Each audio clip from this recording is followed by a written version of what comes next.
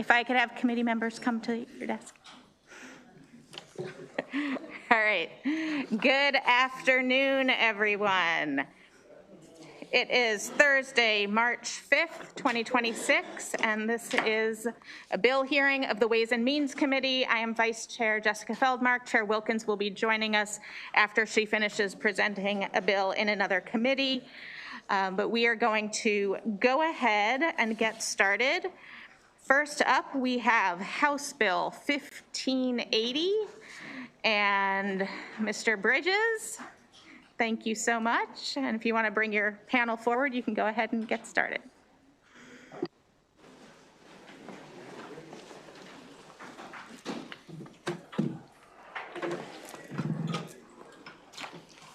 All right. Good afternoon, Madam Vice Chair, members of the Ways and Means Committee. Good to see you all again. For the record, Tony Bridges, Deputy Legislative Officer for Governor Wes Moore, here in support of House Bill 1580, the Maryland Enhanced Tax Increment Financing Districts legislation, the TIF districts legislation. So this bill establishes a new selective state-level financing tool that the state can use to leverage alongside local business attraction incentives to capture transformational development opportunities brought to our local economy. As you know, local governments use TIFs to support infrastructure built in connection with large-scale commercial and residential projects. We've got some of those projects here, even in Annapolis with the Westin Hotel, the Metro Center in Owings Mills, and others across the state. And these really create jobs, increase property values, and drive economic growth in areas that need it most. Through targeted TIF assistance, these projects deliver significant public benefits to Maryland communities that would not otherwise be attainable. As I mentioned before this committee last week, Maryland faces a critical moment in its economic history. Our state must move quickly to diversify its economy from the federal government and remain globally competitive. To do that, we must sharpen our economic tools that we have in our toolbox. We've got to drive innovation and chart new pathways to work, wages, and wealth for all Marylanders. This legislation is a prime example of that effort. The proposed enhanced TIF is a narrowly scoped incentive that allows Medco to pledge additional revenue sources to major redevelopment opportunities. The enhanced TIF will be limited to projects that meet strict requirements but really deliver on extraordinary return on investment. To be eligible, a project must be a convention center, be located within half a mile of a transit station, exceed $500 million in total project costs, and have already received a local jurisdiction TIF approval. Deployment of enhanced TIF establishes a dual-track process for both the state and the local jurisdictions to contribute to the success of these unique and generational economic opportunities. As Governor Moore stated in the State of the State address, growing our economy is essential to making Maryland a place where more people want to live and work. And because this enhanced TIF will accelerate large-scale economic growth and transform our local jurisdictions for more Marylanders to thrive in our city and states, we urge a favorable report. And Madam Vice Chair, if you don't mind, I'd like to turn it over to the rest of the panel, and then we can take questions. Thank you. Madam Vice Chair, committee members, thank you for your time today. I'm Katie Parks. I'm Vice President of Advisory Services for the Maryland Economic Development Corporation. We're here to strongly support House Bill 1580, which establishes the Maryland Enhanced TIF districts to enable economic development projects and strengthen Maryland's competitiveness.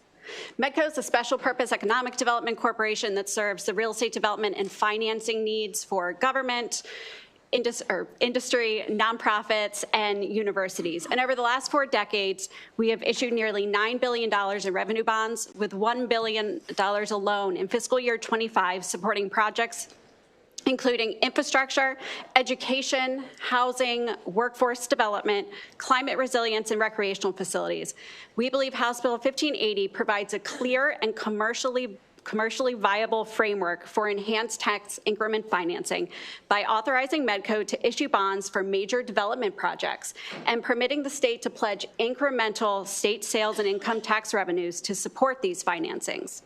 This approach creates a reliable statutory mechanism to leverage state revenues in support of projects that generate substantial economic activity, jobs, and long-term fiscal returns. Maryland faces increasing competition for large-scale investment, particularly for projects requiring significant upfront infrastructure and site development. Enhanced TIF districts will help close financing gaps that often prevent projects from advancing. By aligning state participation with measurable new revenue generation, House Bill 1580 ensures that public support is tied to economic outcomes. This builds on MEDCO's longstanding role coordinating public and private partners to deliver complex projects and mobilize capital efficiently. The bill provides the tools needed to advance development opportunities that strengthen communities, expand the tax base, and accelerate economic growth across Maryland. We urge a favorable report. Thank you. All right. Good afternoon, Madam Vice Chair, members of the committee. My name is Matt Campbell. I'm the Executive Director of the Baltimore Convention Center, and I strongly support House Bill 1580 for what it can mean for my building and other projects like mine, and including the impacts that it has on the city, region, and state. A 2012 Maryland Stadium Authority report found that over a 3-year period, the Baltimore Convention Center generated more than $307 million in direct spending, supported over 5,100 jobs, and produced $41.5 million in annual state and local tax revenue, demonstrating a clear positive return on public investment.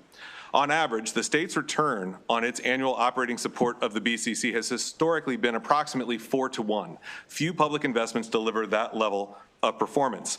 In recent years, however, while the center continues to draw 400,000 to 500,000 visitors annually, generating meaningful economic impact, its return relative to state support has declined, in some years as low as 1.2-to-1. This softening is not due to Baltimore's innate quality to be a premier convention city, but rather the convention industry has grown far more competitive. In the last decade alone, at least 13 cities have built new convention centers, expanded or modernized existing facilities, added headquarter hotels, all increasing exhibit space and delivering the monitored amenities that national planners now expect. The Convention Center in Baltimore, by contrast, has not undergone a significant renovation since 1997 and receives roughly 90% less annual capital funding than comparable markets, which has driven significant deferred maintenance costs. And without meaningful reinvestment, Baltimore risks losing business simply because it cannot meet today's marketplace standards. House Bill 1580 provides a critical financing tool, enhanced TIF authority through MEDCO, enabling the state to leverage private capital and perhaps enable a long-needed modernization of the convention center. This is not about maintaining the status quo. It is about reclaiming market share, expanding economic impact, strengthening the tax base, and positioning Maryland for long-term sustainable growth. For these reasons, I respectfully request a favorable report. Thank you. Well, perfect. Good afternoon, Madam Vice Chair, members of the committee, and thank you for the opportunity to testify. My name is Patrick Hosford, Director of Strategy and Research at the Greater Baltimore Committee, the leading voice for the private sector in our region. I'm here to really express GBC's strong support for House Bill 1580, creating a modernized tax increment financing tool that expands revenue sources to support catalytic economic development initiatives. While traditional TIFs are an indispensable component of Maryland's development toolkit, its limited revenue structure often constrains the scale, flexibility, and feasibility for the types of complex transformative projects that today's economy demands.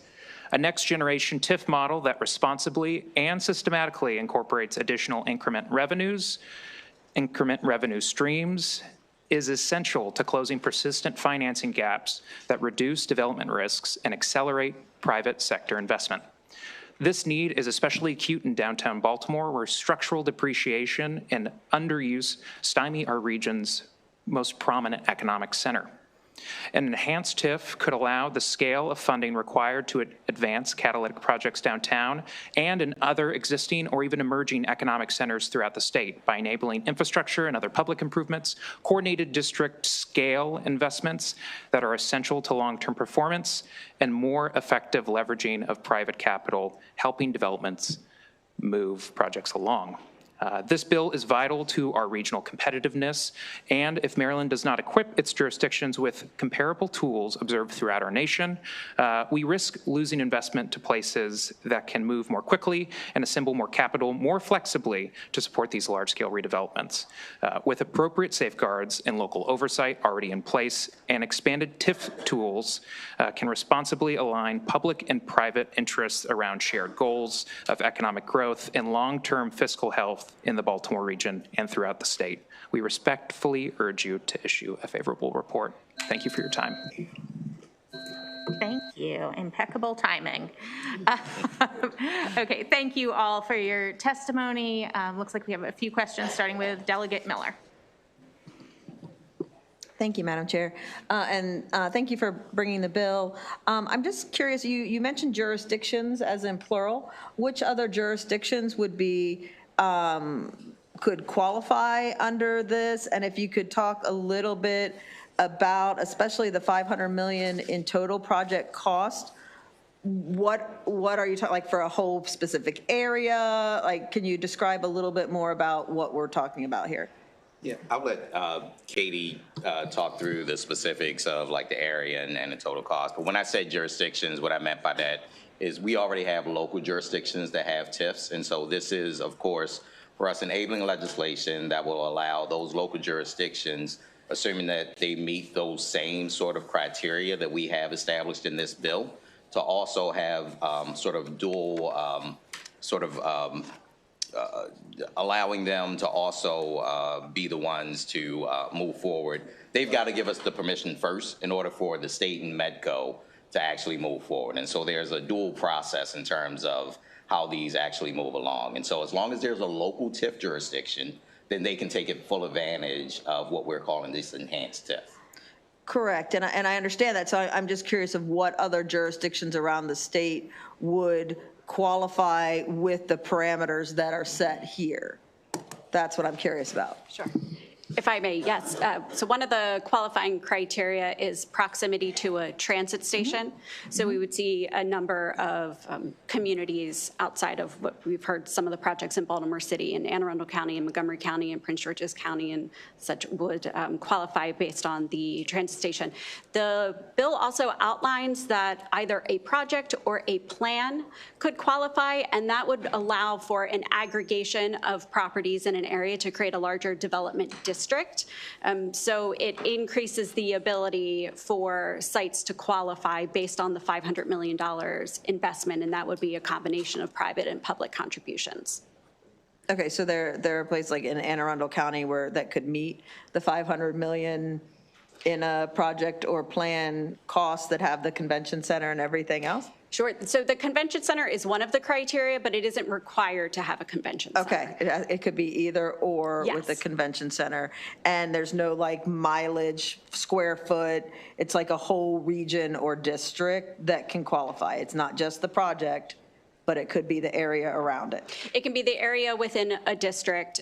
We are looking at the language, whether a plan can include part of the district can be within that radius of the transit station or not. We are looking at that language. But right now it would require the project or the plan that are included in the district to be within half a mile of a transit station and have the $500 million. But that could be aggregate over multiple properties being redeveloped within a district. Okay, thank you. Thank you for the clarification. Thank you. Okay, Delegate Long. Thank you, Madam Vice Chair.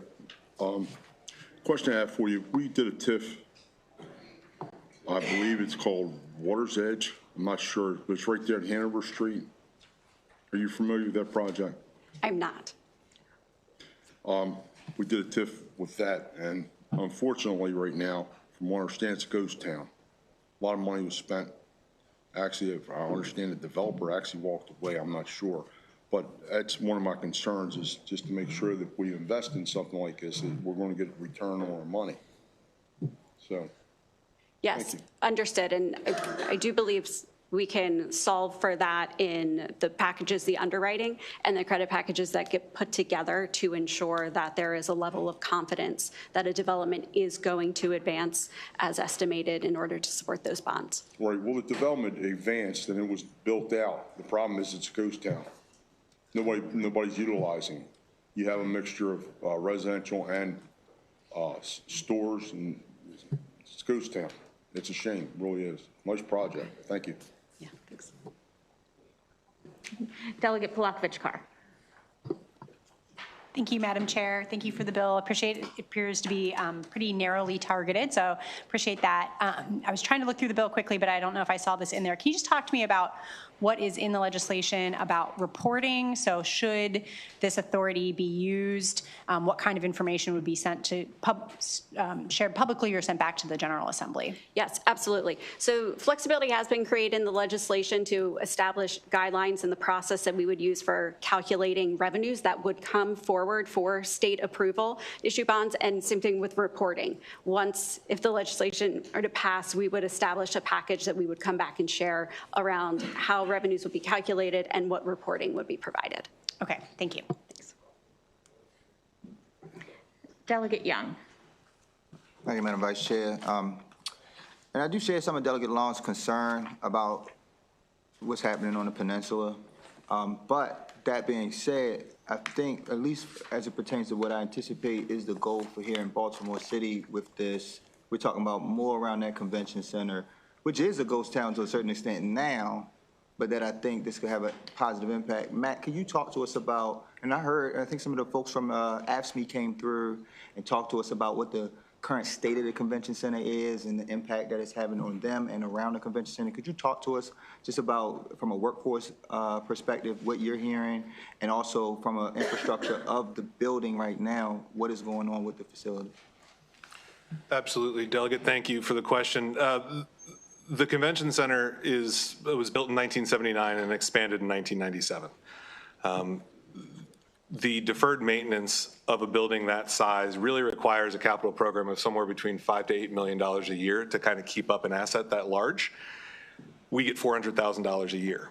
So we have to wait several years before we can even begin to chip away at that, unless we get one-time funding, which have been few and far between. We've been very, very thankful for recent funding of about $30 million between city and state contributions that have begun to dig us out of that deferred maintenance hole. The problem is, to an attendee, they don't see a lot of that money because it's going to fire life safety systems. It's going to all the stuff that keeps me from losing sleep, but it doesn't create a competitive advantage.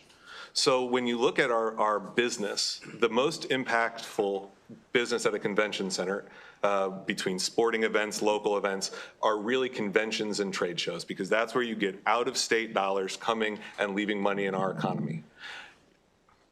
With the mentioned 13 new venues that have come up or have been modernized in the last decade alone, we are battling a very uphill battle to try to land stuff in a building that really doesn't have the finishes that people have grown to expect.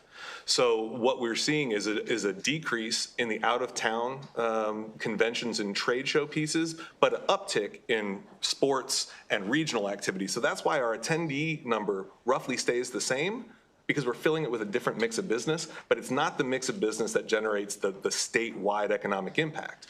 With the reinvestment of something like a modernized convention center, we have every key critical thing in terms of our region, our airlift, the city and the state in general in terms of tourism and hospitality to welcome back those types of business that have overlooked us to go to other cities as of late.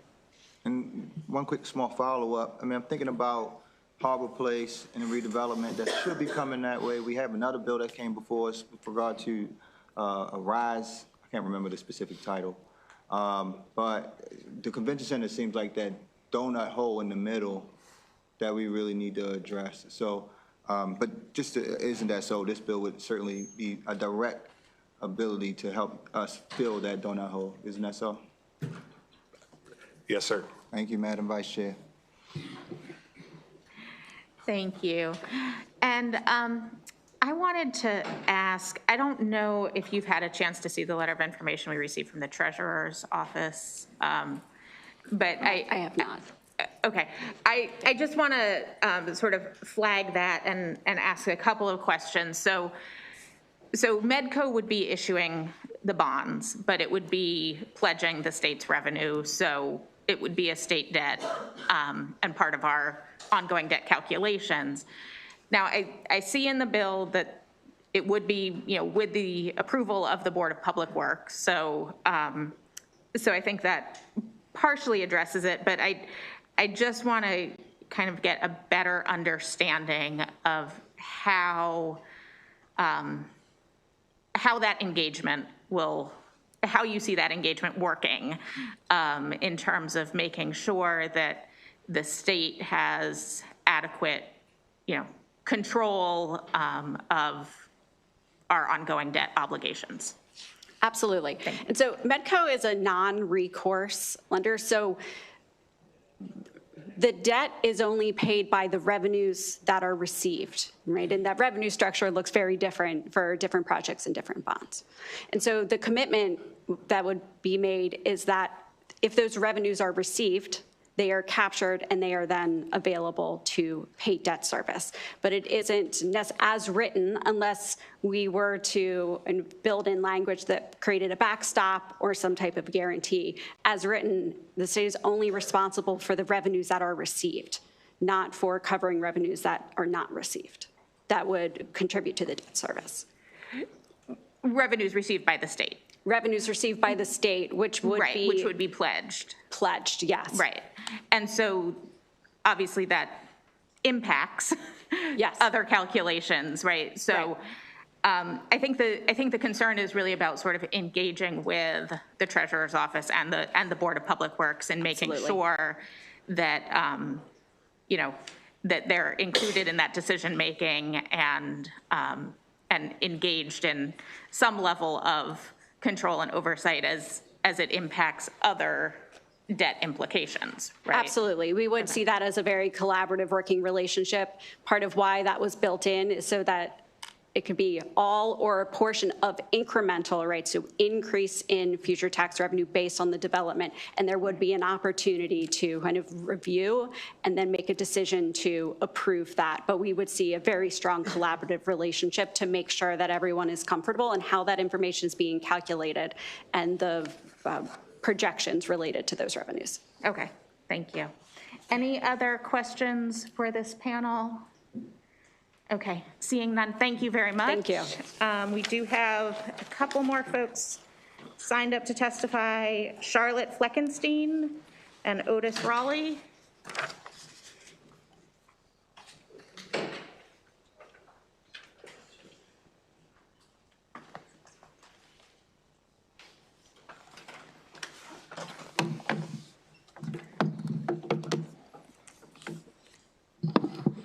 Hey, good afternoon, Madam Vice Chair, members of the committee. I'm Charlotte Fleckenstein with Maryland Association of Counties, testifying in strong support of House Bill 1580. I'll keep it brief. You've heard from the previous panel about the opportunity here. Ultimately, this is a great opportunity to really supercharge economic development in the form of jobs, tax revenue, and community revitalization. It'll give Maryland a more competitive toolkit to attract investment and sustain long-term economic growth. We'd very much appreciate the support and the partnership here. It's a great bill, and MACO urges a favorable report on House Bill 1580. Thank you. Good afternoon, Madam Chair, honorable members of the committee. I'm Otis Raleigh. I'm the president and CEO of the Baltimore Development Corporation, Baltimore's economic development agency. Thank you for the opportunity to testify in support of House Bill 1580. Maryland cities and communities are at an inflection point. Across the state, we face the convergence of a commercial real estate crisis driven by the post-pandemic shift in how America works, and a generational opportunity to make transformative investments in transit-oriented development. In Baltimore alone, downtown has experienced over $647 million in assessed property value losses, with office vacancy rates exceeding 24%. But this challenge is not unique to Baltimore. Jurisdictions across Maryland and across the nation are grappling with the same dynamics. House Bill 1580 provides a critical tool to turn this challenge into an opportunity. By creating Maryland's enhanced TIF districts, the bill enables the state to partner with Baltimore City and other jurisdictions on large-scale catalytic projects, those that exceed $500 million in total costs, located near transit stations or anchored by convention centers. By pledging incremental state sales and income tax revenues generated within the district, this will be enormously helpful to Baltimore as we're trying to proceed with our development opportunities. Let me be clear. This is not a diversion of existing state revenues. These are investments. These are net new tax dollars that would not exist without the development that these TIF districts make possible. Cities across America, from San Francisco to Dallas to Charlotte, have used state-enhanced TIF mechanisms to unlock billions in private investment around transit infrastructure, and Maryland should not be left behind, particularly because we're the greatest state in the union. So on behalf of the Baltimore Development Corporation, I respectfully urge a favorable report on House Bill 1580, and I'm happy to answer any questions. Okay, thank you both for your testimony. Any questions for either of these witnesses? Okay, seeing none, you can be excused. Thank you so much for your testimony. And that concludes the hearing on House Bill 1580. We are given the delegates in the room, gonna switch order a little bit and skip ahead to Delegate Miller. House Bill 1453.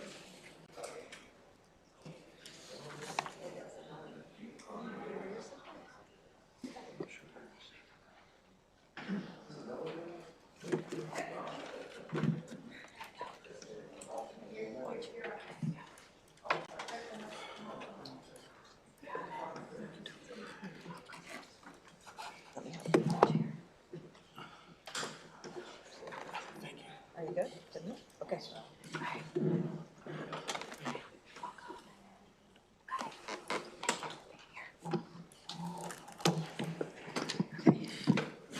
Good afternoon, Madam Chair and members of the Ways and Means Committee. For the record, I am Delegate April Miller, representing Frederick County, here today to present House Bill 1453. While the expansion of gaming has brought revenue to the state, it has also brought a predatory credit culture that is destroying some Maryland families. This bill is a common sense measure to ensure that gaming licensees are not acting as predatory lenders to those in the throes of addiction. The data from the last 2 years is undeniable. According to the Maryland Center for Excellence on Problem Gambling, there has been, since the legalization of mobile sports betting, the rate of disordered gambling in Maryland has jumped from 4% to 5.7% of the adult population. Participation in online mobile gambling has nearly quadrupled since 2022, and disordered gambling among men is nearly triple the rate of women, with minorities facing problem gambling rates 3 times higher. Participation in online gambling by young men, ages 18 to 24, has quadrupled since 2022. When a casino or gaming platform grants credit to a player, they are essentially handing a drink to an alcoholic who has run out of money. 1453 targets the most dangerous tool in the industry's arsenal, the extension of credit. When an operator grants a counter check or a credit line, they are bypassing the natural financial breaks of a player's bank account. We have seen cases in Maryland where VIP players, often those showing clear signs of disordered gambling, are recruited into high-stakes credit lines. One recent case involved a young professional who lost over $150,000 in 6 months after being offered instant deposit credit options that bypassed the traditional banking safeguards. And research from the University of Maryland School of Medicine shows that gambling high mirrors a cocaine or opioid addiction. Extending credit during this high exploits a biological inability to make rational financial decisions. So this bill moves beyond the awareness and into actionable prevention. It requires the Commission to adopt regulations that prevents licensees from extending credit to individuals who cannot demonstrate the means to repay or who are on the voluntary exclusion list. It establishes real consequences for licensees who knowingly exploit vulnerable players and requires peer support specialists to be proactively offered those seeking exclusion, turning the ban into a bridge to recovery. Licensees must conduct a net worth or net winning review if a player's outstanding credit exceeds their demonstrated means, and the Commission will establish a central list of all players receiving credit that operators must check to ensure they aren't piling debt onto a player who is already overextended at another facility. We are increasing the maximum penalty for violations from $5,000 to $50,000 per violation, as a $5,000 fine may just end up being a cost of doing business for $1 billion industry, while $50,000 is more of a deterrent. We have a responsibility to protect our constituents from predatory financial practices. We do not allow bartenders to continue serving someone who is visibly intoxicated, and we must not allow gaming operators to continue extending credit to someone who is visibly insolvent. and we cannot wait for disordered gambling to claim more lives. Gambling addiction has the highest suicide rate of any addictive disorder. We know that our responsible Maryland partners in the gaming industry have no interest in preying on the financial desperation of our citizens, and the bill was not opposed by the industry. Behind every statistic is a story, and at the heart of every story are people, families, individuals' lives whose lives have been altered by the course of their addiction pathway. When Michael shared his story with me and his admirable goal of using his experiences as a caution for others to learn from, we decided to work together to bring forth legislation that may have helped him alter his choices that have brought him to where he is today. And here is Michael to share his story.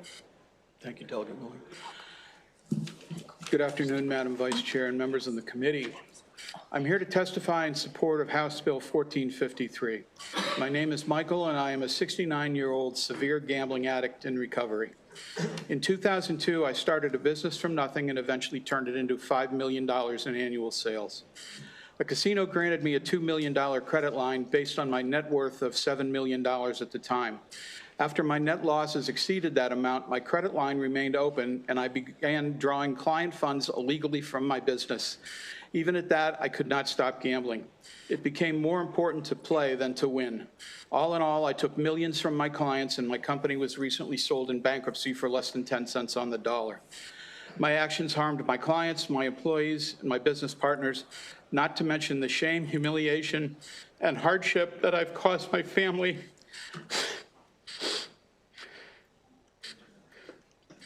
Especially my wife, to suffer. Fortunately, my family has not turned their backs on me. Their support, along with the grace of God, my addiction counselor, and the Maryland Center for Excellence, and a stay in a psychiatric ward have kept me from ending my life. I will soon be pleading guilty to a federal criminal prosecution, and it's likely I will serve the remainder of my life in prison. My wife will be homeless, penniless. The casino should have stopped me from gambling once my losses approached my net worth. However, there are no laws requiring them to do so. There needs to be some common sense laws regarding credit limits and the source of funds. Anyone who's had too much to drink at a bar has declined service. It should be the same for the gaming industry.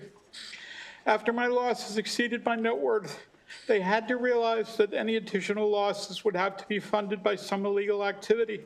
It appears that their only responsibility is to help fund addiction programs and post 1-800-GAMBLER information. I can say with conviction that no gambling addict will make that call until it's too late. The gaming industry needs to be more accountable, more responsible, less predatory when it comes to operating and advertising their business. I urge favorable report on House Bill 1453 to hopefully save many others from sharing my fate. Thank you. Good afternoon, Chair Wilkins, and members of the House Ways and Means Committee. My name is Ellen W., and I am the mother of a problem gambler. This testimony is in support of House Bill 1453. At last, a bill that aims to increase penalties on the very institutions that wildly profit by the increase in online gaming, without thought to the devastation that is created by this ease of access. This ease of access is fueling the pandemic of gambling addiction, especially among our young people. Those with no knowledge of gambling addiction have no clue that when that switch is triggered in a young person's brain, quote, the gambler has lost the power of choice in the matter of gambling. Even knowing what happens when that first bet is made, the gambler will do so anyway. This is the insanity we speak of in regard to this illness. That's from the, end quote, the Gammon Way of Life, page 3. As an intelligent woman, mother, and retired high school teacher, I know that if bad behavior has no consequence, you will absolutely get more bad behavior.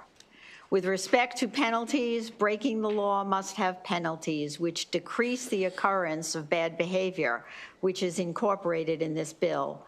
Another excellent addition to 1453 is the percentage of funding proceeds that go to the Problem Gambling Fund.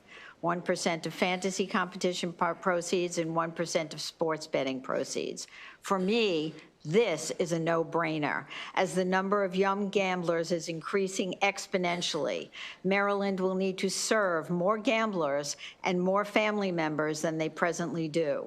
Regarding the sports betting clause not accepting credit cards, this is excellent because it limits how payment is accepted. I say bravo to HB 1453. Please do the right thing. Thank you for allowing me to testify. I invite any questions. Okay, thank you. One more favorable. I'm sorry, Delegate? There should be one more favorable, Heather?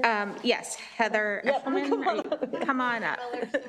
That's okay. We jumped a little bit. We'll go ahead and get your testimony, and then we'll move to questions.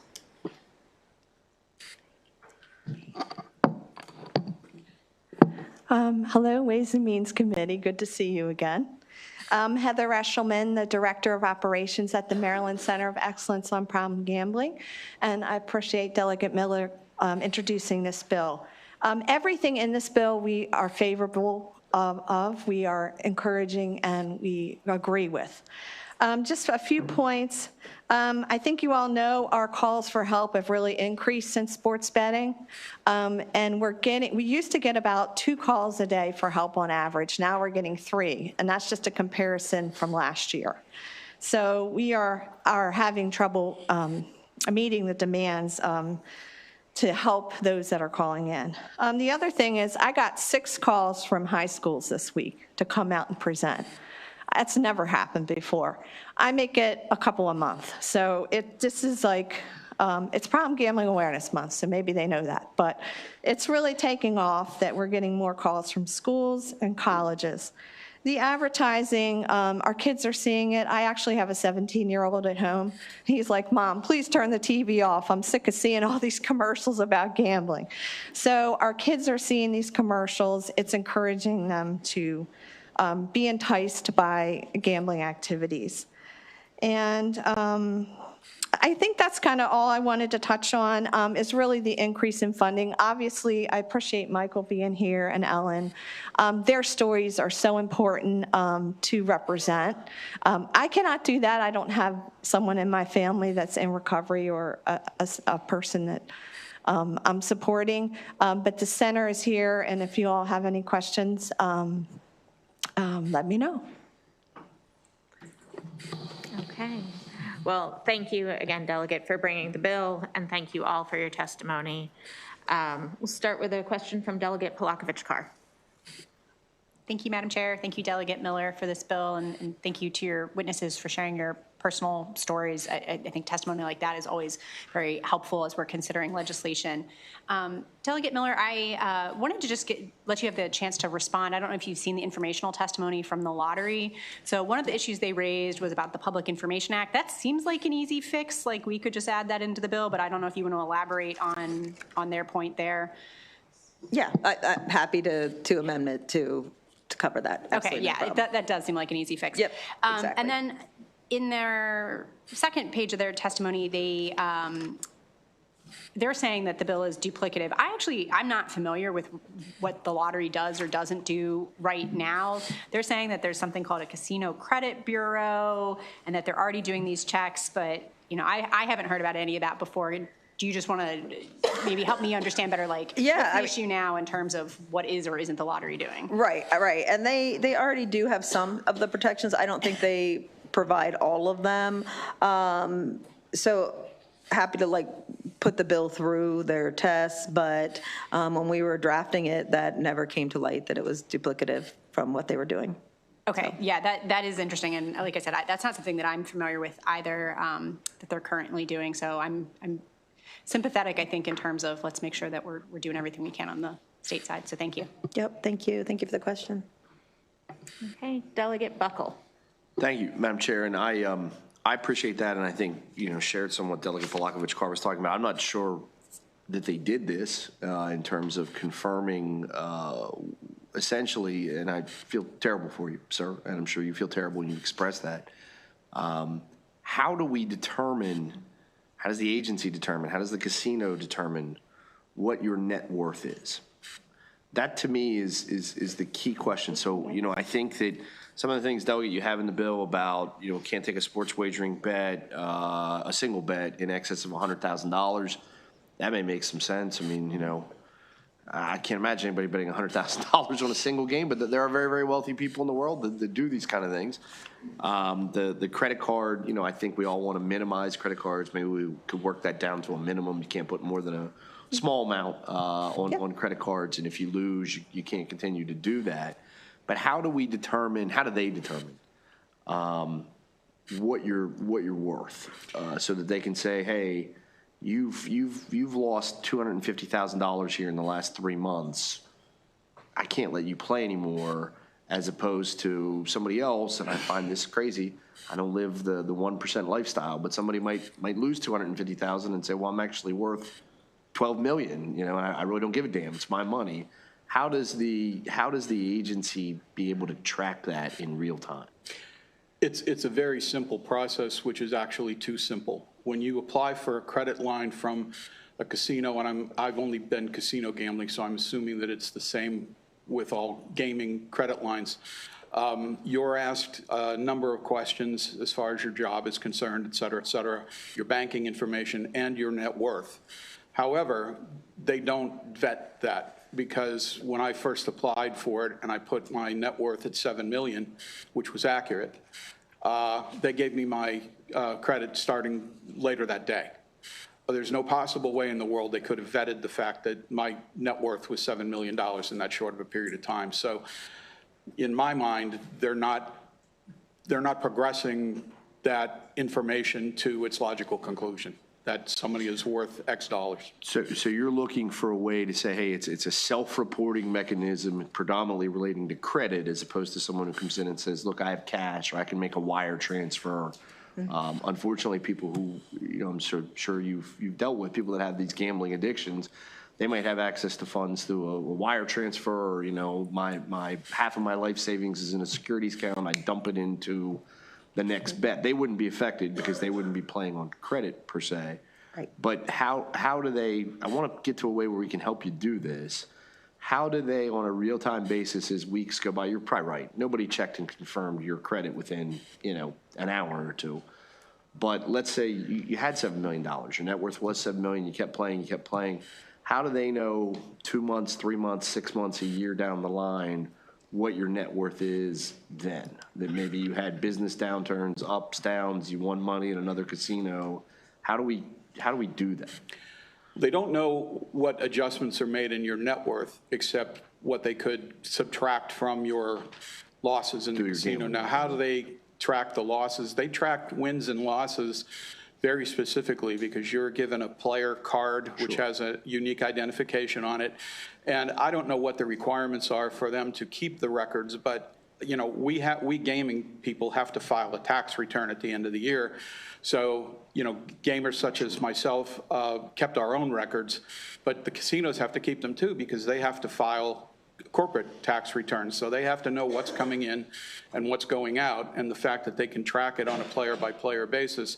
And that also helps them know who are their bigger players, who should they be making offers to, who hasn't been in the casino for the last 3 months and we need to get them back in here, et cetera, et cetera. So all of that is being kept electronically. Yeah, they may tell you it's not, but it is. Yeah, I mean, they call them the whales. The people who are gambling heavily and losing heavily are prime customers, no question. And my final question for Delegate Miller, is there a way, maybe a way to look at this is, if this is very difficult to track or keep going long term, maybe we cap the amount that you can play in a given time period, and that goes across all Maryland casinos or Maryland operations, sports betting. We cap it, and then the only other drawback to that is if other states don't or other platforms don't, does that drive the problem gambler to just go somewhere else? So if you cap it and say, hey, in Maryland, you can only lose, I'll just use $100,000. You can lose $100,000 in a month. that we track, and if you hit $100,000 in a month, you can't play. You can't play online, sports wagering, you can't play at the casinos. But would that drive someone? There's so many, and I'm just using that as a number, there's so many casinos around us. There doesn't seem to be an interstate compact. Would someone just cross, there's going to be a casino in Fairfax, Virginia in a few years. There's casinos all over Pennsylvania, West Virginia, Delaware. Would someone just go and evade that and wind up in the same terrible situation? No, and I appreciate that, and I do think that that is a good idea, and it actually would almost be like a cooling off period that you would have, so it would be like a pause, right? And then if you had to go, somewhere else or another state, then again, that's another part of a cooling off period. So actually, I do like that idea, and some of it's just, even doing simple things like putting the problem gambling information on the credit applications, or putting it, not just posted on a sign somewhere where they're going to see. So there are definitely, avenues that we can take with this, with the committee's expertise. I would appreciate any help that makes sense. Thank you. If I could weigh in very quickly, please. This is a nationwide problem, but it has to start at the state level. And I would like to see Maryland lead the way. Yep. Thank you. I appreciate your testimony. Delegate Vogel. Thank you, Madam Chair. Thank you, Delegate, for this bill, and thank you all for testifying and sharing your stories. On the credit card piece, what are the current laws that regulate credit card use for sports betting online?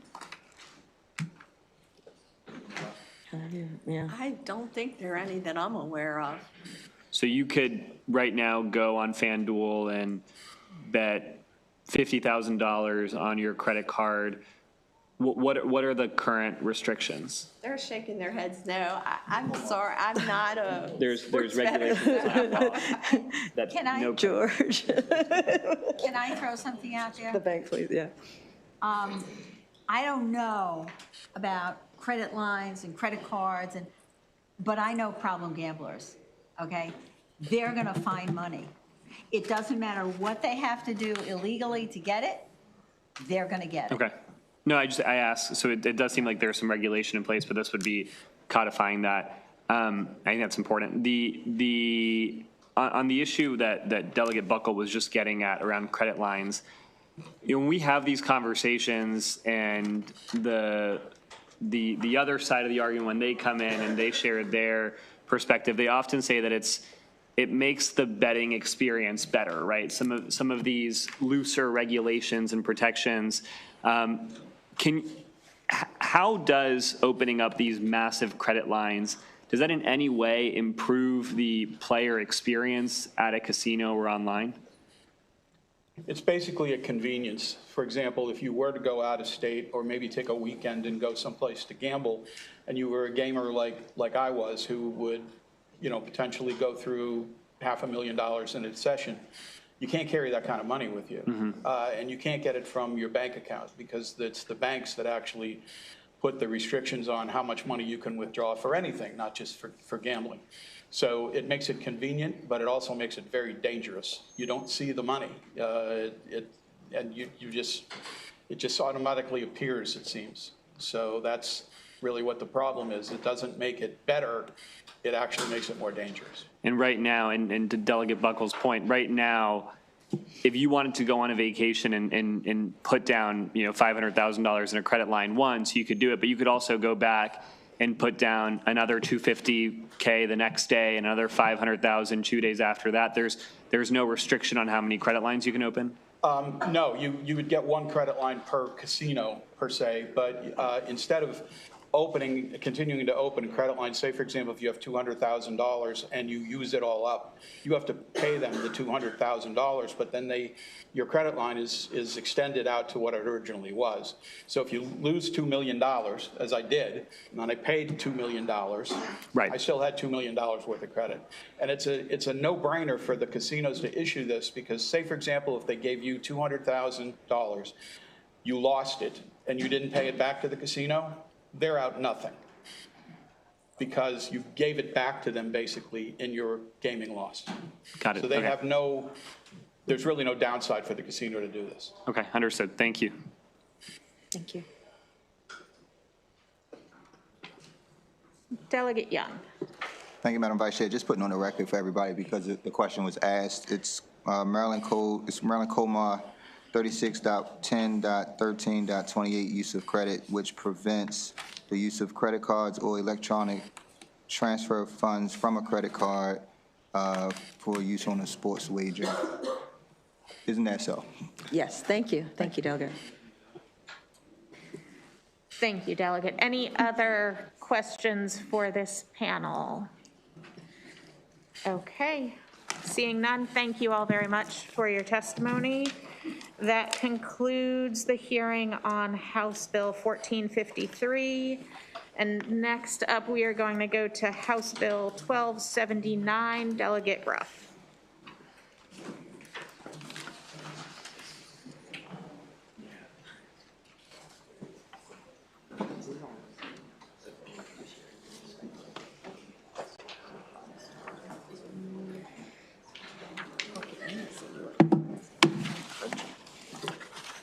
Can I bring up my panel? I just have two on my panel.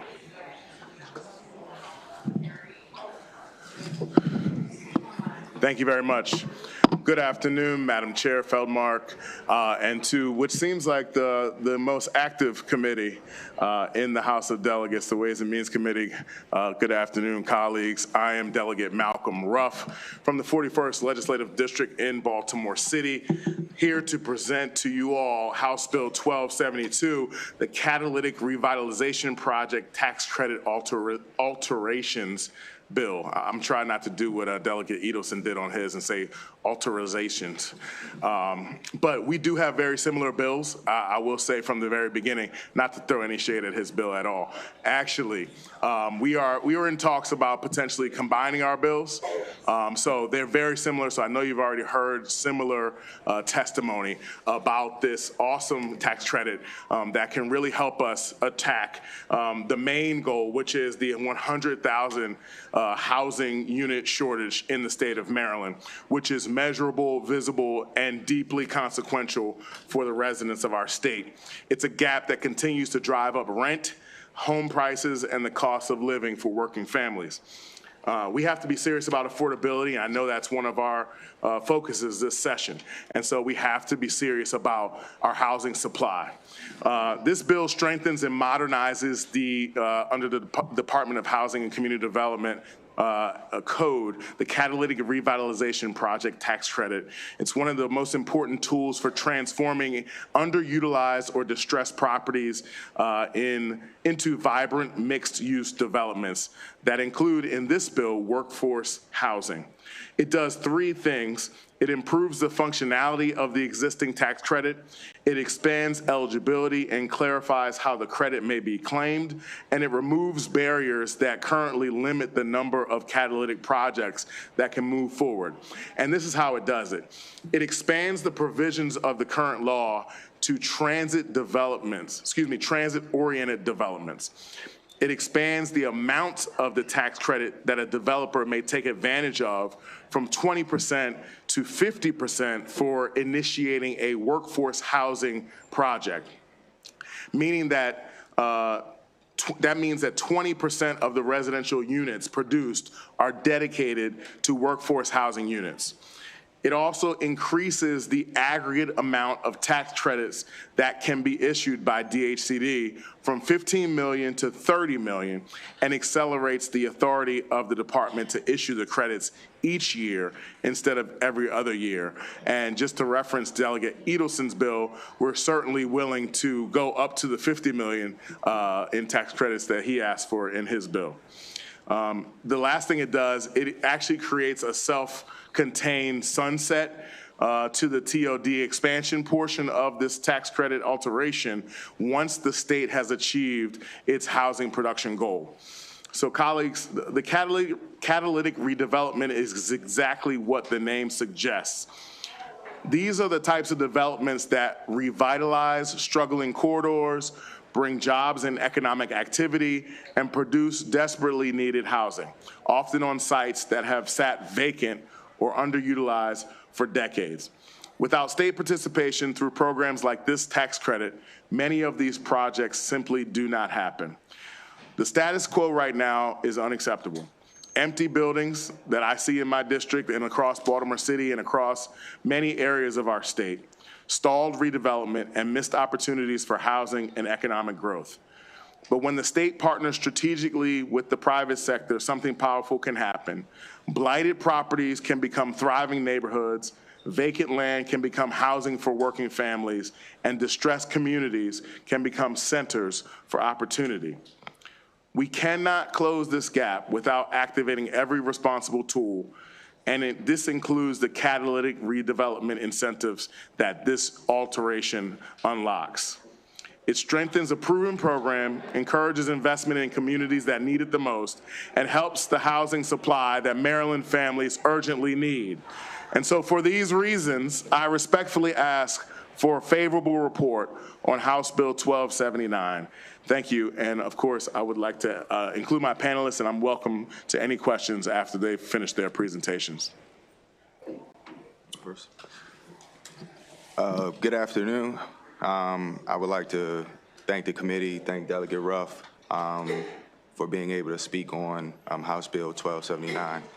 Listen. Okay. All right. So I believe that this is in. Oh, my name is Winfield Willis. I am a principal at Bull Development, a small home builder and developer in Baltimore City in the Baltimore metro area. I believe that it's in the state's best interest to expand the catalytic revitalization tax credit. It not only can enhance development around transit station, it has the ability with these changes to increase workforce housing and retain residents in our state, keeping housing costs low by helping fill a critical need in the gap of the capital stack for workforce housing projects. House Bill 1279 can enhance already a great tool, but underutilized tool, and really become Maryland's own version of Opportunity Zone policy to attract investment to our state.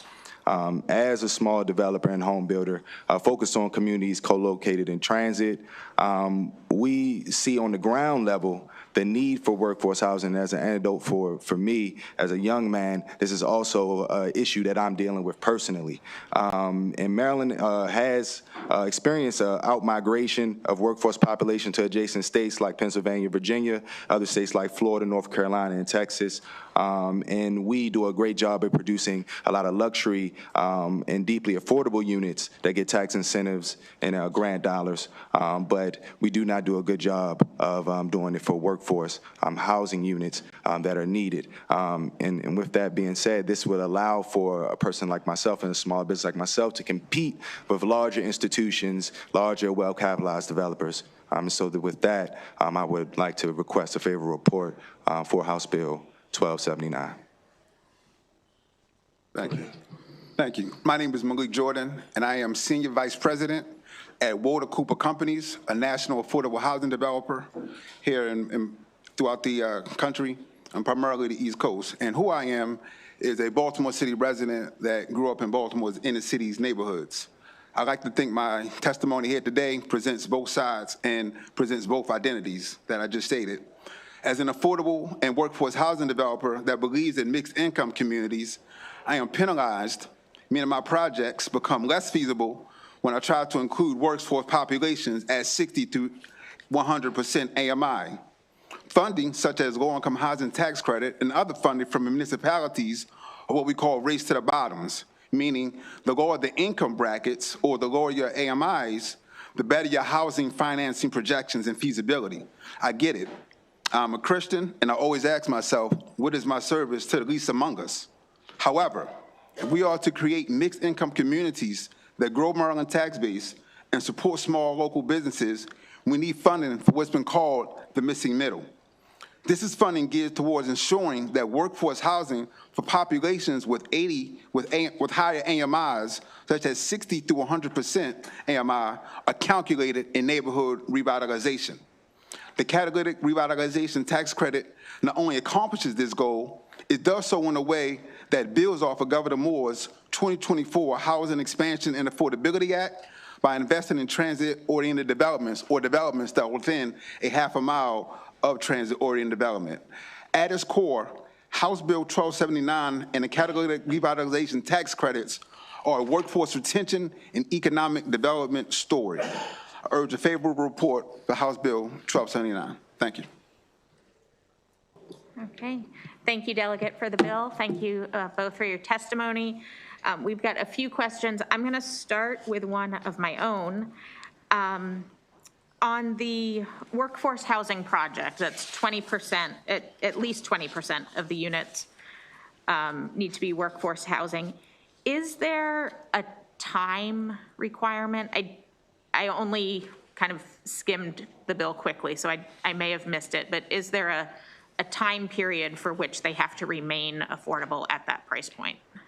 There's not in the bill, but we certainly understand that that would be a provision that could be more helpful. Okay. And give more definition that would allow for us to have a better projection of, you know, what this is going to do for communities and how it's going to create value in the investment that we're allowing folks from the private sector to make. Right. Okay. Okay. Thank you. Delegate Buckle. Thank you, Madam Chair. I actually the gentleman from Woda Cooper worked pretty closely with Jeff Woda, your owner. You have a development in Cumberland, Maryland, Allegheny Junction that I helped him. Trying to get another one. Yeah, kind of navigate that there. He did a great job. I like everything about the bill except one thing. The money. I'd like to be able to include, so the focus with the transit-oriented developments, we talk on the floor today, a lot of parts of the state don't have things that would qualify as TODs. We don't have the type of mass transit type stuff. But the idea still remains, and the necessity for housing, workforce housing, middle-class housing, transitional housing still exists. And I think this is a nice way to sort of incentivize some of it, because you don't, as the WODA folks I know have found and perfected a model, you really can't afford it without some level of tax credits, low-income housing tax credits, some level of subsidization, because it costs too much to build in today's market versus what you can get out of the average, you know, working family. That's why they're steered towards older developments or older homes or things that are more broken down. They can't get anything new because it costs too much money. Is there the potentiality, or would you find that okay, Delegate Ruff, if we work through the concept of the bill to potentially include the qualification for the credit of places, not just transit-oriented development, but that have a demonstrated workforce housing need somewhere outside of, you know, there's mainly only 4 or 5 counties in the state that have a lot of the TOD areas. Yeah, I think that that's something that we could be amenable to. I think we could probably get more creative about how we define transit, because, you know, there's at least transit, there's different forms of transit in other areas of the state. Obviously not as much in your area of the state. But I think anything that we can do to encourage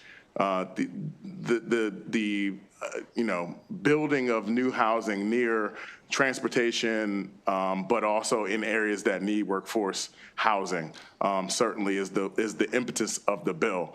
And I just wanted to add one thing, and it doesn't really directly relate, but I think, you know, your willingness to want to work on this bill and put it in a stage and a status that could, you know, expand it across the state and make it more viable across the state is encouraging to me. And another thing that may also encourage this committee is information I received from DHCD pretty recently about one of the projects that has used this tax credit, which is Fort Ritchie. It's a development that has, it's garnered about $25 million in private investment. It's in the second phase right now. They've created 22 businesses, 100 residential units, and that's resulted in about $1 million already in direct fees from that development. And also property values are up 80% since that was initiated. It's sound, and anything that this committee is willing to work with us on and get consensus around making it viable for as many areas in the state, I think we're very much in favor of. That's great. Thank you. Delegate Griffith. Thank you, Madam Chair, and thank you for this bill. And you probably know I do title work, so I pay a lot of attention to this stuff. Would this tax credit apply to not just redevelopment, but repurposing or rehabbing of existing buildings and projects too, or it's only for a complete, because a lot of people are taking office buildings and hotels and repurposing them for, multifamily and things of that nature. Would this apply to those projects as well? Well, I think it would all have to be within the parameters of the bill. So one of the major qualifications that it has to be a state-owned or formerly owned parcel. Right. But as long as it's within the parameters of the bill, I think however you want to define the work that's being done, it would qualify. Yeah, because I supported the bill we did a few years ago for the historically owned state property tax credit, catalytic tax credit for those as well. So like different projects like in Fikesville and so on and so forth. So, okay, thank you for answering my question. Thank you. Okay. I could just add to that really quickly. I know of projects just off the top of my head in Baltimore City and that would immediately benefit from being repurposed as well with this type of incentive as well. I won't say them publicly, but it would be to the benefit of the bill if those also were included. And like you said, as long as it meets those parameters, I can envision both the repurposing and the parameters being synced. And Madam Chair, just 10 seconds, if I could just point your attention to the testimony, written testimony from Howard County Executive Calvin Ball. I think that would also be helpful for you all to review. He was very, very much in support of this legislation. Thank you. Thank you, Madam Chair. Delegate Ebersol. Oh. Yes, thank you, Madam Chair. Thank you for bringing this bill. I think the members of the committee will tell you that I'm on the outside lane when it comes to tax stuff because I focus on another area. Isn't that right, Delegate Buckle? So, but I'm very interested in this, and specifically because not right in my district, but in my area, we have a building that's state-owned that we are having trouble figuring out what to do with. But it's— Is that the one they were trying to put the cannabis stuff in? I wish I had said that. It's on the record, isn't it? I was trying to be a little oblique there, It was for businesses, by the way, not for growing or selling cannabis. It's legal, Delegate. I said this so many times, though, there was not going to be a shop or any growing. No, but, so there's a real question embedded here. And it's similar, but not exactly the same as Delegate Buckles, that we do have transit there. We have buses and all. That I look, but I'm not real good at this. Could we try to make that defined to be a transit-oriented area and try to include this, or does it need to be near something else? So with these alterations, it would require it to be within a half a mile of transit. Now, if we built the red line, you might be okay. Not really, it's too far away. Nice try. I knew I would lose Buckle there. But what I would say is I think Delegate Buckle actually is on the right path, which is figure out how we make it as expansive as possible. If there are alterations that can be made that would allow something like that facility to qualify that fits the spirit of the bill, especially along TOD or workforce housing, I think that could— a bus line would qualify that, wouldn't have to it would not technically qualify under this bill, but like I said, when I was answering Delegate Buckle's question, let's figure out how to couch that. Okay, I appreciate that. They're all going like, why is Ebersol talking on tax day? But here I am. Okay, there we go. Thank you very much. Thank you.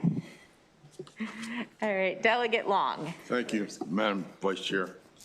You kind of perked my ears up when you mentioned the red line. Surprise, surprise. I don't even know what to say. There's been a lot of controversy about the red line, where it's going to start and where it's going to stop. I can tell you verbatim what people told me in my district, they do not want it. And I'm just being open and honest with you. I'm all for redevelopment and for housing, but the problems that could possibly bring with it, as far as, we already got a traffic problem now with the Key Bridge. I don't even talk about it, but do you have an idea where the red line's going to stop at? Because I heard it was going to stop at in back of Bayview, and then they said it could possibly go down to Trade Point of Land. Do you have any information on that? Well, Delegate, I appreciate the question. I don't want this bill to become about the red line. I was kind of made in jest. Right. But I think the only reason why I brought up the red line is that would be a development that would expand this project. we're way far off of that. So, respectfully, I don't have the inner workings of it off the top of my head, but I definitely hear your sentiments. I've heard many sentiments on the other side. There's a lot of value to us continuing the conversation about the red line. All right, well, thank you. When you said the red line, just kind of like, whoop, radar went triggered. All right, thank you, Delegate. Any other questions on this bill? Okay, all right, seeing none. Thank you very much, Thank you, Madam Delegate. That concludes our hearing on House Bill 1279. Next up, House Bill 1437, Delegate Howard.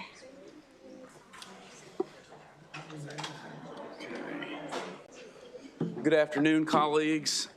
Good afternoon, Chair, Vice Chair, members of the Ways and Means Committee. For the record, I'm Delegate Seth Howard, and I'm pleased to present HB 1437. This is the income tax for credit for long-term care premiums. We've had this bill for many, many years. This bill makes various alterations to the existing one-time income tax credit for long-term care premiums. Under the bill, the credit may be claimed in any taxable year in which the policy is in force. The maximum value of the credit is reduced from $500 to $250. Additionally, the bill disallows the credit for long-term care premiums for an insurance contract covering an individual who is younger than 45 years of age. The bill takes effect July 1st, 2026 and applies to tax year 2027 and beyond. While Medicare may provide limited coverage for skilled nursing and rehabilitation services that are provided in an approved facility, it does not cover custodial care services, intermediate care, or services for a prolonged period. Some supplemental policies provide a limited benefit to help pay for at-home recovery on a short-term basis, but not all do. Also, while some of the Medicare supplemental policies provided a limited benefit while you are in a skilled nursing facility, the benefit only will be payable for the 20th through the 100th day of skilled nursing care in a nursing home. Under such a policy, you would not receive any benefits if you were receiving custodial or intermediate care, or if you need to be cared for after the 100th day. According to census projections, the number of Marylanders 65 or older will double by 2030. And according to an article from World Population Review, concluded that by 2030, 29% of the population of Maryland will be over the age of 65. We do not, as a state, have the facilities or the infrastructure to house people and provide around-the-clock services to the aging population. This legislation is critical to allowing folks to stay in their own homes. This bill seeks not only to help offset some of the high cost of long-term care, but will also help Marylanders engage with their planners, agents, family, and friends about the cost and benefits of long-term care. One of the biggest, as we know, one of the biggest challenges and risks to retirement or a family member's retirement can be the cost of long-term care. Most of us will require long-term care at some point in our lives. Someone turning 65 years old has a 70% chance of needing to use long-term care services. There are also a lot of options and strategies available which can make the process of accessing these options confusing. The legislation I brought before us today will address the cost to individuals, the cost to the state, and it will further protect individual assets of Marylanders. We must help Marylanders age in their own homes and in the communities they help build.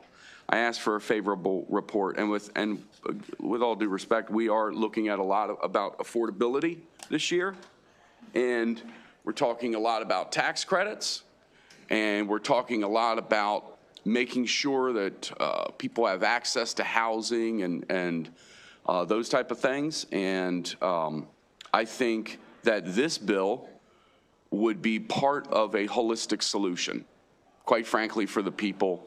I've been fighting for this bill for a long time, and because it's important, right? And I understand some of the ramifications and the concerns about any type of fiscal note and these type of things.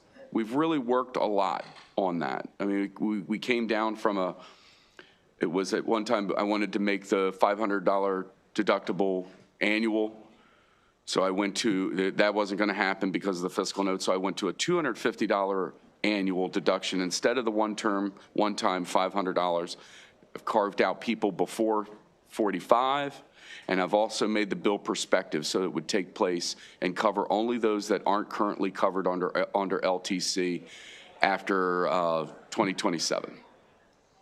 I mean, there's not much more to say other than if we don't do something, and I've really been sort of screaming that we do something now, if we don't start sort of getting ahead of this, we're going to have major issues with people in retirement homes, and we just don't have the infrastructure, let alone the people to provide the services. So I think now is the time. I think it's part of the holistic solution of what we're trying to tackle in the state as far as homes and aging population. And I ask for a favorable report, and I appreciate your time. Thank you, Delegate. Thanks for bringing the bill. Any questions from the committee? Okay, seeing none, that concludes our hearing on House Bill 1437. Thank you, Delegate. Next up, we have Delegate Chi, House Bill 1128.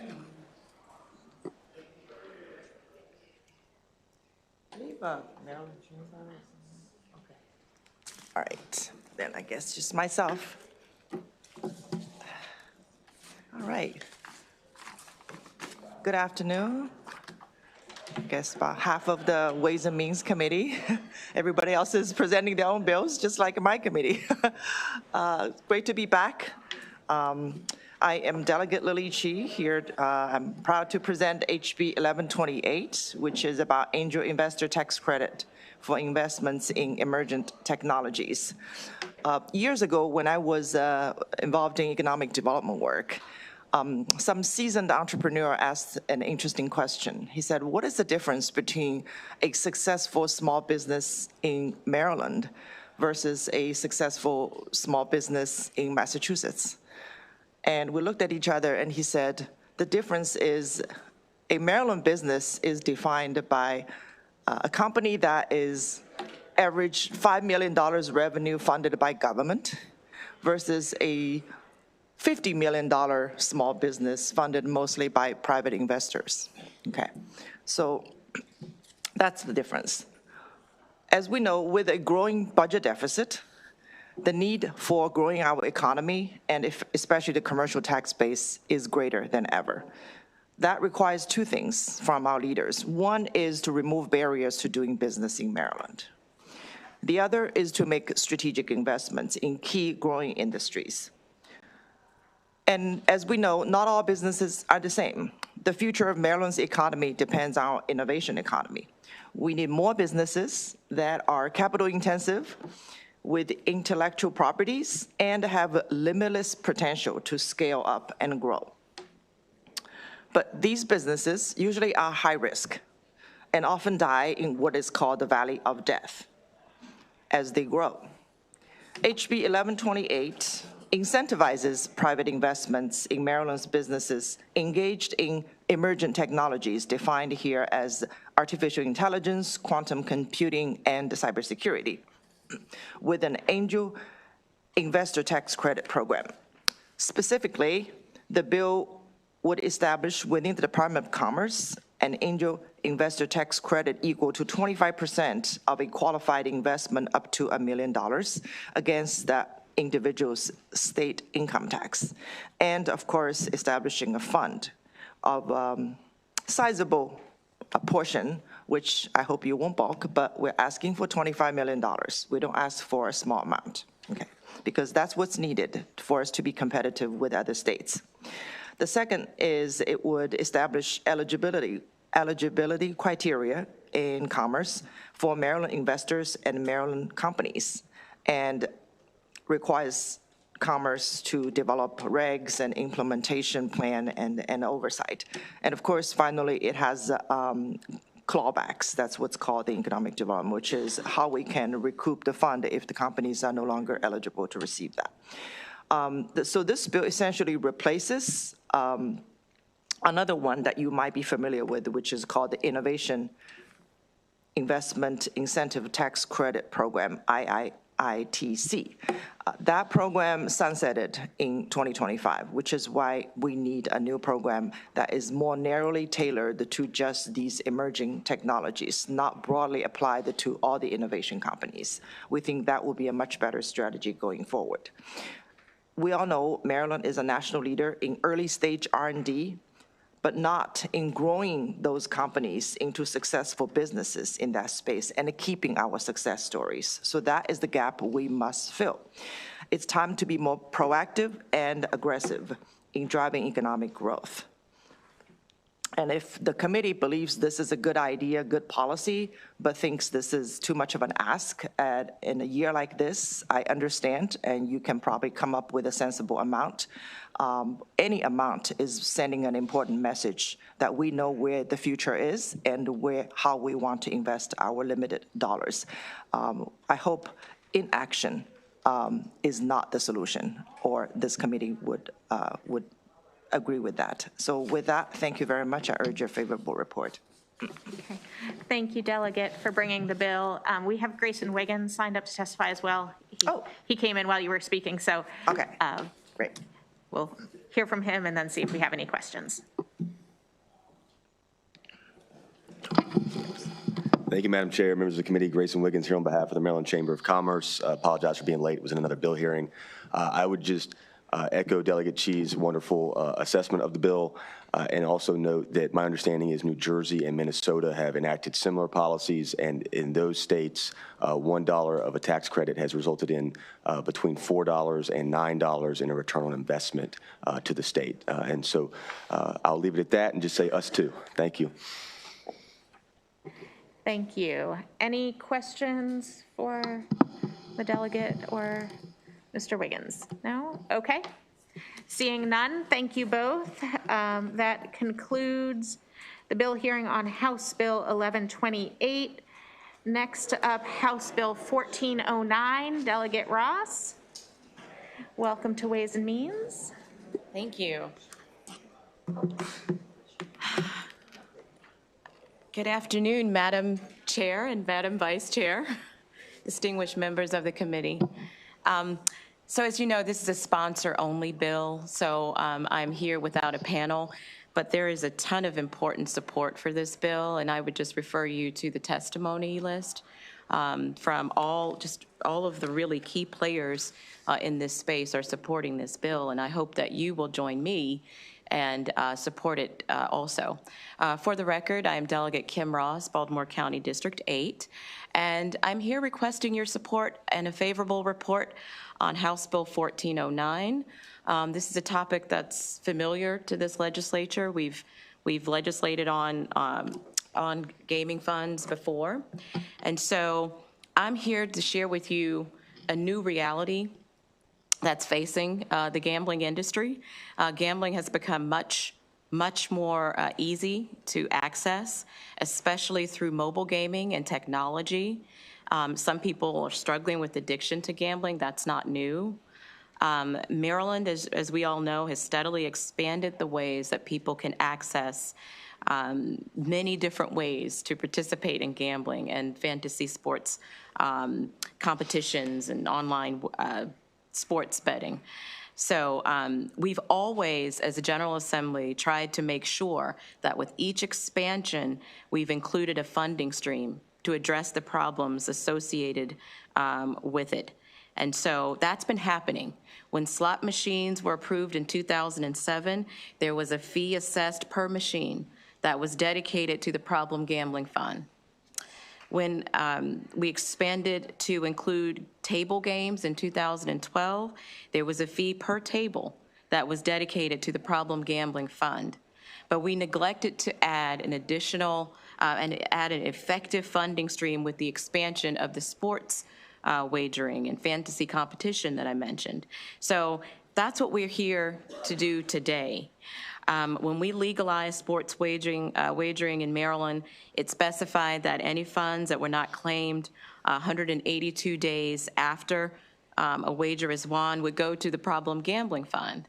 But with more than 90% of people placing sports bets online, there are no unclaimed prizes. So the money is deposited directly into your account. So again, we've expanded gambling, but we failed to expand the resources to address the problems. So hopefully we can change that today. House Bill 1409 requires the Maryland Department of Health to do two things: conduct prevalent studies concerning problem and pathological gambling, and it also distributes a portion of profit from fantasy competitions and online sports wagering to the Problem Gambling Fund. So specifically, there are two components of the bill. The first, as I mentioned, redirection of 1% of the funds would go directly to the Problem Gambling Fund, and that fund is held in the Maryland Department of Health's Behavioral Health Administration. Funds are awarded to a number of organizations, including the Center for Excellence on Problem Gambling, who you heard from last week in your briefing. There are currently 4 certified peer recovery specialists employed by the center who respond to calls from help from people across the state. Last year, over 1,000 people reached out for help, and 4 peers are currently assisting more than 700 help seekers, people who are struggling with addiction to gambling. The state desperately needs additional funding to hire more peers. The fund provides support for problem gambling treatment, prevention, public awareness, helpline support, and research. The second thing that this bill does, it requires an expansion of the prevalence studies conducted on gaming in Maryland to include mobile gaming. Currently, the data we have doesn't have that fleshed out. So there's little doubt that mobile gaming will continue to grow. The incidence of problem gambling will continue to grow as we make it easier for people to participate in many different ways in gambling. Prevalence studies are really important. They give us the research we need to help measure the proportion of the population with a particular problem or disease, and in this case, gambling addiction. Having the studies done are critical to help us assess the prevalence and the burden of problem gambling here in the state. It's going to help us plan resources, evaluate the impact of those resources. It's going to help us inform future policy around this issue. If we're sitting back in this room doing this in the future, those prevalent studies are going to help us figure out what we need to do. So I would just want to say in closing that in Maryland, we continue to grow the ways people can gamble. We know that there are other expansions being considered. We must make sure that we are responsibly addressing the harms that gambling can lead to. The gaming industry in Maryland makes billions of dollars and are an important part of our economy. Sports wagering alone in FY26 saw over $4 billion in revenue. We're just asking today that 1% of profit goes to peer support, education, awareness, treatment, expanding the hotline, adding more of these peer recovery specialists. I feel like that is a reasonable request. It's a responsible step. And to close and reiterate, this is not a decision today about whether or not to fund the gambling fund. We already decided that in a prior session when we added the funding streams that I referred to earlier to help treat these issues. Today is just making sure that the funding for the problem gambling is proportionate with the gambling revenue, as was always the goal. So we know that Marylanders are participating in gambling activities, and unfortunately we know that people are struggling with gambling addiction, pathological gambling, and related issues. So I'm just asking for a favorable report of House Bill 1409 so that all the programs funded by the Problem Gambling Fund can continue to meet the important and expanding needs of Marylanders in this area. Thank you, Madam Chair, and Madam Vice Chair. I'm happy to take any questions. Any questions for the bill sponsor? All right, seeing none, that ends the bill hearing on House Bill 1409. Thank you, Delegate. All right, we are working vigorously to bring other bill sponsors for the next bills to get them to committee so that we can hear their bills. I think that we will, what was that? But, so we're actually going to take a short pause as we wait for some additional sponsors, because once we get into the last 3 bills of the day, it's going to be quite a while. So we'll provide an opportunity for the other sponsors to arrive. We know people are running around to different committees. I just left one myself.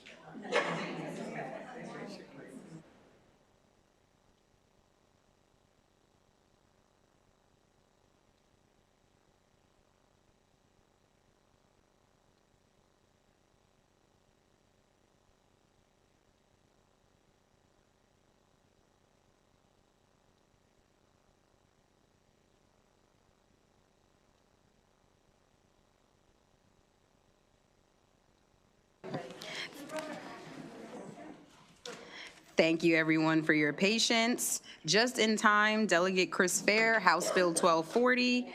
Please come on up. I have signed up as favorable Chris Kalitri, Maruthi Prasad, Bruce Bariano, Richard DiPietro, Antonio Jones.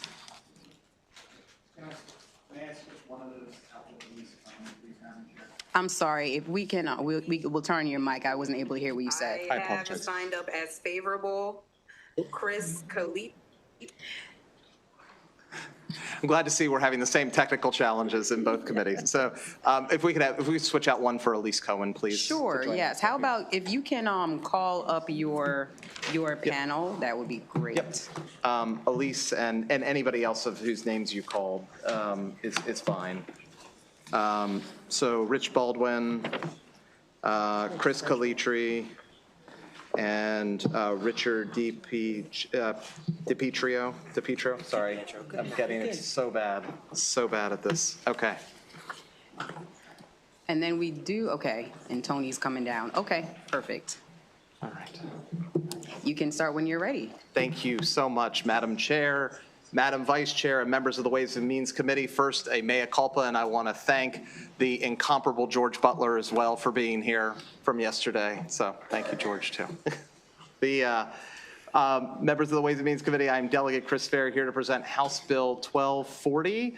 Today, we are discussing historical horse racing.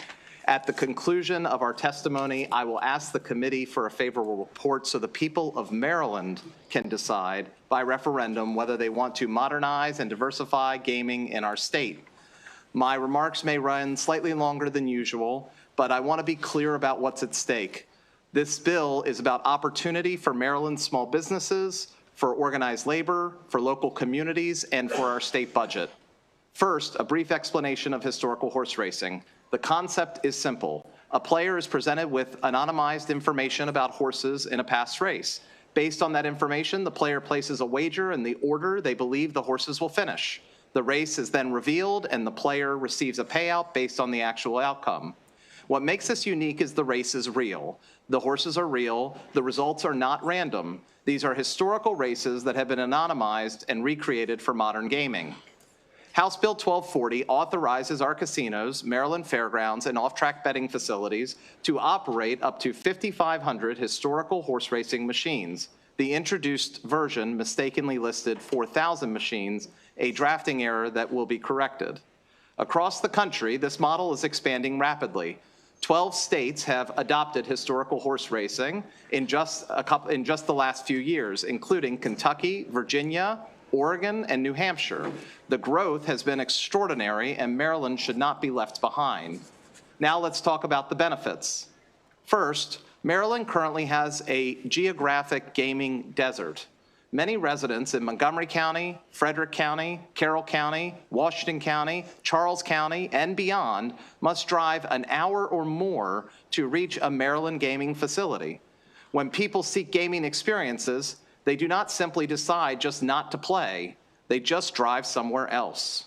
For many Marylanders, that means Charlestown races and slots in West Virginia. Every time that happens, Maryland loses revenue, hundreds of millions of dollars each year, as those dollars flow across state lines to West Virginia, Virginia, and Pennsylvania. House Bill 1240 helps bring that economic activity back home. Second, this legislation empowers Maryland's off-track betting facilities, many of them locally owned small businesses, to diversify their operations, grow their workforce, and become stronger economic anchors. These are entrepreneurs who want to invest in their communities, create jobs, and compete in a rapidly evolving gaming marketplace.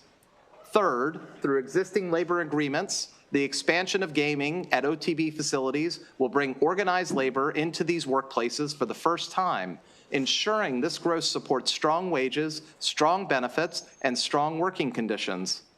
Now, let's talk about the fiscal impact.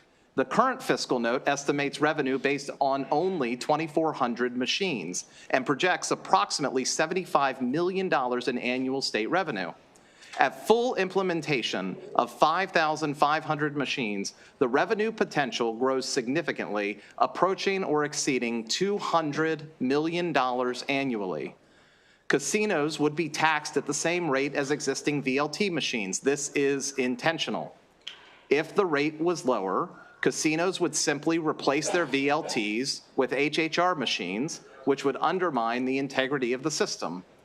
Off-track betting facilities would be taxed at a flat rate of 40%. Say that again, 40%, just 2% lower than the lowest VLT rate currently taxed at Rocky Gap. This revenue will support several critical priorities. One, stabilizing the horse racing industry and addressing the Maryland Jockey Club's $7 million deficit. Two, increasing local impact grants to communities hosting gaming. Three, supporting small, minority, and women-owned businesses and the association that represents them. And four, and most significantly, directing nearly 80% of the revenue to the Blueprint for Maryland's Future Fund. Now, I want to address some of the concerns raised in opposition testimony. The Maryland Jockey Club has raised concerns about potential cannibalization. However, if historical horse racing contributes to the Jockey Club at the same rate as VLT machines, the revenue structure remains intact. In addition, new gaming revenue brought into Maryland from out-of-state visitors improves the overall financial outlook for the industry.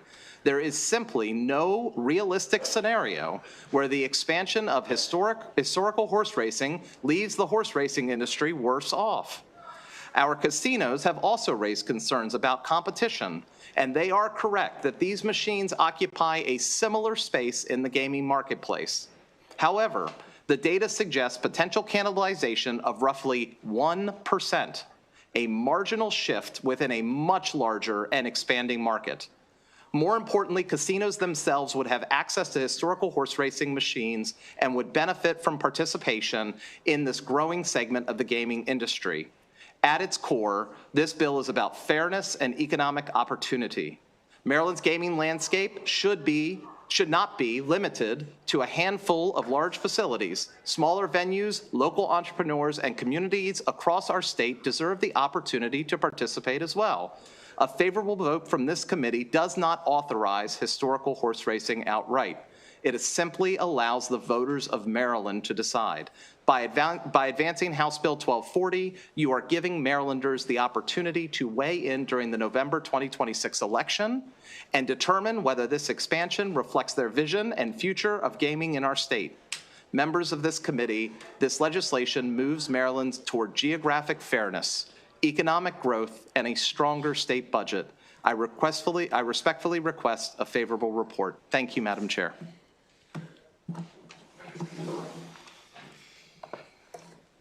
Yeah, please. Yeah. Chair Wilkins, Vice Chair Feldmark, and members of the Ways and Means Committee. My name is Richard DiPietro, and I'm here on behalf of Chesapeake Gaming, a proud woman-owned small business serving Boonesboro and Washington County. I strongly urge favorable on HB 1240. Chesapeake Gaming is more than a business. It's our passion. My mother and I built this company together from the ground up. We invested our own savings, worked countless hours, and created a responsible, community-centered venue that supports Maryland racing and local jobs.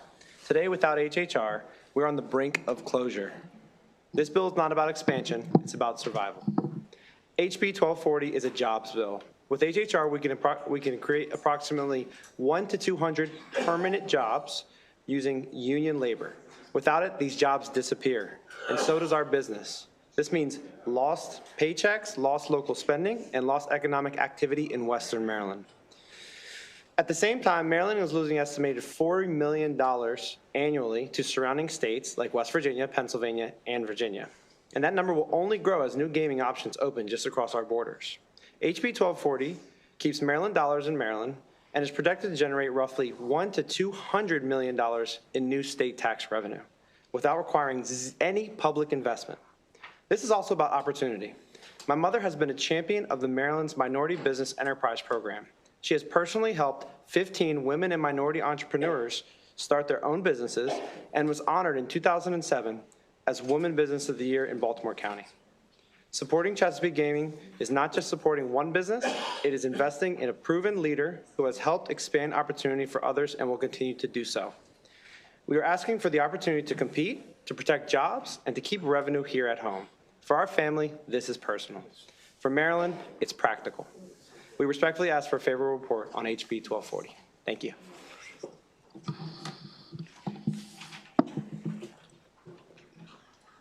Good afternoon, Madam Chair, Madam Vice Chair, and esteemed members of the Ways and Means Committee. For the record, my name is Antonio Jones, Managing Partner, Riverboat on the Potomac Sportsbook. First, I'd like to express our gratitude for your strong commitment to diversity, equity, inclusion. You played a crucial role in opening the doors 4 years ago for our minority groups to be able to participate in Maryland's new gaming industry. We're here today to ask your favorable consideration of HB 1240, historical horse racing. Historical horse racing will allow our OTBs to upgrade our technology platforms, offer customers an exciting new form of wagering entertainment, and most importantly, create for us a new revenue stream.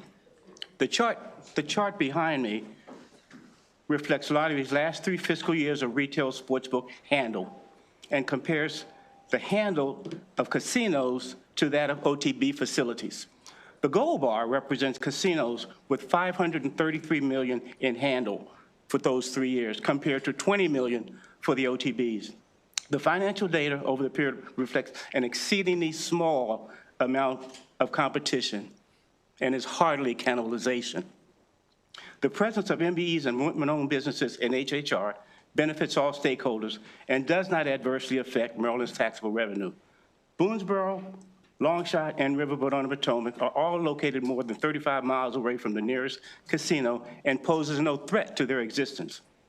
In Virginia, data shows that HHRs generate thousands of new jobs and millions in revenues.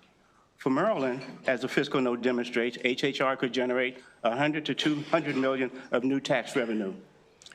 Riverboat on the Potomac's beachfront is bustling with new retail and residential development, so much so that the developers have coined a phrase, bringing life to the boardwalk. The full economic impact of the new development has yet to be assessed. But with HHR, Riverboat will be positioned to seize the opportunity for growth. I respectfully request your favorable consideration to House Bill 1240. Thank you for your time. Madam Chair, Madam Vice Chair, and members of the committee, thank you for your time. My name is Elise Cohen, and I'm the owner of Longshot's OTB and Sportsbook in Frederick County. I'm here in an effort today to save my business. It is well known that OTBs across our state, including Longshots, are down nearly 40% over the past several years. We are on the brink of collapse, yet we do not want to shutter. We want to continue to operate and, more importantly, to thrive. Historical horse racing, or HHR, is the best proven solution to preserving not only the OTB framework, but also Maryland's horse racing industry, just as it has done in 8 other states. Virginia's HHR market, operated by Churchill Downs, generated in 2024 1,400 jobs, $30 million in salaries, 180% increase in purse accounts, and over $86.2 million in economic impact. I grew up on a farm in Frederick. My family has been a part of Maryland horse racing for 3 generations. Some of my earliest memories are of going to our local OTB, the Crack Claw, to eat chocolate sundaes and to watch our horses run. Horse racing is not just what we do, it is who we are. We do not want to lose an essential part of Maryland's agricultural identity to a lack of innovation. OTBs want to be part of the solution. Historic horse racing, per the fiscal note, has the potential with 4,000 machines to generate $100 million or more in new state tax revenue. The adoption of HHR would help address shortfalls in racing purses, the Blueprint Fund, declining lottery revenues, and numerous other critical initiatives, without raising taxes and without asking the state for one additional dollar. We want to save our businesses and contribute meaningfully to the great state of Maryland at the same time. Maryland has not significantly diversified its gaming landscape since the advent of casinos. This will diversify and democratize gaming. The casinos will continue to generate billions, and that can, with or without HHR. The same cannot be said for these owners here. So thank you very much. We appreciate your consideration.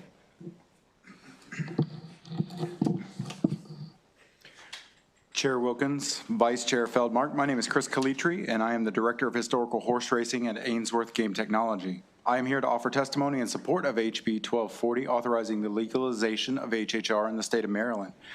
Historical horse racing, or HHR, is a form of pari-mutuel wagering already operating in many other states, where players bet into a common pool rather than playing against the house.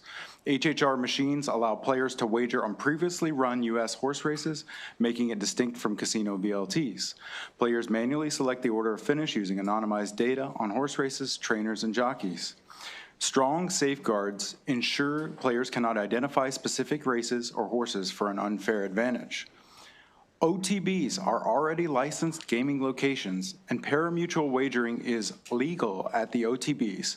So HHR simply adds a new variation of pari-mutuel wagering to the legal activities that are already permitted on site. The current OTB locations in Frederick, Washington County, and Colonial Beach are small, locally owned businesses that are steadily bleeding customers to out-of-state casinos. HHR at these sites will complement these sites and help them compete with Charlestown, West Virginia, not with Maryland casinos. By modernizing OTB offerings and recapturing play that is currently leaving the state, HHR can generate substantial new revenue to help fund the blueprint. For these reasons, I am asking for your support of HB 1240. Thank you so much to each of you for your testimony and your time, and thank you, Delegate, for bringing this bill.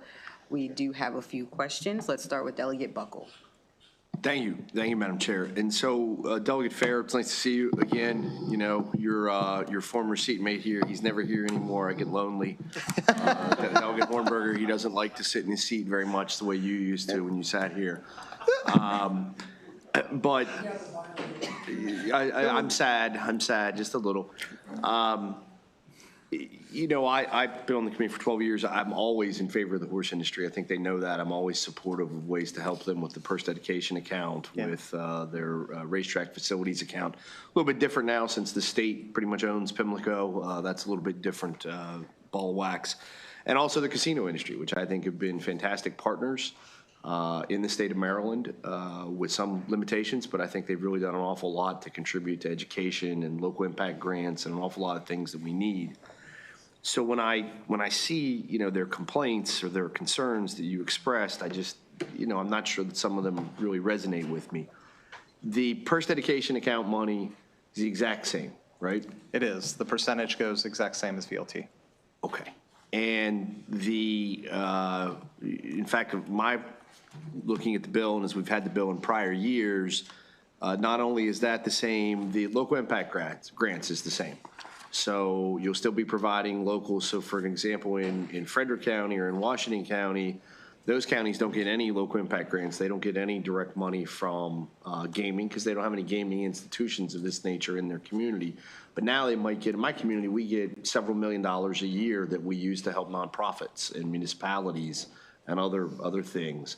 Now Frederick might get that. Now Washington County. Now Charles County. I believe the riverboat is Locust. It's Locust is in Charles County, although apparently you can't get there unless you go into Virginia. Is that true, Delegate Patterson?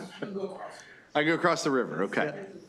So all of those communities would now get money. Yes. And the one thing that I did see in some of the remarks from the casinos that did resonate with me, that the mix for the HHR bill proposal doesn't, the mix of where the money goes, doesn't include anything specifically designated for the problem gaming account. You wouldn't have a problem maybe taking a little bit of the money, that there's a 5% sort of hold for the general fund if we decided to earmark. Look who it is. He's back. Just Yes, as we talk about him.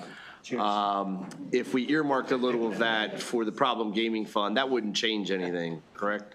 No, that would not, and I would be very open to that conversation. I thought we had set aside 1% for the problem gaming fund, but I must be mistaken. Okay, well, that's just, when I was just going through the fiscal note and, you know, and some of the remarks that the casinos made is they're like, well, hey, they're not contributing to the problem gaming fund, which we all acknowledge. You know, if you were here earlier today, you heard some heartbreaking stories of people who do get addicted. It's a minority, small minority of people, but they deserve to have help. And then the only other question I really had is, I just read the other day that Virginia, I think in the last week, so Virginia's going to put a casino in Fairfax County. Is that correct? That is correct. And Virginia, which, you know, 5, 6, 7, 8 years ago, when we dealt with things, they had really no gaming, no authorized gaming. They have HHR machines in Dumfries. Is that correct? That's probably the closest one. I think Dumfries is in Prince William County. Rose Hill. Yeah. I went to college there. I know something about Virginia. I think it's in Prince William County. The analysis that you've had done that would suggest 1% cannibalization, does it have any analysis of how many Maryland-based individuals cross the state lines to perhaps go play now in Dumfries, in Fairfax, in Charlestown? Someone mentioned Charlestown. Until we got the Rocky Gap Casino where I lived, everyone I knew that went to a casino, nobody went to Maryland Live, nobody went to Horseshoe. People went to Charlestown in West Virginia because it's technically the closest. Is there any analysis of like how many people Maryland's really losing to these close casinos in other states? So, Madam Chair, are you okay if I ask Elise? I think you have the data on that, a little bit more data. Yeah, whoever. I don't have the specific number of people, but it's close to $40 million each year, we estimate, is leaving the state of Maryland to game in West Virginia, Pennsylvania, and Virginia. And with the advent of that casino in Virginia, that number will surely just rise. Okay, thank you. And if I could just add, I just want to give you a quote from yesterday's, a news story from this morning about the Fairfax facility. It's, quote, "Good to see it pass along with the majority of Northern Virginia delegates," Serval told FFX Now when asked about the House's vote to approve this facility. Quote, "I look forward to working out our differences on conference and help diversify Fairfax County revenues and recapture hundreds of millions of dollars back from Maryland."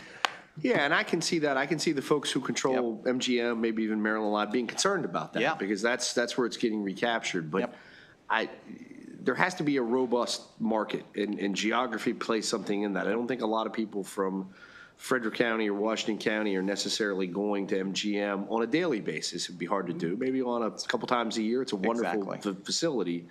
And I'll just ask Ms. Cohen and the other individuals, Riverboat and Boonesboro, are you guys going to be able to stay in business if we don't do something which enables you to create revenue streams? If it's not HHR, it's got to be something, because you're not going to be able to make it just on OTB and whatever sports wagering you have. So I can speak for my location. We are in dire need right now. Our OTB has lost money for the past year. This is our Hail Mary, this is our only opportunity to stay in business there. We have a great entertainment venue, and we will continue to operate that. But in order to have a fighting chance, the OTB, it's an aging demographic, and this is the needed technology upgrade that will keep us in business 100%. Thank you.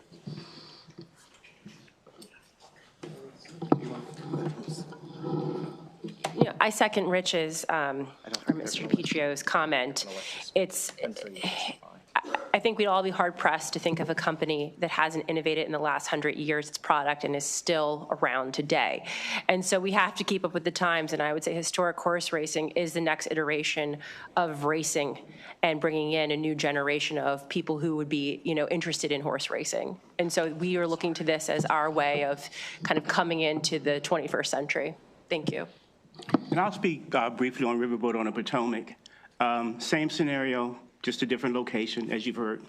The benefit of HHRs at the Riverboat is 90% of our revenue comes out of the state of Virginia, okay? So it doesn't bother the casinos at all, okay? It doesn't bother anyone. There's just clean revenue coming out of the state of Virginia now for 4 years, for another X number of years with HHRs. Thank you. Thank you, Delegate. Let's go to Delegate Ebersol. Thank you, Madam Chair. Thank you very much. And thank you for looking for more revenue for the state of Maryland. We can always use it. You know all too well, I have several bills that would do something similar. I do need to square something up here a little bit. I hear pari-mutuel betting.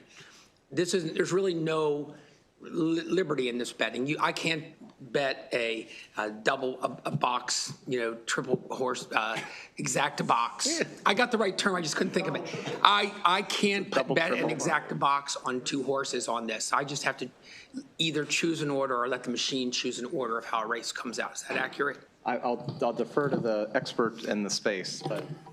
Correct. You pick an order of finish of the horses. You cannot choose an exacta box. And you don't even pick win, place, show. You have to pick them all down the line. So it differs a little from the kind of pari-mutuel betting I might do on an OTB bet, where I could do all those things.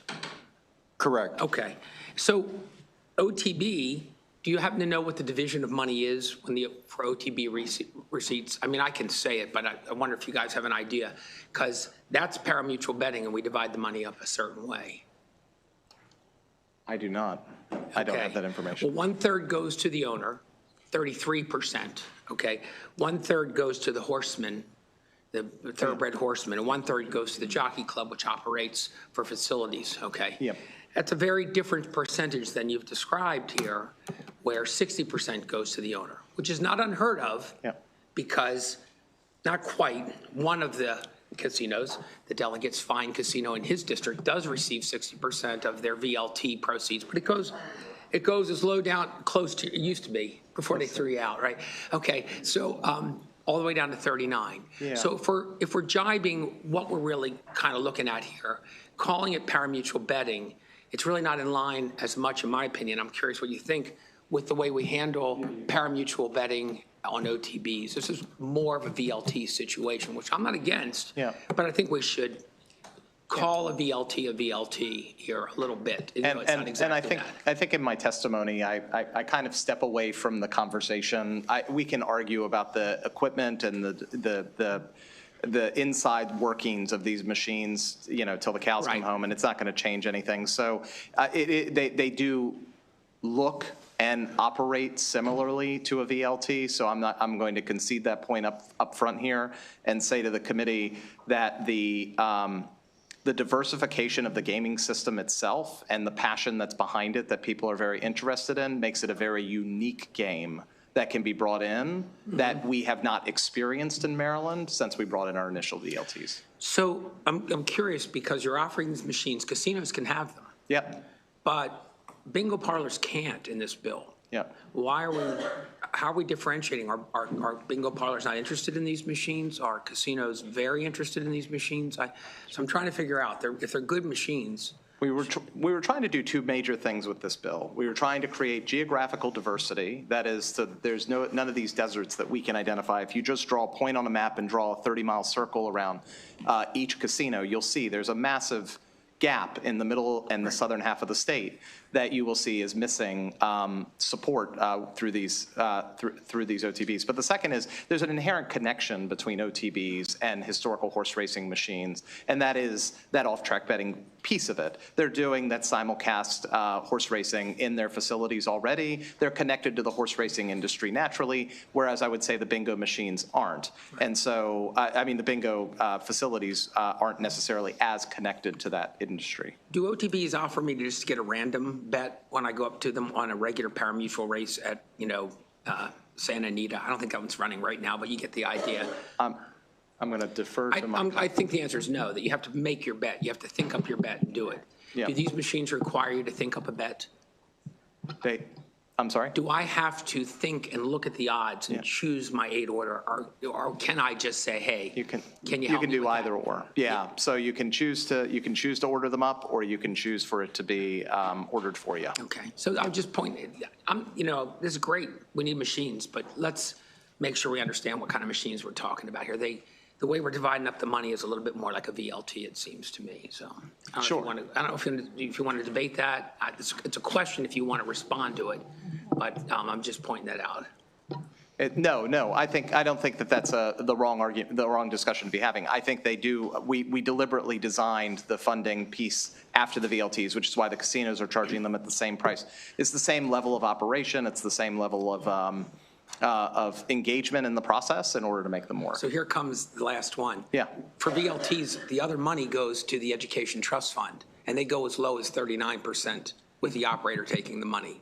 So I'm wondering if we couldn't find somewhere where they fit into the VLT scheme rather than being the very top of the VLT scheme on this. So I would mention that the money for the it's for the children. It's for the children. Yeah, there you go. So here's my suggestion is that when you look at the structure that we've set up, which starts at 50% and works its way down to 40, ours works down to 40%, right? The top being the top at 50% and the bottom at 40% for the tax pay in that we're doing. The bottom casino, Rocky Gap, pays 42% in. We set it at 40% for OTBs, and we did that very intentionally because at the end of the day, your OTBs are not competing on the same landscape as the casinos are competing on. And if they try to argue that, that's just a false narrative that you should reject. The OTBs do not have access to table games. They do not have access to all kinds of the amenities. If I'm looking to go to a casino, lovingly, I'm not going to Ms. Cohen's long shots for that full casino experience. And so I would argue that, yes, it does need to be a little lower to recognize these are small businesses that are operating these One facilities. of the reasons Rocky Gap is so low is because there was nobody really interested in going to Rocky Gap at first. So to encourage people, we had to offer them a good rate. So you would sort of say that we really need to lower this rate to encourage OTBs to take these? And to keep operational and not close. Okay. Yeah. Thank you. Yeah, no, it's a good argument. It's a great question.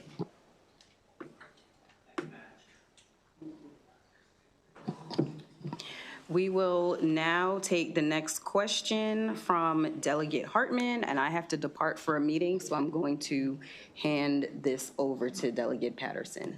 Thank you. Take care, Madam Chair. Thank you, Madam Chair, and thank you for presenting the bill. So we certainly don't want to hurt businesses. It sounds like there's something necessary to keep you guys afloat. Did I understand from this that the horse racing industry would also benefit from this? Yes, so they'll get the same 6% off that top, that 40% that they're paying into the system. 6% will go into the jockey club. So in the testimony, though, the Maryland Jockey Club and the Maryland Thoroughbred Horseman Association are opposed. Yes. I mean, any insight to that? I've had certainly a meeting or two with them so far. We continue to make the same argument back and forth. It's kind of circling the drain at this point, but the conversation has been, they're concerned that they're going to lose revenue because of this. However, and their logic is somebody's going to not pull a lever on a VLT machine and instead pull a lever on an HHR machine. We keep saying that pays you out the exact same, regardless of which lever we're pulling. Add to that, with the geographical diversity, that we're seeing new people gaming in our systems at both the casinos and at the OTBs, you inherently are going to make more money. There is no logical scenario where you don't make more money. One thing that I'm happy to see that's changed, I think this year the dialogue's a little different. There's agreement that these can be operated completely random. It doesn't require a pick from the operator. So in essence, it is like a slot machine. So, you know, it's not often I think like Delegate, Mr. Chair at the time means, it's not often we think alike, but I was getting at the difference in the taxes. I mean, some of the casinos are up to 58%. So if these really are, I could stand there and just operate them like a VLT. You had said that it doesn't have all the amenities of table games, but casinos, I think these tax rates were started before our casinos even had table games that weren't, you know what I'm saying? We didn't have table games when our casinos first opened. Right, and taxes were established, so you're more or less at par. So just help me understand the difference in taxation, because if we are going to go through with this, I think you had said this bill's about fairness. Yeah. So in sticking with that, help me understand the fairness logic in that. Sure. So we're going all the way back to 2007, right? And we're talking about the original installation of VLTs into casinos. They were the only things that existed in the state. There was no other options. And they organized them accordingly. We came back a couple years later, added a 6th casino to the party, then we added table games. The point is the casinos, time and time again, have gotten access to more and more resources that nobody else has had access to across the state.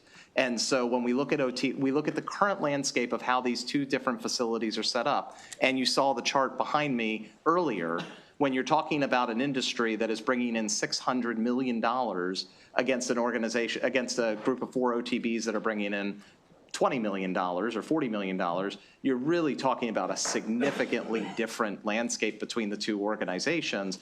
And what you're looking at for what they're able to offer inside of their facility by just adding these HHR machines, the casinos will be able to operate, diversify their stock. They'll be able to have both their existing VLTs, and the HHR machines and the table games. They'll be able to diversify and have all kinds of amenities attached to that the OTBs will never have the opportunity to do. And so again, we tried to be as fair as we could. We went and we looked at last year's bill, we put it in at 15%. Right. And that was certainly looked at by the casinos negatively, and we said, hey, let's be reasonable. So we took 15% and we increased it all the way to 40%. And we said, let's look at the lowest casino in the state, and let's go as close to parity with that as possible. And so we settled on 40% as a very logical, very simple step, knowing that even the lowest casino has way more in its facility than any of these OTBs will ever be able to offer.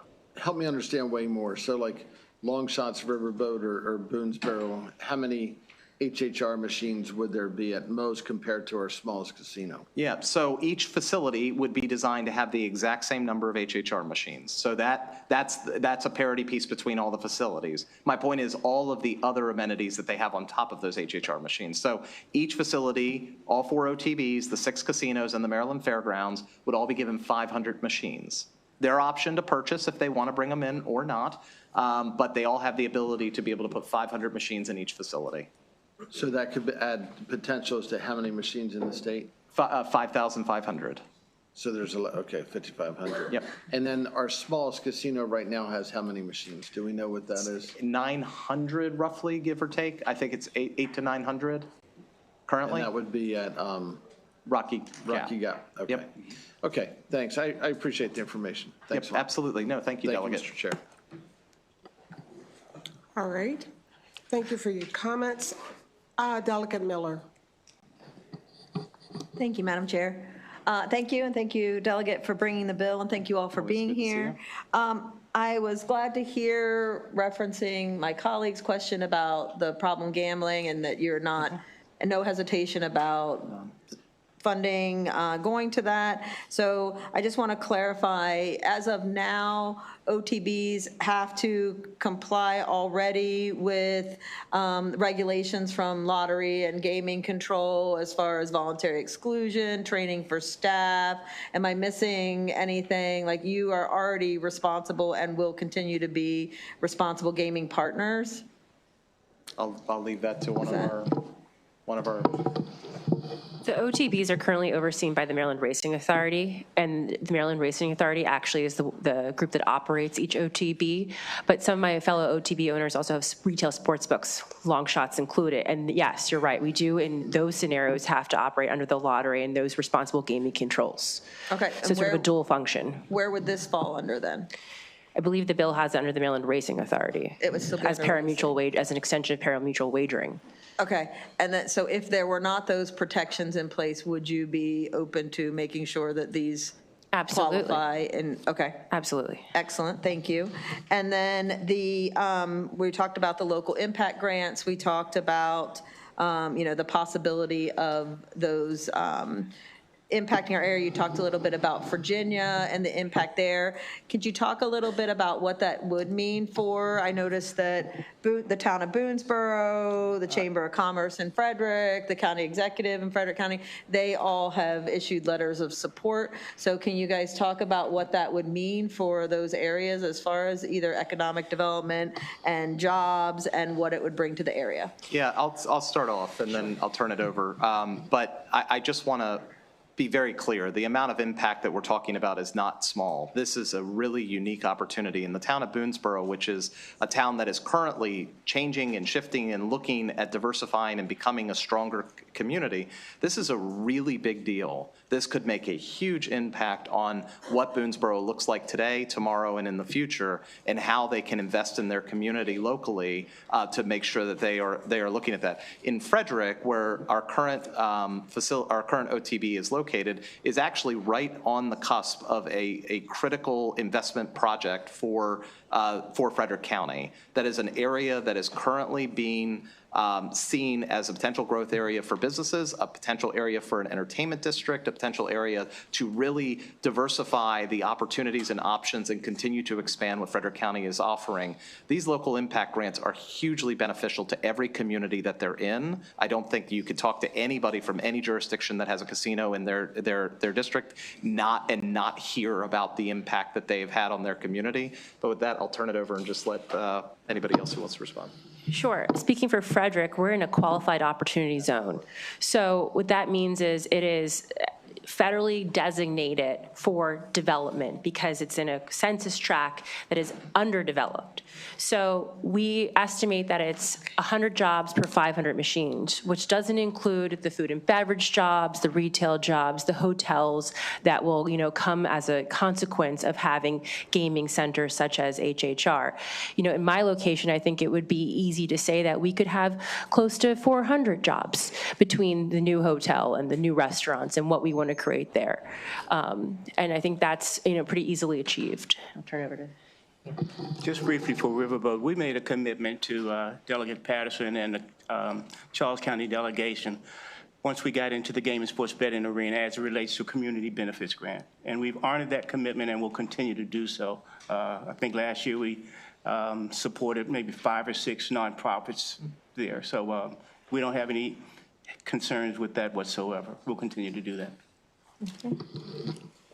In Boonesboro, we took a building that was basically condemned, 60,000 square foot property that we've completely revitalized, put millions of dollars into, frankly, our savings, most of what we had to revitalize this building.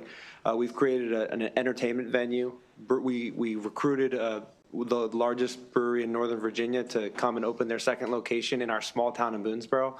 So we've already done a tremendous amount, and we have a proven track record of what we can do. We've created 150 jobs already, standalone. This will add 2 to 3 times that with not just, as Lisa alluded to, the gaming floor, but hotels. We've already created this destination. There's not enough need for a hotel yet, but this will push that, right? And so then you look at hospitality, additional food and beverage. What that's going to do is spark other people to look at our town and say, hey, now we want to invest there, right? This town that's kind of like in South Washington County, nobody's really heard about it, is now being put on the map. We're drawing events from West Virginia and Pennsylvania, and people are traveling. The metrics are there, and it's already happening. This would exponentially expand that, which means tax revenue for the state, benefits for the state, and jobs.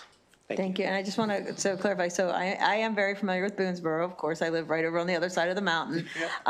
So just to clarify for people that might not know the geography as well, how far are you from Charlestown? Because when I talk to people, most of the time, if they are going to a casino, they are going to Charlestown, either for the entertainment, for the events, or for the gambling. That is usually where they're going, because in Frederick County, of course, it's literally so close. So how about, you guys are even closer, I think. Yeah, we are very close to Charlestown. I would say it's about a little over 30 minutes to get there, not very far. And not only Charlestown, but in West Virginia, they have these gaming parlors that are, hole in the walls, I guess you could call them. And people go there, and that's much closer even to the Charlestown location. So we're losing people daily. I mean, those people are there. They're spending money on food and beverage. Those places are gaining employees, right? So we're losing, yes, to Charlestown. That's a huge attention grabber, but also to these other avenues that other states are employing to gain revenue. So. And so to that point, to the Maryland casinos, how far are you guys from most of the big Maryland casinos then?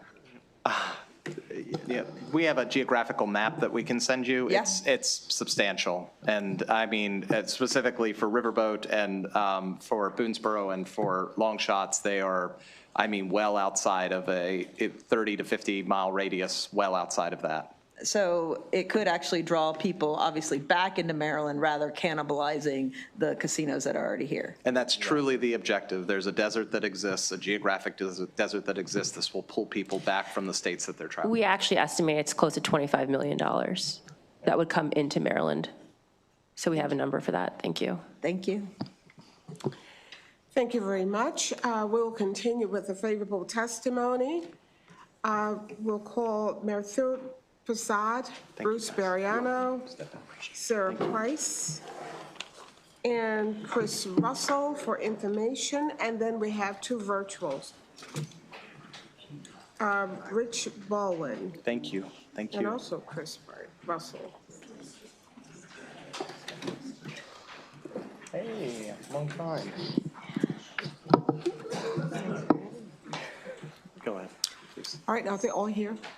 Good afternoon, Madam Chair and Vice Chair, esteemed members of Ways and Means Committee. My name is Maruti Prasad, owner of Riverboat on the Potomac. Many of you might not know Riverboat has long time established a gaming center until we were stripped out of slot machines in 1968. Over 50 years, the Riverboat has been a Maryland institution, evolving from lottery retailer in 1976 to an OTB facility for the last 3 decades. Today, our survival is at risk. While 90% of revenue comes from Virginia, our neighbors across the river have aggressively expanded into alternate gaming, including historical horse racing. In fact, there are 2 HHR locations like an hour away from Riverboat. We want the ability to compete with these businesses as per our customer needs. HHR is a natural evolution of pari-mutuel business. In Virginia, data shows HHR generates thousands of jobs and millions in revenue. For Maryland, as the fiscal note demonstrates, HHR could generate anywhere from 100 million to 200 million in new state tax revenue. This isn't just a lifeline for our facility, it's a critical funding system stream for our blueprint for Maryland's future, horse racing industry and local economic development without raising any taxes for the citizens. We believe if we get HHR, we can generate 200 plus jobs, rebuild our pier, upgrade infrastructure of the facility. Based on the location, we will have no measurable impact on Maryland casinos. The closest casino is 55 miles away. We have proven ourselves effectively fully compliant operators of OTB and sportsbook facilities. Going back to history, from before casinos, Maryland Lottery had just Pick 3, Pick 4, OTB, racetracks, and other games. Now they have a wide variety of games from Maryland Lottery.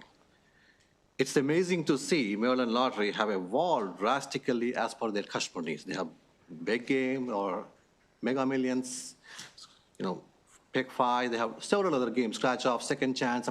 They've evolved greatly. OTB has not changed in terms of gaming. This is our opportunity to upgrade the technology to evolve to provide greater customer experience. We earnestly require your favorable support for this bill. Thank you very much. Before I'd like to continue, Steve May, if you're here, please join the panel. Thank you. You may proceed. Good afternoon, Madam Chair and honorable committee members. Sarah Price here on behalf of the Maryland Retailers Alliance. The previous panel received a lot of stimulating discussion with the committee. You've heard the facts on this issue, and I don't wish to be repetitive, so I'll just say that the Retailers Alliance is strongly in support. We do feel that this small expansion of gaming presents a very balanced approach to generating revenue while continuing to support small businesses and the growth of our tourism and hospitality economy in Maryland. We would urge a favorable report. Thank you. Thank you. Mr. May? Okay. Madam Chair and members of the House Ways and Means Committee, it's an honor and a pleasure to be here today and to address the committee to just kind of explain the role of the testing lab and describe how I can potentially help in the discussion of this gaming legislation in Maryland. For the past 3.5 years, I've been on the team at Gaming Laboratories International, GLI. It's an independent testing laboratory and regulatory consulting group based out of New Jersey. We have about 1,700 employees on 6 continents. And in North America specifically, we serve tribal regulators, state regulators, legislators, everybody that's involved in that. Primarily, we issue certification reports on any type of gaming system to ensure that those gaming systems comply with state statutes, state regulations, technical standards. But it also gives us an opportunity to kind of explain to policymakers exactly how some of these gaming systems and devices work, and we offer an independent and unbiased explanation of that. So that's solely why I'm here before you today. I'm happy to answer questions such as the wager questions that were asked earlier, and any other technical support related to pari-mutuel wagering on historical horse races and kind of the differences in various gaming machines. We don't provide a legal stance on anything, and we don't advocate for or against anything like that. And it's definitely not why I'm here today. I'm not being paid by Ainsworth or by any of the operators on this. I'm really just here to potentially provide some information on this and provide any kind of technical explanation on that. So if you have any questions today, I'm happy to try to address those. But otherwise, happy to meet up with your teams after the meeting and answer questions like that. So thank you. Thank you very much for your testimony. And we have 2 virtual. We'll start with Chris Russell. Thank you, Madam Chair, and distinguished members of the committee for the opportunity today to testify in support of House Bill 1240, which would modernize Maryland's gaming laws to allow regulated wagering at historical horse races facilities subject to voter approval. My name is Chris Russell. I'm a public affairs professional with years of experience working on behalf of gaming companies to pass laws that have expanded legal and regulated gaming beyond brick and mortar casinos. And in each case, one thing I've learned is the surest bet any gambler could ever make is that whenever gaming innovation happens outside those 4 walls, warnings about cannibalization aren't far behind. Yet, no matter how many times we're told the sky's going to fall, measurable data shows that it remains firmly in place. In each of the states I've worked in support of gaming expansion, I've been tasked with allaying fears about cannibalization. And in each of those cases, the facts are clear and repeatable.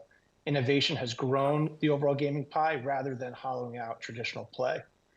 In Virginia, state regulatory data shows that HHR expanded significantly, with revenue for those machines increasing steadily.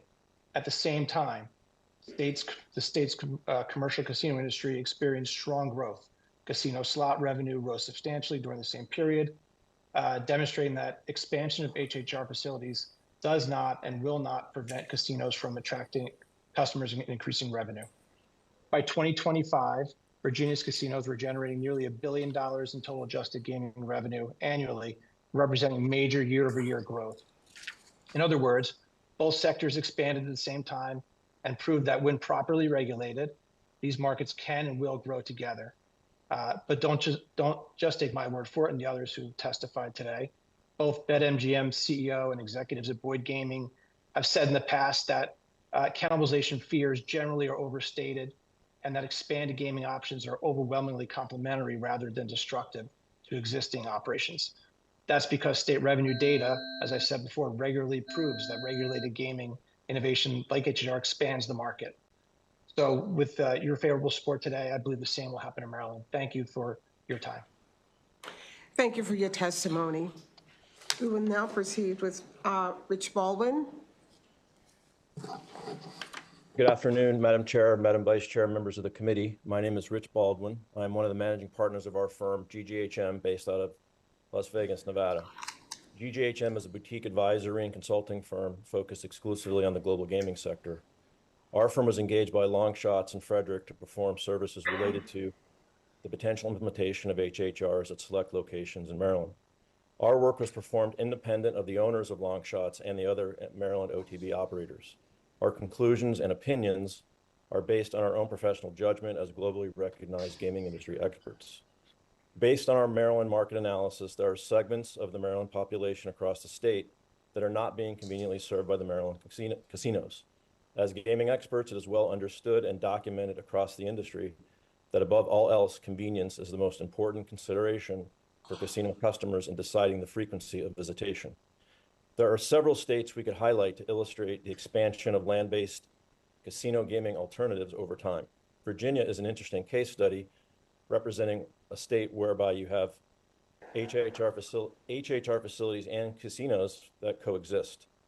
HHR facilities were operating, in fact, prior to the casinos in Virginia opening up in 2019. Casinos followed in 2020. And it's our opinion and conclusion that the Virginia tax and employment base would be significantly smaller if the Virginia gaming market consisted of only HHR facilities or only casinos, and not both. Ohio is another good case study. Modern casino-style gaming was established in 2009 via constitutional amendment. To help struggling racetracks, casinos were introduced at 7 of the state's racetracks, the first opening in 2012. To limit the potential impacts on the 4 casinos, they were authorized to only operate VLTs, not slot machines, and certainly not live table games. Given the underlying assumptions contemplated in our Maryland market analysis, we conclude implementation of HHRs at select locations in Maryland would increase the overall tax, economic, and job base for the state overall, which would be even more concentrated on the local, rural Maryland communities and small business owners in which the HHRs would be domiciled. Okay, thank you so much. Thank you for your testimony. And that concludes the favorable, I know. Okay, I didn't know if you saw me. I saw you. That concludes the favorable reports. I have questions from 2 colleagues. First with Delegate Ebersol. Thank you, Madam Chair, and sorry, felt like you were, I was sitting too far back. Just curious, kind of trying to just, draw these parallels between all the different machines. Sure. VLTs typically return about 85%. And probably you can help me on this, Mr. May. What do these machines typically return to a better? Most of the machines, I would say, have a takeout rate of anywhere from 5 to 11%. Okay. So the taxation is always a little bit different on these, and it's hard to draw an exact comparison because most states, at least, most of the states, Kentucky, Virginia, I believe Wyoming, they actually don't tax them on gross gaming revenue. They tax them on gross handle. So that hold that the operators keep in those jurisdictions, at least, it's if they have a 5%, most of, like Virginia has a 1.3% tax on the gross handle. Yeah. Kentucky, I think, is at about 2%. So it's a little bit different on those. Let me try the question again. As a bettor, I can expect to keep about 85%. Isn't that a return rate from the machine for me when I'm at a machine? On a VLT, yeah. An 85% return rate. I can expect to lose 15% on average if I'm going to play that machine of what I brought with me that time. I don't see every single math model, but I don't know of any HHR math that's designed at that high of a takeout rate. Again, most of them are 5 to 11%. You said 5 to, so actually the better does a little better Yeah. here. They can take anywhere from 90 to 95% out. And that aligns the average that from one of the research articles that I was looking at, the average they said is at about 92%, which would. And is that true in pari-mutuel betting too? It's a little harder to do, I know, but what does a pari-mutuel bettor generally, if they're betting all the people at a race, what do they expect to get? Most of the time, the win, play, show wagers are around 15 to 18% takeout, and your exotics are usually anywhere from 22 to even up to like 30%. I've seen. So they're taking a lot more. Significantly much. But is that generally true for all the different bets that exist in a race? Obviously it's a computation. So what does the racetrack generally on a particular race, let's say, what percentage do they expect to keep of what's bet? When I do education, I always just say 20%. That's Okay, thank usually, you. that's the good ballpark. This is to get a perspective of what we're looking at. They're a little more generous than VLTs, but not nearly as generous as real pari-mutuel betting. Okay, thank you. You bet. Thank you very much. Delegate Hartman. Thank you, Madam Chair. Thank you for being here. So following up on Delegate Eversole's question, 90 to 95% return to the player. Is that because of them putting in guesses as far as the outcome of the race by them actually enacting whatever it is that the player input? Is that why it's higher? So I might take the first stab at that and say this is inherently, if we want to get into the weeds, the two systems are different. VLTs and HHR are different because VLTs are completely randomized, whereas HHR has some data behind it before you make the bet. You can pick to line up your horses randomly in that race, but there's certain components that are inherently different between an HHR machine and a VLT machine. I think that actually creates the better win rate for it, is that you're betting on this, you're using data to bet instead of just pressing a button and having a completely random answer come up. I was hoping the professional would have answered. I apologize. I'm myself. You didn't want the political answer? I think it factors into the reason that there's a little bit lower takeout rate on these also is because there are higher costs for the operators because there's totalizator fees that they have to pay for each of the different systems. There's really 4 major totalizators that work on the back end for historical horse racing, and then there's lots of the major gaming manufacturers build terminals that feed into those various totalizator systems. So for instance, Ainsworth, the gentleman that we had earlier today, there's numerous gaming manufacturers, Konami and Light and Wonder and IGT, and they build math that feeds into those totalizator systems, but there's a fee on the back end of that. So if they were to take out that higher rate and then also have to pay that the operators had, or the OTBs in this case had to pay that additional fee, it would really make it non-profitable. So they lower that takeout rate a little bit. They're all designed a little bit that way, and it all kind of feeds in. The end result is a little closer for the operators on this, but there are substantially more fees that the OTBs would have to pay in this to operate these games. So are you saying the HHR is taking out more than a regular VLT because no, of that? it's generally less for the player, for the actual players on this. Yes. So if they give back more and pay this fee for the programming or whatever you want to call it, then I'm lost by your last statement. So how can they, if they have these extra fees, how can they pay more too?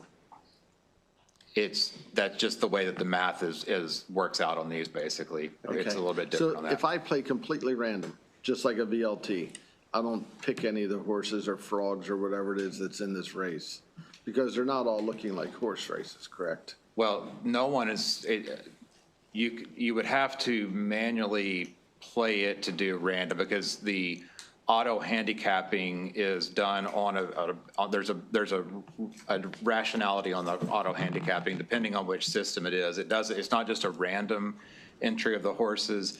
It's actually a predetermined handicapping method on that. Either it takes the original races that are being used and auto arranges those horses from the betting favorite to the least betting favorite, or it does the morning line favorite to the least favorite on the morning line.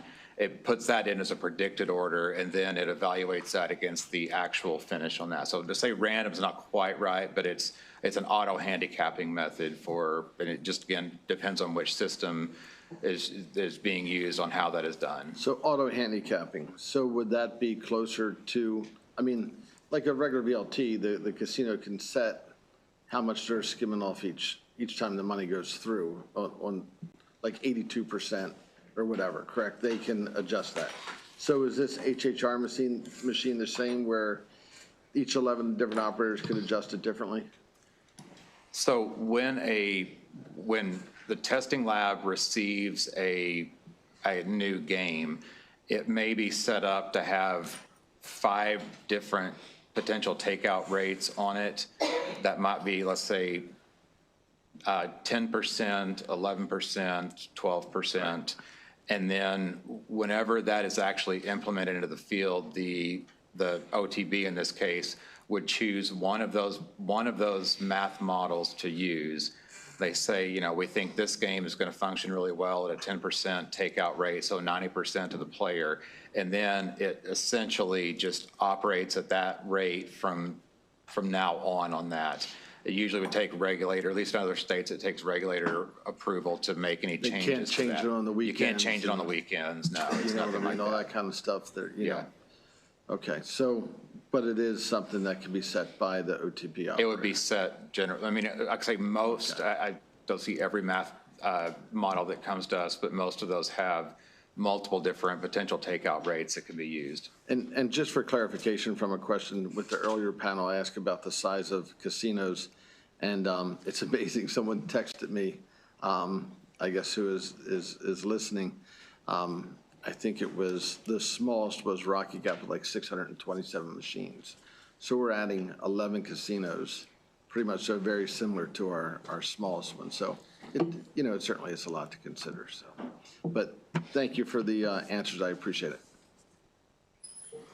All right, thank you for the questions. And that concludes the favorable testimony. Mr. May, would you stay on the panel? We will now have Michael Johansson and Marta Harding for unfavorable comments. Thank you.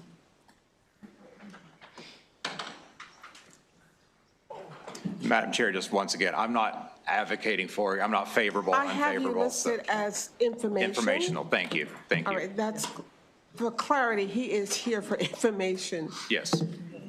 Sure. And thank you for doing that. Thank you, Madam Chair. I'm Mike Johansson on behalf of Seaback Gaming, which operates Horseshoe Casino in Baltimore and Caesars Entertainment. These are slot machines. The slot machines on the Eastern Shore at fraternal facilities are slot machines. The bingo machines at commercial bingo parlors are slot machines. The VLTs in casinos are slot machines. HHR machines are slot machines to the player. You can get to a random number generator any different way you want, but the player pushes a button. For HHR, yes, you can evaluate the race, but you know what happens if someone evaluates a race?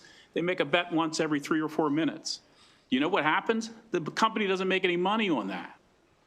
So most players hit the button and wait for the cherries to roll. That's all this is. When the General Assembly considered adding 3,000 machines at a 6 casino in Prince George's County, the General Assembly decided, because of the impact on the existing players and the commitments they had already made, you've got to pay off the existing casinos. And that's what the General Assembly did. They reduced the tax rate for Maryland Live. They reduced the tax rate for the Baltimore City Casino. The casinos that bid in this market bid in a market knowing what the competition was, which is why Maryland Live paid more than $28 million in a bidding fee to get their license in Anne Arundel County. Horseshoe spent more than $20 million, and we promised to build a $400 million facility privately funded in Baltimore City. So if you want to consider an expansion of up to 5,500 machines, there's only 10,000 in service today. 16,000 are authorized, but there's not enough need to actually put them in service. This is a major gaming expansion, and if you want to look at it and really consider a 7th casino, I would go through the process that the 2012 General Assembly did. Thank you. Thank you very much. Marta? Thank you, Madam Chair. Marta Harding, I'm here on behalf of MGM National Harbor, likewise in respectful opposition to the bill. I want to talk to the tax rate. 40% is certainly higher than it was last year, but it is much lower than the rates that the large casinos in the state pay. MGM pays 56%. The average of the 4 largest casinos is 55, just shy of 55%, which means that for every dollar that is cannibalized from one of those casinos, the state's going to lose 15 cents. That these facilities are going to compete and cannibalize is not just a theory. MGM is living it as we speak. Virginia is the fastest growing commercial gaming market in the country, and part of that growth is the Rose Gaming Resort in Dumfries, which is an HHR facility with about 1,600 machines. MGM has measured a 14% decrease in rated play from the area around the Rose Casino in Dumfries. That casino is 30 miles away, a good 45-minute drive in typical traffic in that area. And yet we're seeing that kind of a decrease. This bill would authorize one of these facilities 5 miles away from MGM at Rosecroft Racetrack. That is a real concern for us. MGM, as a result of the growing competition, and this is before the Northern Virginia Casino, right? That's in conference committee right now. It's probably heading for the governor's desk, but we're talking about what's already happening in Virginia. MGM's gross VLT revenues were down last year. We are between 24 and 25, $15.5 million in total gaming revenues down, which results in a $6.5 million less tax revenue intake by the state. If you compare last January to this January, our VLT revenues are down 8.5%. And that can only be attributed to Virginia. So our answer, Virginia's a problem. We are on the front lines of that fight. The answer is not to flood the state of Maryland with thousands of more slot-like machines and force us to compete even more. Thank you very much. Thank you for your testimony. We have several questions.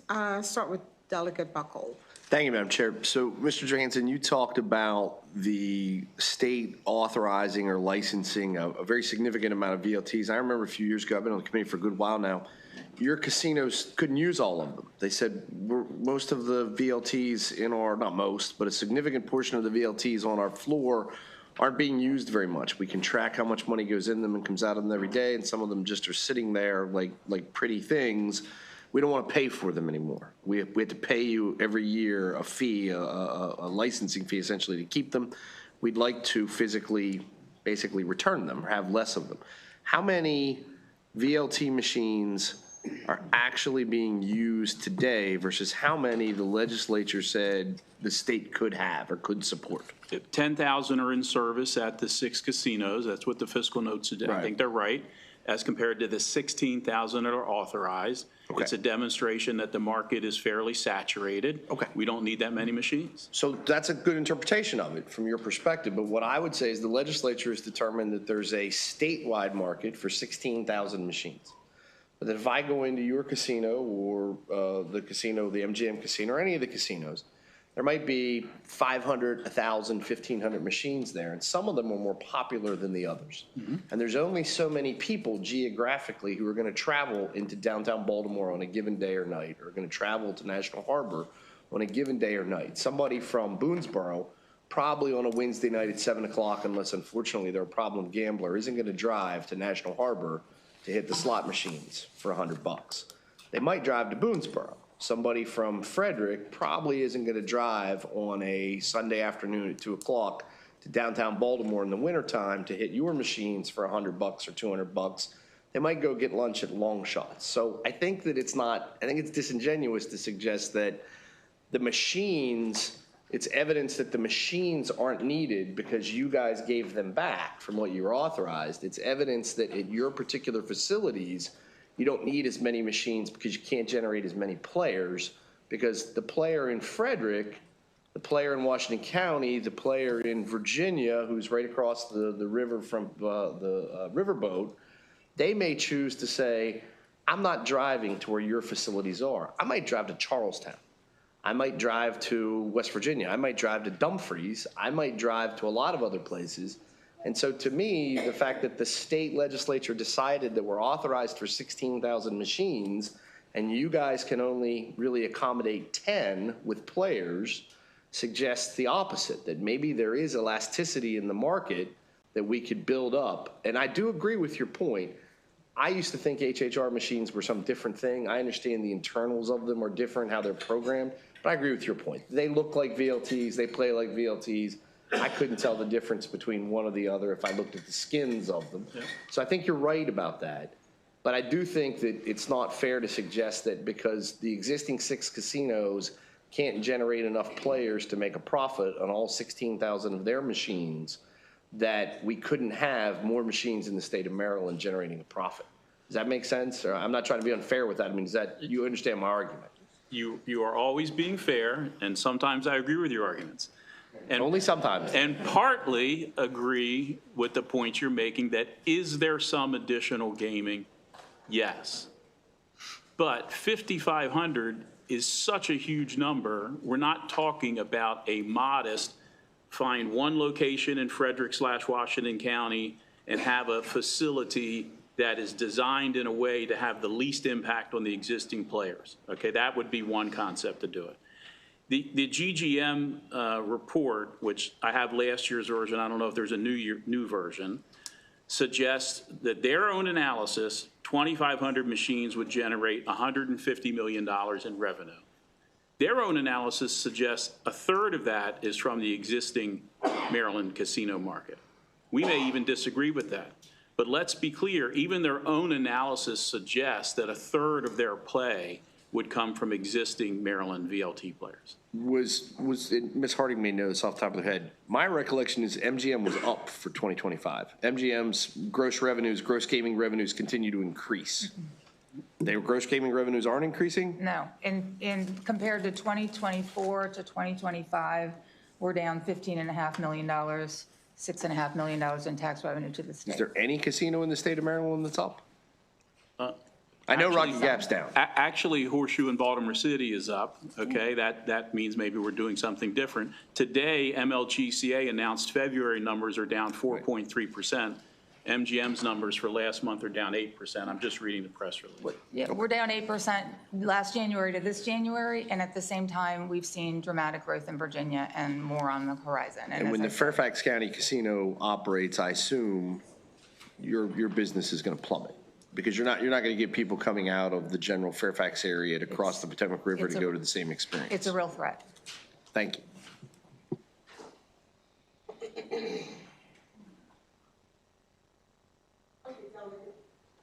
Delegate Griffin.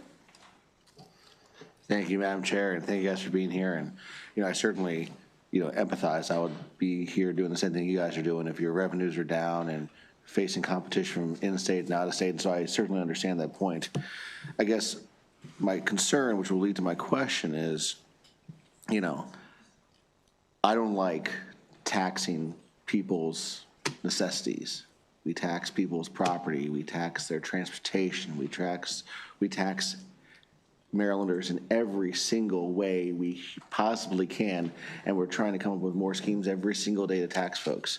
And so the only way to avoid that is come up with other revenues. The one thing I don't mind taxing is people's vices. Tobacco, cannabis, alcohol, gaming, things of that nature, because that's a choice versus necessity, and I think we tax way too many necessities in the state of Maryland.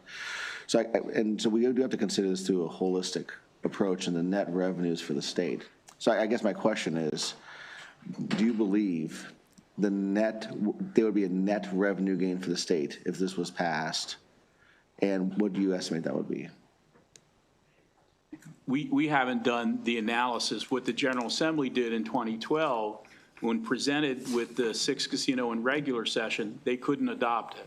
So what they did was they hired consultants to determine the impact on the existing casinos in the existing market. They determined there would be a net gain, but they looked at the players that were impacted and determined what the range of impact adjustments on tax rates would be. And we do believe Maryland can generate more money on gaming if you consider what Horseshoe supports, as well as MGM, I believe, which is iGaming, which you're going to hear about in a few minutes as well. And I think both could coexist. So have you considered the fiscal note actually states the net effect would be $75 million in net revenue. That's also considering cannibalization. Do you agree with that assessment? They did not count it. And as I said, Delegate, we're down 14% around the Rose in Dumfries, Virginia. So they didn't come to us for the fiscal note, but they didn't try to quantify it. I understand your concerns, but we definitely need to try to find some revenue alternatives other than taxing people's needs. So I appreciate you being here. Okay, Delegate Roberson.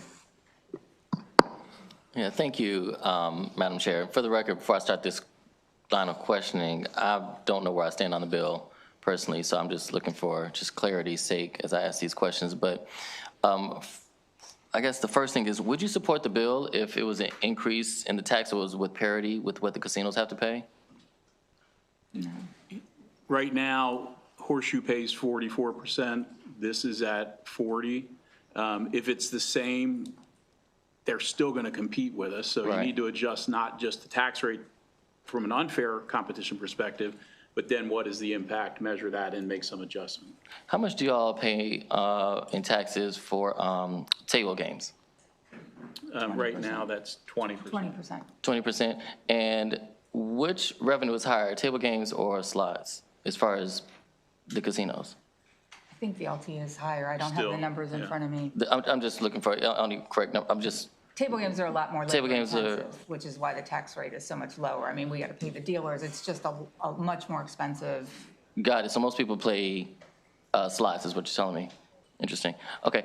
The other question I'm just having, just for clarity's sake, as we look at this, when has the let's look at MGM first. When have you seen the decline, I guess, in participation or individuals coming in? I think it was relatively steady the prior year, and in prior years, if not increasing, years before. Started around beginning 2024. 24 to 25 Got you. is when we saw. So it could have been also just a lot of layoffs from the government that we've seen as well, people losing jobs, thousands of people from Maryland in particular. So it could just be an economy issue.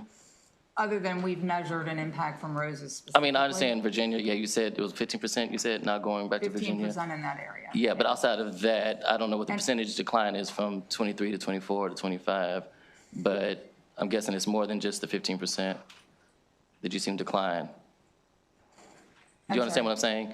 It was 15% going to Virginia, but I'm assuming, based on numbers, that you've seen a larger decline than just 15% from your casinos. To be clear, Delegate, the 15% is a decline in rated play from the area surrounding the Rose. Right. Casino. So it's not, I'm not talking about our revenues here. I'm talking about, well, I mean, it translates to revenues, but I'm talking about the number of players that we're attracting and the amount of money, revenue coming from those players. Right, and what I'm trying to get to is that the decline is not only from the Rose, but I believe it's also economy issues as well. As we've seen people tightening belts around not just that, but as the delegate was just mentioning, you know, we've taxed them like crazy on everything else, and we're running budget shortfalls. So, and we've seen government impact. But let's move on from there.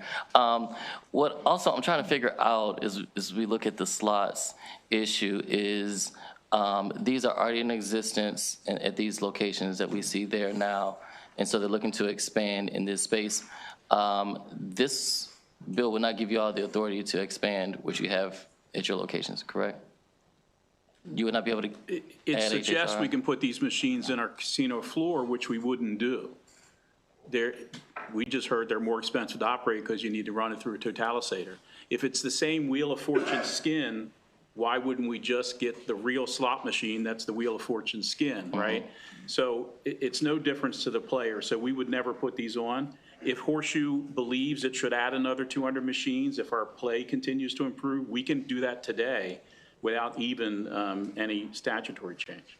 If you did implement and use the machines that they are suggesting, would the percentage that they're taxing on those be the same?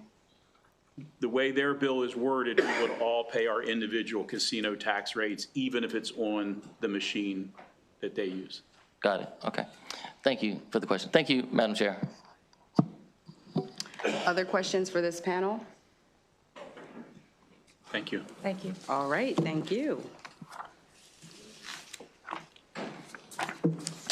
All right, I think all witnesses for this bill have been called, so that ends the bill hearing on House Bill 1240. Thank you so much.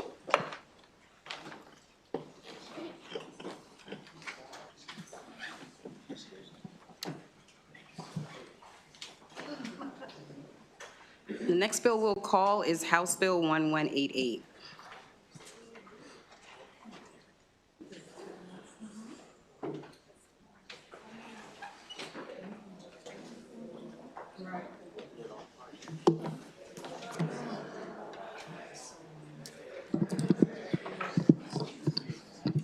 All right, Madam Chair, I'm good to go?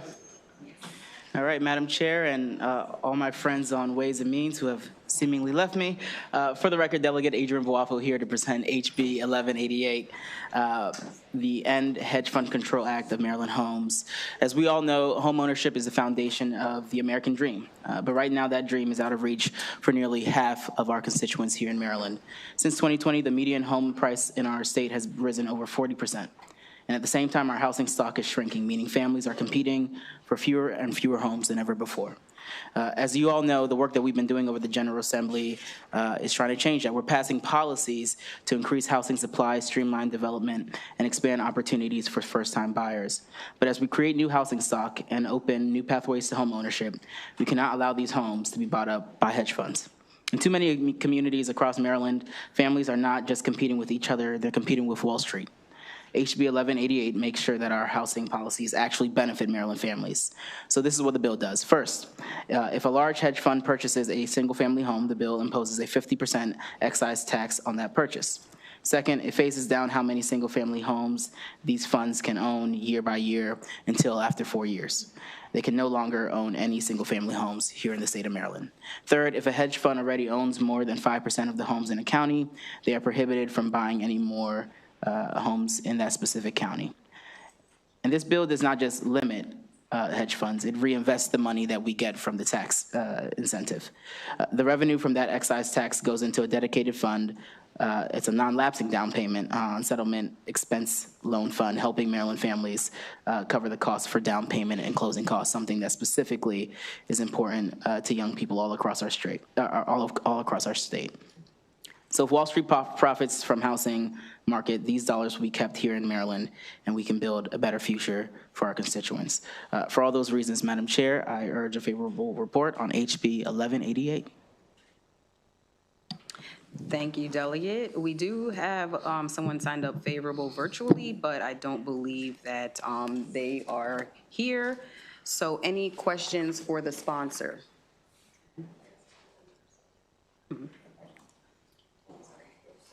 Okay, and seeing no questions, we do have two favorable with amendment. So the sponsor is excused, but Krista McGee, no problem, and Bob Enton, favorable with amendment.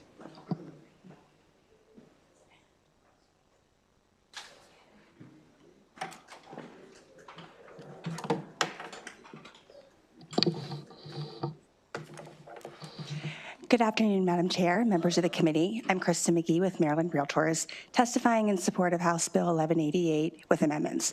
First, we have had conversations with Delegate Ombre over the years, and we really appreciate his willingness to amend this proposal from the original version, which was centered on the real estate transaction itself and would have negatively impacted home sellers. That is why we are here today favorable with amendments instead of opposed. We also appreciate the sponsor's attention to the growing concern about large institutional ownership of single-family homes. The impact of hedge funds and national-scale investors on housing supply, rent levels, and neighborhood stability deserves thoughtful review. However, as currently drafted, House Bill 1188 extends far beyond hedge funds and large institutional investors. It would apply broadly to smaller Maryland-based property owners who own a limited number of homes and provide essential single-family rental housing. These local investors are not hedge funds. They are often individuals or small businesses offering rental options to families who are not yet ready or able to purchase a home. Treating small Maryland property owners the same as national hedge funds would have unintended consequences. It could reduce the availability of single-family rentals, increase operating costs that are ultimately passed on to tenants, and limit the ability of local investors to acquire properties that large institutions divest.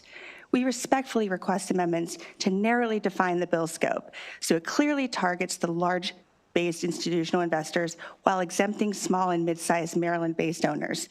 With those amendments, the legislation can address legitimate concerns without harming responsible local housing providers or the renters they serve. We look forward to working with the sponsor, and we respectfully request a favorable report on House Bill 1188 with those amendments. Thank you. Thank you so much for your testimony. I want to make sure Bob Enton's not here in the room. Okay, any questions for this witness? All right, seeing none, thank you so much for your time. Okay, the next bill that we'll call up is House Bill 1238.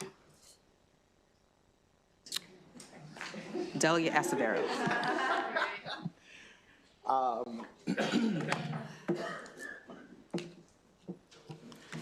There we go. Thank you, Madam Chair, members of the Ways and Means Committee. For the record, Delegate Gabriel Acevedo here to present House Bill 1238, which speaks to fairness, shared responsibility, and our moral obligation to protect the long-term stability of our state. House Bill 1238 establishes a one-time wealth tax on Maryland residents whose net worth exceeds $1 billion. HB 1238 is narrowly targeted, and it asks only the very wealthiest amongst us to contribute proportionally to the state that has supported their success. Maryland faces serious structural budget pressures. We're committed to fully funding the blueprint for Maryland's future, expanding access to behavioral health care, maintaining infrastructure, and protecting vulnerable communities. These are not abstract line items. They represent classrooms, counselors, roads, small businesses, and families who depend on us to act responsibly. The data shows that extreme wealth concentration has reached historic levels in our state and in our country. According to the Federal Reserve Survey of Consumer Finances, the top 1% of households now hold roughly 32% of total household wealth in the United States, while the bottom half hold about 2.6%. This growth has occurred alongside rising housing costs, student debt burdens, and stagnant wages for working families.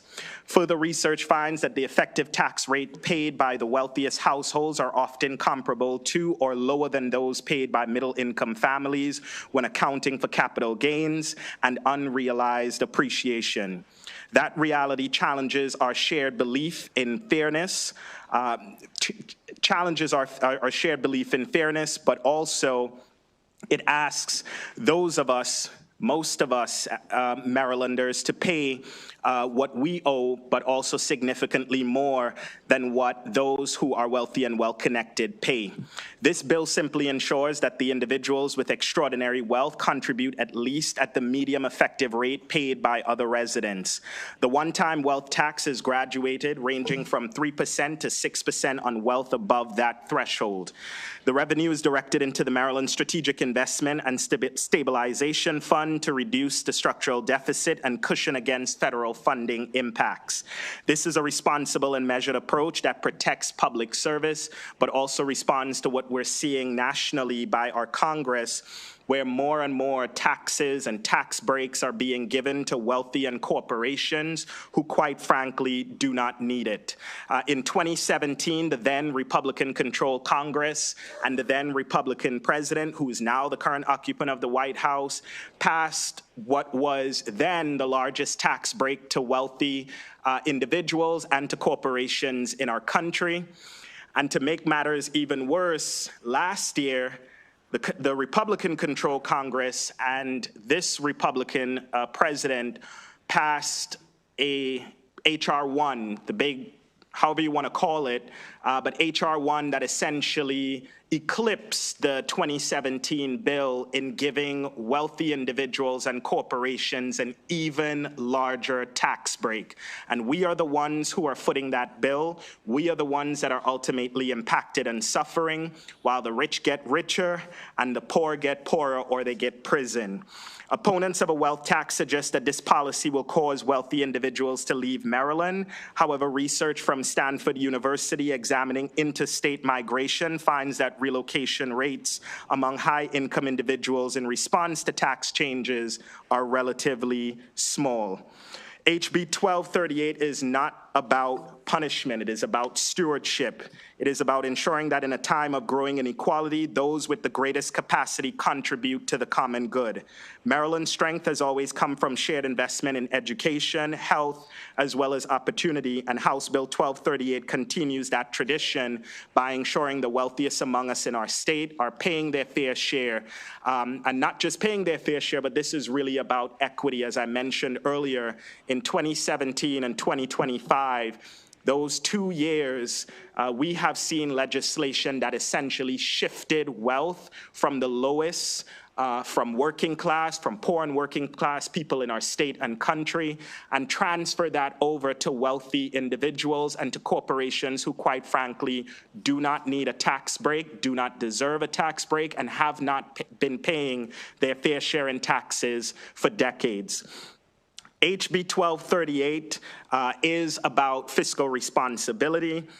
It is also about fairness, and it is also about the future generation. If we want to fund public services, if we want to fund these very important social services that all of our constituents rely on, it means addressing the very glaring issue that is staring all of us, and that is the fact that wealthy and corporations in our state do not pay their fair share, continue to not pay their fair share. So as a state, we lose out in millions and over time, billions of dollars that could otherwise go to very important investments. And so it is for those reasons, members of this committee, I respectfully urge a favorable report, and I'm happy to answer any questions related to the bill. Thank you, Delegate, for this bill. Any questions for the bill sponsor? All right, seeing none and checking to see if the virtual witness is not here. So in the case of no questions, that ends the bill hearing on House Bill 1238. Thank you. The next bill, House Bill 1256, Delegate Congolo. I'll undo what you just did. Okay. Good afternoon. Thank you, Madam Chair and committee. Before I get started, Jason Labarge was scheduled to participate virtually. However, he is stuck in a meeting, and his CPA, Kurt DeManna, is online. So I was wondering if it would be possible for Kurt to testify in Jason's place. We usually don't allow switches, but since it sounds like we do have him in there, that's okay. Thank you. I appreciate it. Thank you so much. We also have a Les Alexander. Yes, yes. So they're both online. Okay, yes. great. Thank you so much. Okay. I have been waiting, and I'm going off script right now. I have been waiting 8 months to present this bill. This day has finally come, and I am so excited. So for the record, I am Delegate Latoya Congolo, representing District 31, and I respectfully request a favorable report on House Bill 1256. It is no secret that Maryland is facing a financial crisis, with a budget increasingly dependent on higher fees and program cuts, yet lacking a clear strategy for sustainable revenue growth. House Bill 1256, the Angel Investor Tax Credit, offers a responsible and forward-thinking solution to address our growing state deficit. I've been in communication with the local chambers of commerce, the comptroller's office, Kelly Schultz, and several technology companies to gather input and build broad-based support for this effort, and it has been very positive support. So approximately 30 states, including several of our neighbor states, have implemented some form of an angel investor tax credit. After consulting legislators across the country, I've learned that in many cases, this type of legislation has helped transform state deficits into surpluses by stimulating economic growth, increasing business activity, strengthening the tax base, and even creating opportunities to reduce or eliminate certain taxes. If we're serious about making Maryland affordable, retaining and attracting new and small businesses in Maryland, we must create an environment that encourages investment and innovation. The Angel Investor Tax Credit is a strategic step in that direction. I would also note that unlike the other Angel Investor bill that was heard today, House Bill 1256 carries a $2 million fiscal impact compared to the $25 million required under the other proposal. This makes House Bill 1256 a more fiscally responsible and targeted approach to economic growth. This bill addresses the investment gap by incentivizing angel investors. Angel investors are local individuals who are willing to take a risk on Maryland startups. The bill offers a percentage-based credit against the state income tax for those who invest in qualified businesses. By offering a tax credit for investors, we ensure that the next great Maryland-born innovation stays right here in Maryland rather than moving to another state in search of early-stage funding. This credit will drive significant job creation by focusing on companies with fewer than 50 employees. By targeting specific sectors like life sciences and infotech, we are also protecting Maryland's economic security, diversifying our tax base, and ensuring our economy remains resilient against future downturns. This bill would incur minimal additional costs by utilizing our existing program infrastructure while simultaneously fueling Maryland's economy and positioning us at the forefront of the industry. And that is a conversation I have with our comptroller, by the way. So I ask for your support in keeping Maryland's innovation engine running, and I urge a favorable report on House Bill 1256. Thank you. Thank you so much, Delegate. I appreciate your passion and enthusiasm on this issue. Let's go with Mr. Alexander. Thank you, Madam Chair, and good afternoon, everyone. My name's Les Alexander, and I'm a business school professor and a venture capital and private equity investor, and I'm testifying in support of the proposed angel tax credit legislation, HB 1256. Angels play an extremely important role in the formation and growth of early-stage businesses. They provide the pre-seed and seed stage capital that is critical for a company's formation, yet can often be the most challenging to raise since these businesses are highly risky and quite fragile. The early stage company angels support are critical to the economy as they develop innovative products and technology solutions while creating jobs in their communities. Angels typically invest earlier in a company's development than venture capital and invest at dollar amounts that are smaller than most venture capital firms. The majority of angel investments fail. So given the perceived risk of investing in these early stage businesses, there is a limited pool of investors willing to provide this essential funding. Tax credits, such as the ones proposed in the legislation you are discussing, have been found to positively incentivize angel investments in those regions. In addition to the capital angels invest, they also provide support, guidance, and mentorship to the companies they invest in to help them grow and be successful. The amount of angel capital investment nationwide. Mr. Alexander, I do need, in Mr. Alexander, your 2 minutes have expired, so if you could just wrap your final thought. Sorry about my that. apologies. I'm sorry. I missed that. Thank you so much. Thank you. And we will go to the next virtual witness, please. If you can unmute or. Chair and members of the committee, thank you for the opportunity to testify today. My name is Kurt Demana, and I am a CPA with Labarge Financial, a Maryland-based firm that works with small business owners, entrepreneurs, and individual investors. I'm here today in support of House Bill 1256. From the perspective of a CPA who works closely with small businesses and investors, one of the most common challenges I see is the difficulty early stage companies face when trying to secure their first meaningful investment.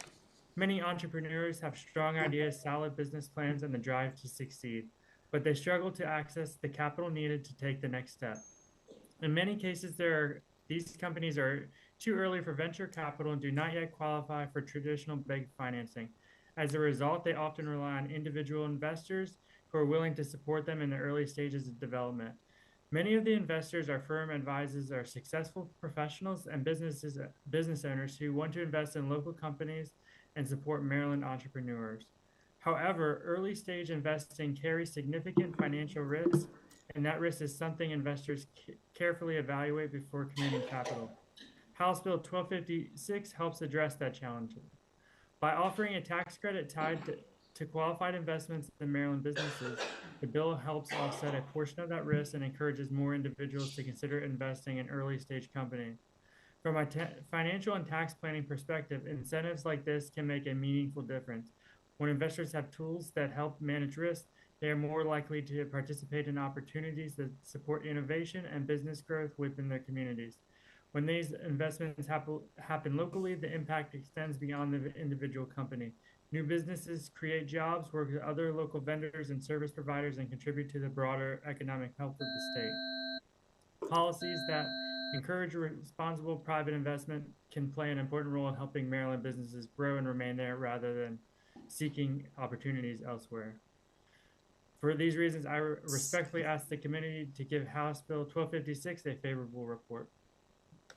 Thank you so much to both of our virtual witnesses for your testimony. Any questions for this panel?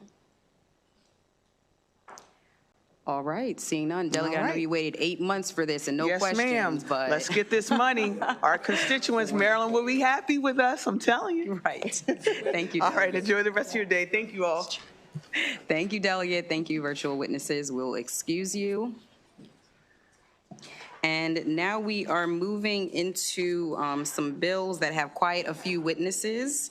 And so I will just take a moment to remind anyone that's remaining that we will, I'm sorry to interrupt anyone after your 2 minutes, but given the number of bills and witnesses that we have, you'll have 2 minutes. Sponsors do have unlimited time, but we ask sponsors to be mindful of their time, and everyone else will have 2 minutes to provide your testimony. We do thank everyone for waiting for hours to be able to testify. The next bill that we will take up is House Bill 1255, Delegate Young, Expansion of Commercial Gaming, Internet Gaming Referendum.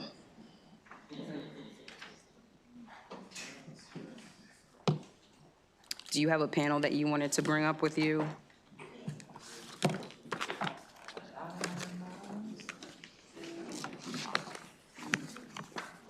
Colleagues. Delegate, I'm sorry, I just wanted to confirm if you wanted to bring up a panel or no. No, ma'am. All right. Okay, please proceed. Madam Chair, colleagues, Delegate Young, here with House Bill 1255, Expansion of Commercial Gaming, Internet Gaming Referendum. I come before you today not because I'm necessarily in love with gambling or iGaming, but rather to ensure that if we do move forward, when we do, we would do so in a thoughtful, competent manner, and that we would do so together. We are currently faced with the daunting reality, a projected $3 billion funding gap for the blueprint for Maryland's future by fiscal year 2030. This is not merely a budgetary challenge. It is a statutory and constitutional commitment that we've made to our students. One of the things that I've learned since becoming early childhood and special education subcommittee chair is, of course, the large amount of money that is missing from the federal government, particularly for special education. And so I present House Bill 1255, AKA the Internet Gaming Referendum, as a potential revenue generating vehicle to help us meet these obligations. My goal today is to ensure that you all understand my seriousness on this issue, my desire to do what is right for all Marylanders, especially our students, and to work with you to achieve that. The strategic intent of House Bill 1255 is to follow the established voter-first approach used in previous gaming expansions. This bill does not necessarily authorize iGaming. Instead, it creates a two-step process. First, a constitutional amendment when we go to the ballot in November 2026, and a second, a requirement that the General Assembly pass follow-up implementation legislation with the clear intent from the General Assembly that all state revenues from this activity be dedicated, or the vast majority, I should say, be dedicated to public education. As we evaluate this proposal, we must look closely, though, at the diverse testimony provided to this committee. In considering those who support this measure, we've heard from many community leaders and stakeholders, to include folk like Timothy Mayer, a former 5-term PTO president, Prince George's County. Supporters like him demonstrate that this is an essential tool to address the fiscal cliff, as he articulated in his testimony, of the blueprint. These supporters emphasize that Marylanders are already wagering substantial amounts on sophisticated offshore websites. The choice we face is not between gaming and not gaming. It's a choice between current unregulated risk, where Maryland as a state receives zero tax revenue and provides zero oversight, and a controlled system that we can supervise. They also point to the competitive pressures from Pennsylvania, New Jersey, Delaware, West Virginia, all of which were already moving in the digital space. And those who are paying attention, they're doing so right now in the General Assembly in Virginia. Conversely, we must weigh the significant concerns raised by some of our most important partners, like labor, the tourism coalitions, and public health experts. Organizations have highlighted the risk of economic substitution or cannibalization. This isn't a theoretical concern. Our casino model supports local communities throughout the state through local impact grants. Just in fiscal 2025, Live Casino provided $17.5 million to Anne Arundel County. Hollywood Casino in Perryville provided $4.7 million to Cecil County, 35% which of that went straight to the town of Perryville. And this type of support goes to things like public safety and infrastructure, and of course to support our schools. If in-person visitation does drop, these local funds would be directly impacted. Perhaps most critically, we've received powerful testimony from our labor unions. I want to be very clear, I very much support labor, and their perspective is very influential on me. UFCW Local 27, Unite Here Local 7, and the UAW Local 2503 have reminded us that our 6 casinos, including Horseshoe in Baltimore City, MGM National Harbor, provide middle-class stability for workers who often have high school diplomas or less. These are skilled trades, dealers, housekeepers, hospitality staff, whose livelihoods cannot be replaced by software. Opponents suggest that iGaming could lead to a loss of jobs, as tipped employees like table game dealers see their income structure eroded by mobile platforms that do not tip. As a sponsor of this bill, I believe in approaching this as a legislative steward. Somebody got to do this work in this committee, and I'm happy to step up and work with everyone to do that. And we must respond to those concerns with transparency and rigor. If the voters were to approve this referendum, the subsequent implementation legislation must move beyond simple displacement funds. We must prioritize robust worker protections, including retraining and job placement services as appropriate before harm occurs. Regarding social costs, we will need to listen to the Maryland Center on Excellence of Problem Gambling. They note how 24/7 access removes the natural breaks from the physical casinos, increasing risk of addiction and depression. Any final framework must mandate an effective, responsible gaming standard and real-time monitoring. Furthermore, we can address the transparency in how we deliver the revenue so that stakeholders can understand very clearly where the money is going.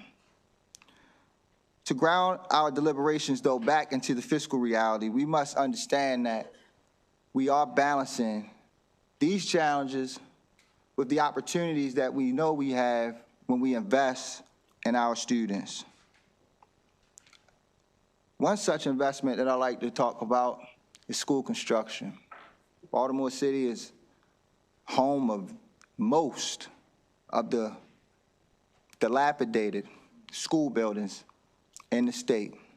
I got a school right in Delegate Addison's neighborhood, Sinclair Lane Elementary School. 40% of the lockers don't work. Imagine sending your child to school and they don't have a locker. Don't even make sense. House Bill 1255 offers a policy opportunity to generate revenue for things like special education, as I mentioned earlier, which we know is a major driving force for our local education budget strains and our LEAs. We can do this without raising broad-based taxes. And we can do so while balancing the potential impact on our hospitality designations. These are steep challenges, but it is one that I know that we together can overcome. In closing, HB 1255 is not merely a final mandate, it is a request to let our constituents decide the future of our state. I'm fully committed to working with this committee, with our labor partners, with the tourism industry, with lottery and gaming, and all stakeholders to refine amendments and ensure that any implementation language is protective, transparent, and that we can achieve all of our goals. Thank you, Madam Chair, members of the committee, for your time and your thoughtful evaluation of this complex issue. I urge a favorable report. Thank you so much, Delegate. Are there any questions for the sponsor of the bill? All right, what kind, colleagues? Thank you so much, Delegate. We do have a few witnesses. So we will take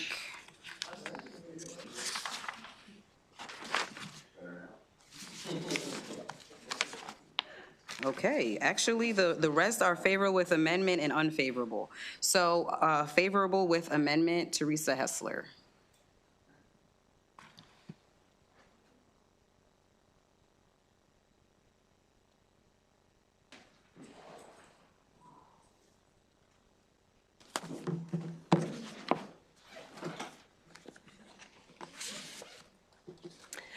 Good afternoon, Chair Wilkins, Vice Chair Feldmark, and members of the committee. For the record, my name is Teresa Hessler, and I'm here today representing High Roller Technologies. We are in support of House Bill 1255, but respectfully ask for amendments to be included.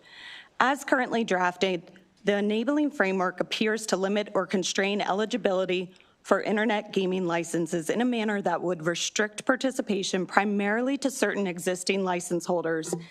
If the statutory language adopted prior to referendum approval narrowly defines who may apply for or receive an iGaming license, Maryland risks establishing a closed or semi-closed market structure. This is particularly significant because once voters approve a constitutional expansion of gaming, the scope of that authorization is tied to the language presented to them. The language in both House Bill 1255 and any legislation legalizing iGaming must have parity, allowing for both competitive market opportunities and the right framework and technology implementation. This would help ensure that the state captures the full economic potential of this emerging sector and would allow for participation from qualified entities and equal opportunities for state-based minority business enterprises. I've included my full suggested amendments in my written testimony, but to touch on them briefly, these include 1, the expansion of language and eligibility applicants, 2, an open competitive licensing structure, 3, language for regulatory flexibility, and 4, clarifying language to avoid future barriers. To ensure the referendum achieves its intended purpose and avoids unintended structural limitations, we respectfully ask that these are adopted, and we thank the sponsor and committee for their consideration. Thank you. Thank you so much for your testimony. Colleagues, questions? Delegate Miller. Thank you, Madam Chair, and thank you for being here. I'm not familiar with your platforms. Do you represent a variety of different, or is it just your group per se with High Roller Technologies? So it's just my group with High Roller Technology and our partners here in Maryland. Okay. Do you use so you have online betting, platforms, gaming, the whole, like what scope is your iGaming? It's online gaming. I'm happy to send you our full portfolio and provide any additional information from my client. Okay, that would be great. So some of the questions that I would have, and if you don't know the answers right now, is how AI is used, what you've seen as far as the high rate, as far as addiction, what kind of algorithms that you use to track or either exploit players' behaviors or vulnerability, particularly with quick timing bonuses, things like that, how much free play or bonuses are given out. Like when you're using the virtual slot technology, and do you have like a near miss feature where it's like right on the line? And again, please feel free to, this is like my stream of consciousness of thinking these. And then protections on player age, age protections, how you verify, and your 24/7 online access, how you would assess if someone does have problem gambling tendencies, or if someone else took their phone and was able to log in. The high volume, how many bets, how, like at what, is there any cutoff that you all have? So feel free to pick any of those and answer, or get back to me. I asked lots of questions. See, you always want me to ask the question. That was lots of them. Those are great questions, Delegate, and I certainly appreciate it. I will get you all the answers. I know that addiction resources and all of the things you touched on are very important to my client, and I know we have a ton of information. I will be happy to share answers to you and to the committee, and we'll get those within either tonight or sometime within the next day or so to you. I appreciate it. Thank you very much. No problem. Thank you, Delegate. Any other questions? All right, seeing none, thank you so much. Good to see you. Thank you.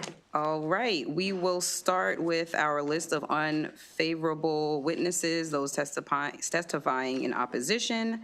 Ruth Toomey, Josh Baker, Bobby Jones, Tracy Lingo, and Heather Eshelman.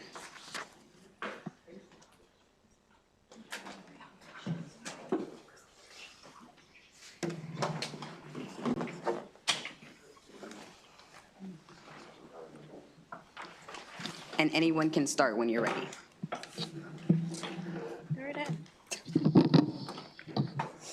Hello, thank you, Madam Chair.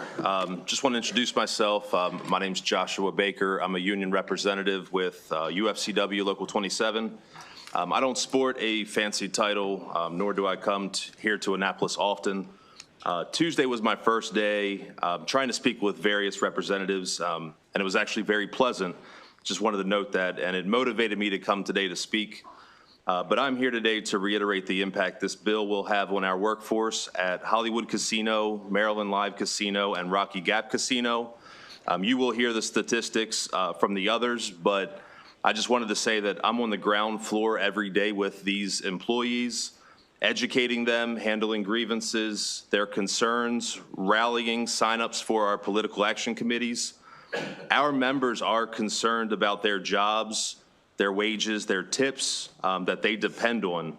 There will be less foot traffic in these facilities.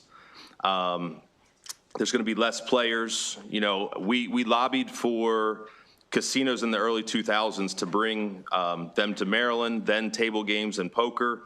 We did something great for the state, and really more so for the people of the state. We do urge you to oppose the bills for iGaming.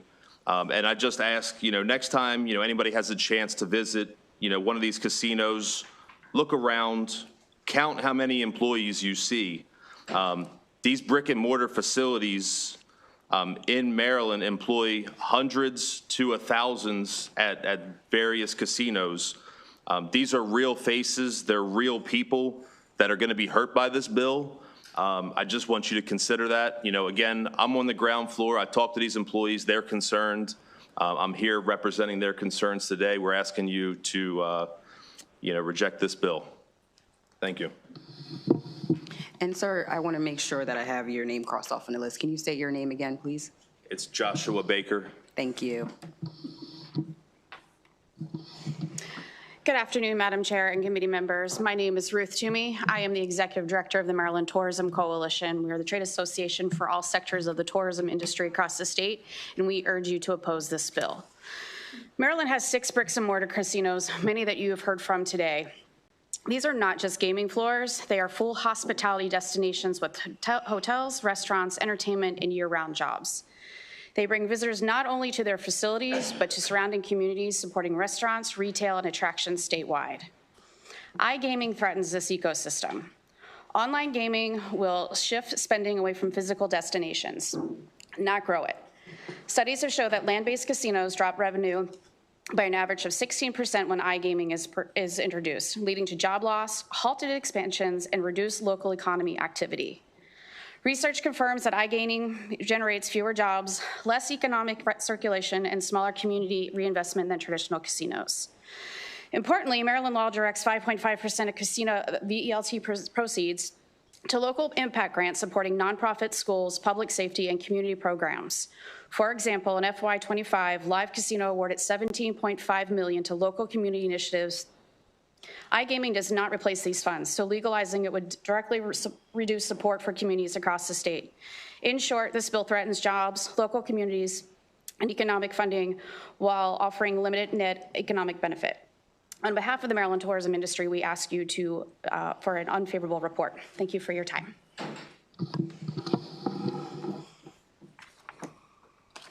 Go forward. Hello, all of you Ways and Means Committee who's seen me many times. I'm Heather Eshelman, Director of Operations at the Maryland Center of Excellence on Problem Gambling. I wasn't director for very long. I've only been in this role for a few months. Before I was director, I was the prevention manager. So I was a staff of 1 that would go out to the schools if someone requested and do education among the students on problem gambling. So as I can say, I've been with the center 7 years. I used to knock on doors, please, can I come in and do a presentation on problem gambling with your students? This week, I got 6 calls, and I would say this whole year, I get at least 2 or 3 a month. Now, high schools having us, please come in, we're seeing students on their phones, gambling in school. So this has become a problem. And then also 2 years ago, I was tasked with reaching out to the colleges and universities. The Maryland Department of Health, who funds us, said they're the ones that the data is showing have the problem, so we need to reach out to our colleges and universities. Well, I didn't have any contacts there. I completed a list of president's offices, counseling centers, and very quickly notified them. I am now working with 19 colleges in less than 2 years. They want us there. We give them a little grant of $5,000 up to $15,000 to work with us, but they are engaging with students in public awareness on campus just to notify them of the problems. So basically, public health science says that if something is legalized, it is safe. Legalizing iGaming gives a message that it is safe, that's not risky, and that it's safe, and that's what our youth are seeing. So we are encouraging to vote an unfavorable report to House Bill 1255. Thank you. Good afternoon, Madam Chair and members of the committee. It's great to see everybody again. My name is Bobby Jones. I am the general manager of Ocean Downs Casino on the eastern shore of Maryland with our racetrack. And I'm here because I live and work in the community with our 350 team members. iGaming in Maryland, we oppose because we've seen firsthand what the negative impact can be on our facility in Pennsylvania. Presque Isle has experienced a 15% loss in revenue, and that impacted and had a 40% loss of our workforce. iGaming in Maryland will threaten the good-paying jobs that we have that provide health care and retirement benefits for all of our team members. We're also very concerned about what you heard earlier today, the impact that it's going to have on problem gambling. Where our staff that we train can monitor that within the brick and mortar casinos, that can't necessarily be done online. and will put a strain on our families and the community. Finally, we'd like to limit our ability to invest in long-term improvements at our facility if iGaming is passed that will grow tourism and help provide taxes for our local community. For these reasons, we would like for you to say no to iGaming and to House Bill 1255.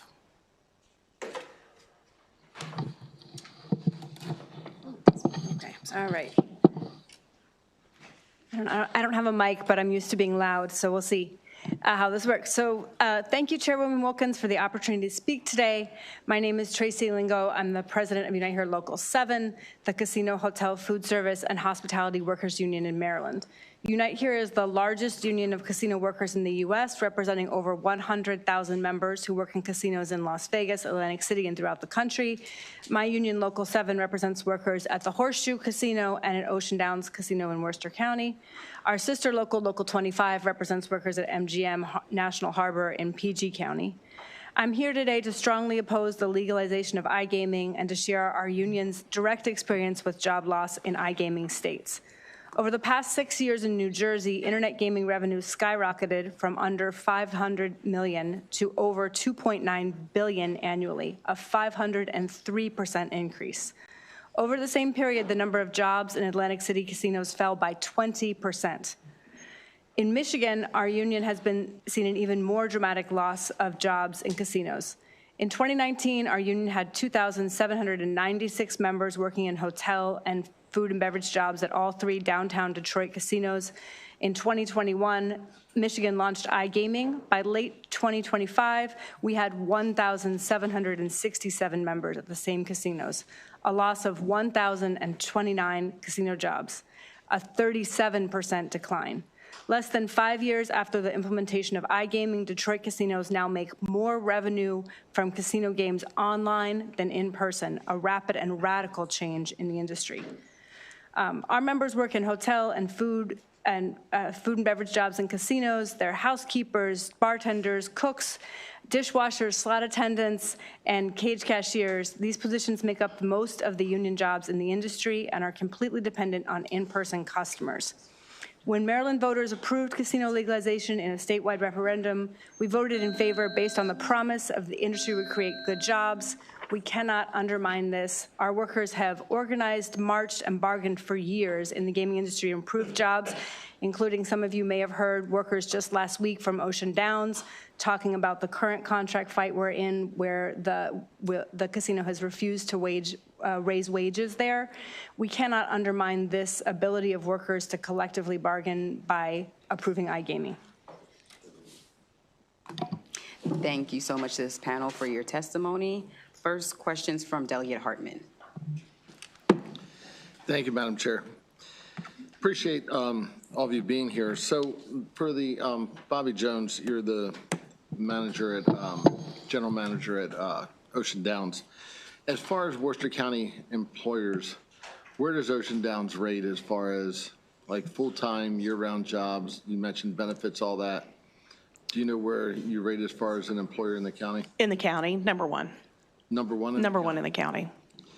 That's awesome. And we have things like the hospital, large hotel groups. And you had said if this happens, you're going to lose foot traffic, lose employees. What percentage are you anticipating? Well, we can base on what our Prescott property has done, which is in Pennsylvania, which is around 40%. 40%? Mm-hmm. I think you said 37 is what happened in Michigan. So 37, 40%. Well, you also mentioned about people in the casino. There are certain things you can do to help problem gamblers and so forth. What are you referring to? Just the personal touch, just you're not going to get online. So we go through training.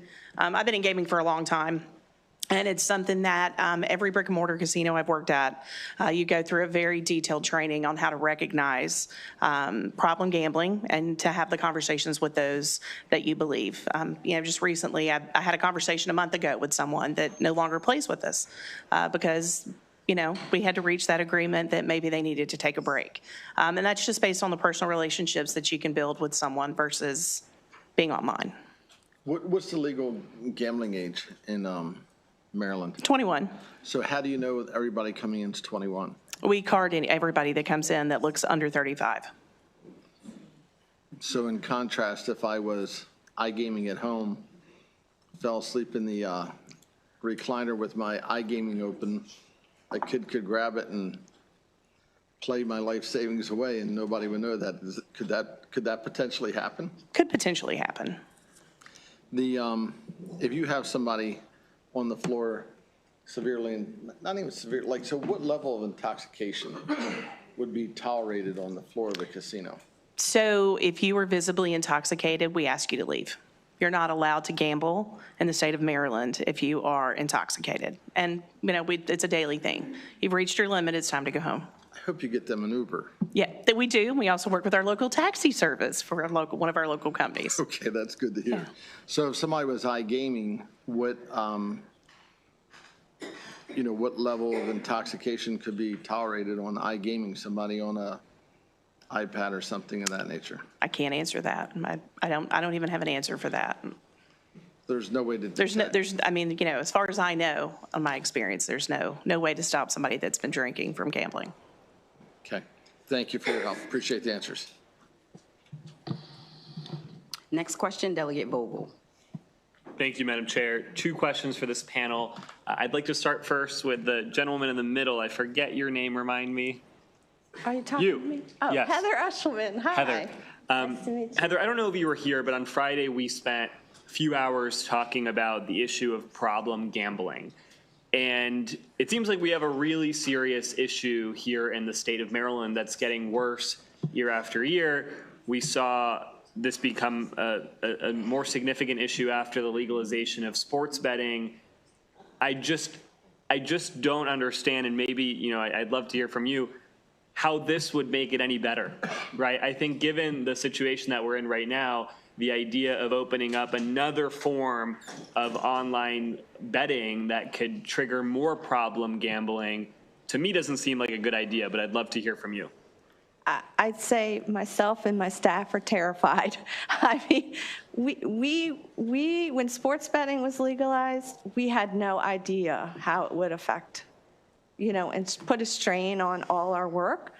We're doing the best we can. And like you said, Friday, there's lots of community partners we work with. I mean, we work closely with Ocean Downs, and we're happy to do that. We have a lot of support. But yes, if iGaming is to legalize, I think that it's, again, going to wreak havoc. And we'll just, as a public health concern, some of the calls we get for suicidal individuals, and just, if you were here earlier when Michael testified for Delegate Miller's bill, I mean, people are losing thousands of dollars quickly. Mm-hmm. So it's the pace of the gambling and the access that is very concerning. Thank you, Heather. And then Bobby, for you, and it's good to see you. And I've made my position on iGaming pretty clear over the years, and I appreciate the conversations that we've had. I do just want to note, while we have you here, I think this is the one opportunity that we have to speak to you all. I share your concern over the loss of good-paying jobs in the state of Maryland, and we want workers in our state to have those good-paying jobs. And you can touch on it, you can respond, but I just want you to know I am closely following the situation at Oceans Down. I have another bill regarding captive audience meetings in the state of Maryland that we're looking to ban those captive audience meetings, which I know Oceans Down has held several of. I'm continuing to closely monitor the situation involving your workers and their push for a fair agreement. So just wanted to make that clear. Thank you. Excellent. But feel free to chat afterwards if you'd like. Thank you, Delegate Griffith. Thank you, Madam Chair, and thank you for being here. Rarely is there a bill that are really good arguments made on both sides, and I think this is one of those. I guess my question is, and forgive me because all the testimony kind of runs together, somebody testified upon the fact that students are participating in iGaming now or gambling online at high rates. Is that due to folks gambling in these illegal online markets? Well, since it's illegal in our state, they're obviously accessing it illegally. So I guess my question is, are you looking to ban that practice, or so I guess my question, what would be your solution to how to handle that? Because obviously we don't want Right, I kids know the playing around Maryland legally. Lottery is trying to address that. It is kind of like playing whack-a-mole. I think they pop up quickly, and it's really hard to manage that. I mean, we're not an enforcement agency, but I think that, more support for the Maryland Lottery to continue to enforce, like those that are operating illegally, is key. No, that's been There was Sorry, go ahead, go I ahead. was just to say, there was an article, I believe, that came out when I was waiting to testify, that the mayor of the city, and they are prosecuting or are going after to prosecute several of the companies that you're referring to. Yeah. All right, thank you very much, I appreciate it. Any other questions for this panel? All right, seeing no other questions, this panel is excused. Thank you. Thank you. Thank you. All right, next witnesses, Eric Eitel, Stacy Carter, Ellen W., Mark Stewart, and Sarah Price.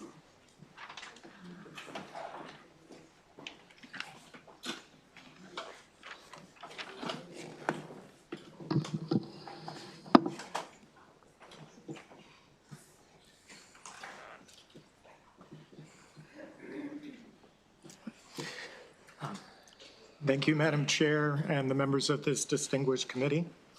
I appreciate the opportunity to testify.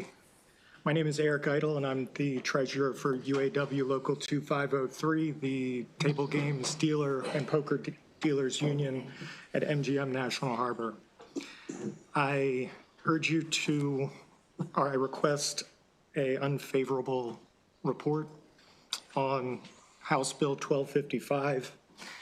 My concerns center on transparency of this specific bill, timing of education funding, and whether voters are being given the full picture. First, the way the referendum is written strongly implies that gaming tax revenues will be immediately and meaningfully directed to fund education.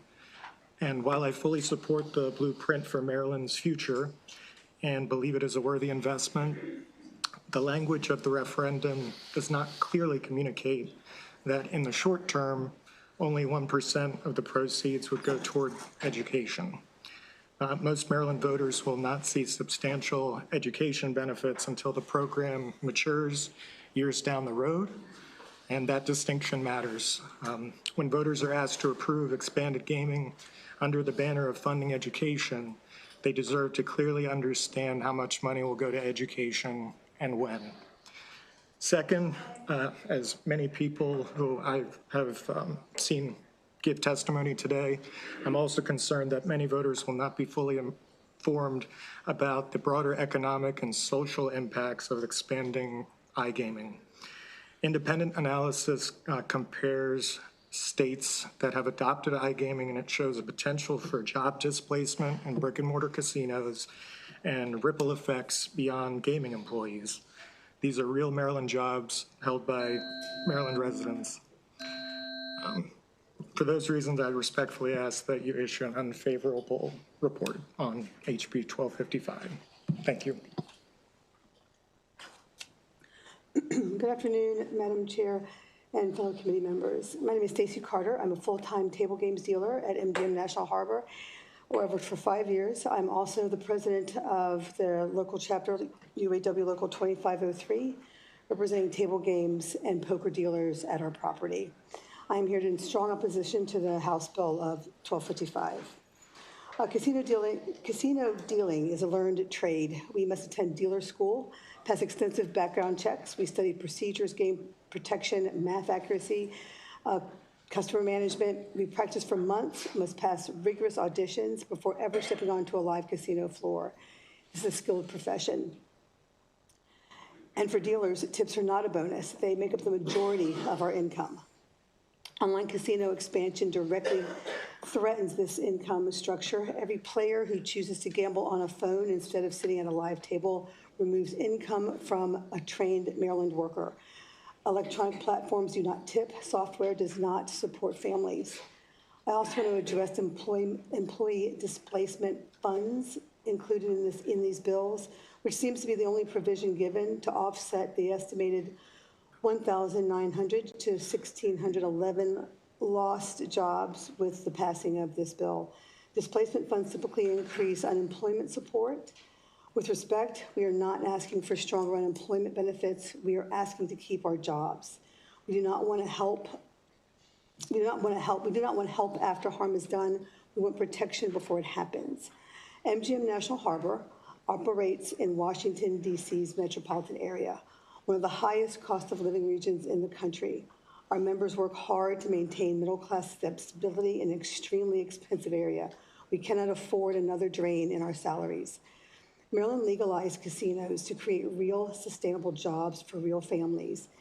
I and the people I represent are not line items on a fiscal note. We are parents, we are homeowners, we are taxpayers. We build our lives around the promise that this industry would provide stable in-person work. Please do not replace skilled Maryland workers with software. Please protect the jobs you help create. Thank you. Madam Chair, Madam Vice Chair, members of the committee, thank you. Mark Stewart for the Cordish Companies and Live Casino. iGaming is fundamentally different because of the smartphone. It's engineered to be addictive. The games are also designed differently. And on top of that, the entire business model is to keep people in the app as often and as long as possible. Constant push notifications, bonuses contingent on excessive play, and more. The Sports Betting Alliance has testified in other states that they want people in the app 10 times a day or more. The results are predictable. iGaming is 10 times more harmful as per Harvard University and Morgan State University.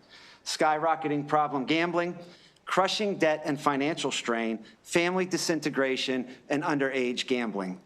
There is no evidence that online sports betting or the few states with iGaming that so-called safeguards can fix iGaming.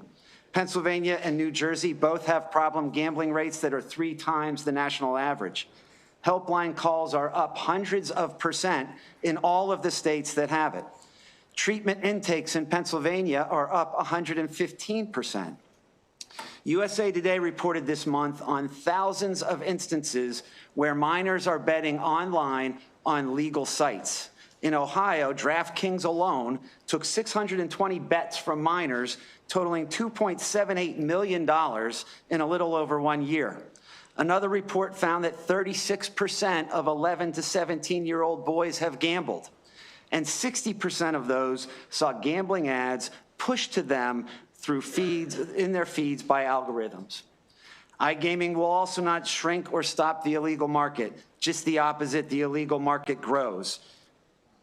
And as a result, the amount bet per capita and the harm per person and family and community also grows.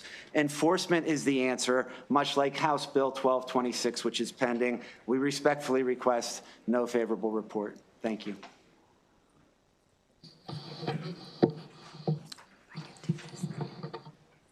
Good afternoon, Chair Wilkins, again, and members of the House Ways and Means Committee. My name is still Ellen W., and I am still the mother of a problem gambler. From the depths of my soul, I beg you, please oppose HB 1255. While I respect the work you do to improve our state and raise revenue, this bill will exponentially expand the gambling addiction problem, creating a larger need for more services, more supports for gamblers and their families, while wreaking havoc on our families and communities at large. While I am only one mother testifying before you, trust me, I represent thousands of mothers, fathers, wives, husbands, children, and friends, all within Maryland, who will be devastatingly affected by what occurs if 1255 passes. Families' lives will be ruined by easy access. While I know this sounds hyperbolic and exaggerated, it's an understatement. Accessibility to gambling is key to having this addiction spiral out of control. Gambling is a silent addiction and is totally misunderstood. With the addictions of drugs, alcohol, pills, there is always visibility. You can see it in the walk, hear it in the talk, or see it in the addict's eyes. With compulsive gambling, silence. You can be sitting on the couch next to your beloved gambler and know nothing as they gamble thousands of dollars away.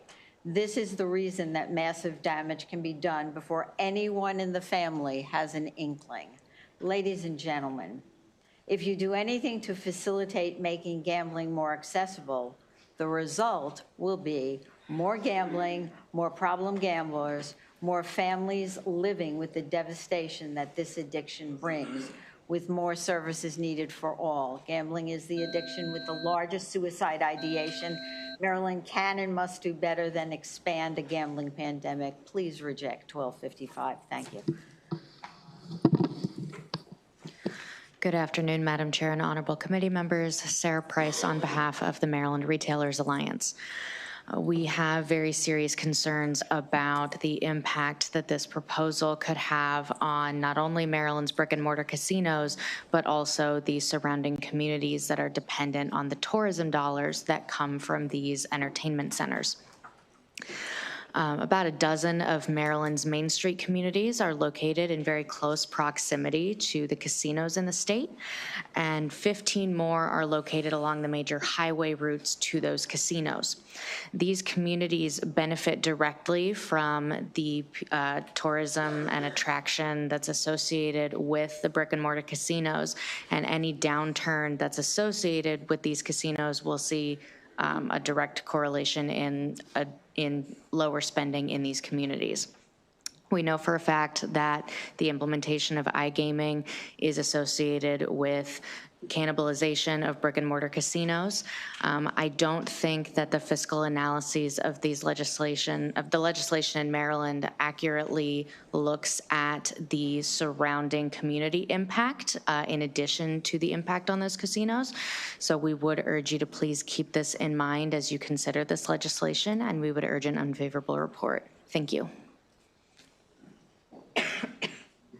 Thank you so much. We do have some questions. Let's go to Delegate Buckle. Thank you, Madam Chair. I have a question, really, I think, for Mr. Stewart on behalf of Maryland Live and its operator. We talk a lot. You've sat here for a while this afternoon. You've heard us say cannibalization, a million times. What differentiates, your casino, your entity, one of the big three, seem to have a different perspective on cannibalization as opposed to the other two largest casinos. MGM and Caesars have suggested in written testimony both this year and in prior years that they're accepting of iGaming, that they recognize that there might be some cannibalization. But your position is it's not. And I was always taught in law school there's cui bono, who benefits is the Latin phrase. And so are we talking about we're okay with cannibalization if I'm the same company getting the money? So I'm getting the money if you're brick and mortar, and I'm getting the money if you're doing it on your iPhone, as opposed to, your company does not directly, do you directly operate a online? In one state. In one state. But you don't operate a multi-state platform, anything of that nature. Do you believe, and as your analysis suggested, that there will be significant cannibalization to the brick and mortar casinos if we were to do this? Thank you for the question, Delegate, and through the chair. Yes, absolutely, there will be cannibalization. An official with Deutsche Bank said it's so overwhelmingly obvious that there is cannibalization that Deutsche Bank stopped taking the debate seriously long ago. The Innovation Group, which is an independent third-party consultancy that did the study for the lottery back in 2023-24, they had initially told lottery there'd be a 10% cannibalization rate. They came back and updated their findings in 2025 and said that there'd be a 16% rate of cannibalization. If you look at the actual experience from Pennsylvania and you look at the casinos that were open prior to iGaming and after, and then through 2024, it's about a 26, 27% cannibalization rate. So there will absolutely be cannibalization to the brick and mortar casinos in this state, which will trickle through and impact the jobs that were noted by the prior panel. That was kind of my point, and the prior panel and Ms. Price's point is that the state revenue works out the same because we get the cut whether you lose $100 on your iPhone or lose $100 in a brick and mortar casino. We generally get the same formula cut. But all the other things that happen in iGaming don't happen if you're in a brick and mortar casino. You don't go to dinner. You don't get a drink. Your casino, I believe, has a hotel that's now attached to it, as does MGM, as does Rocky Gap, where I live. That they're attractions, so to speak. They're places people may choose to go for a day or two for vacation, more so than just gamble. We don't get any of those things if the person's urge to gamble is being satiated with an iPhone. Is that fair to say? Absolutely fair and correct to say. You don't get additional non-gaming tax. There's lost gaming tax revenue. Then you're going to lose non-gaming tax revenue because of the lost jobs, because of the loss of visitation and tourism. But frankly, the state's also going to lose out from iGaming because the social costs are so severe that there will be a greater demand on social services. And that will impact what the state spends on children and youth services, criminal justice, homelessness, of course, problem gambling and the like. So really, the net impact of iGaming, there's no material benefit to the state. It could end up upside down. Thank you for the perspective. Thank you. All right, other questions? Delegate Griffith. Thank you, Madam Chair, and thanks for being here. I believe your name is Eric? Yes. You brought up an interesting point that I'm not sure we've spoke enough about the ballot question. We had a pretty contentious debate a few years ago about a ballot question, and there was some discussion on was that ballot question clear enough and communicated to the voters, right? And so whatever happens with this legislation, I think it's very important that the ballot question is very, very clear and transparent of what will happen. Have you contemplated, if you were the one to write the ballot question, what would it say? I would just exclude the part about it being used. I mean, the specific language says that it's used for designated purposes, including education. I would just exclude that part. Would you exclude it or clarify it?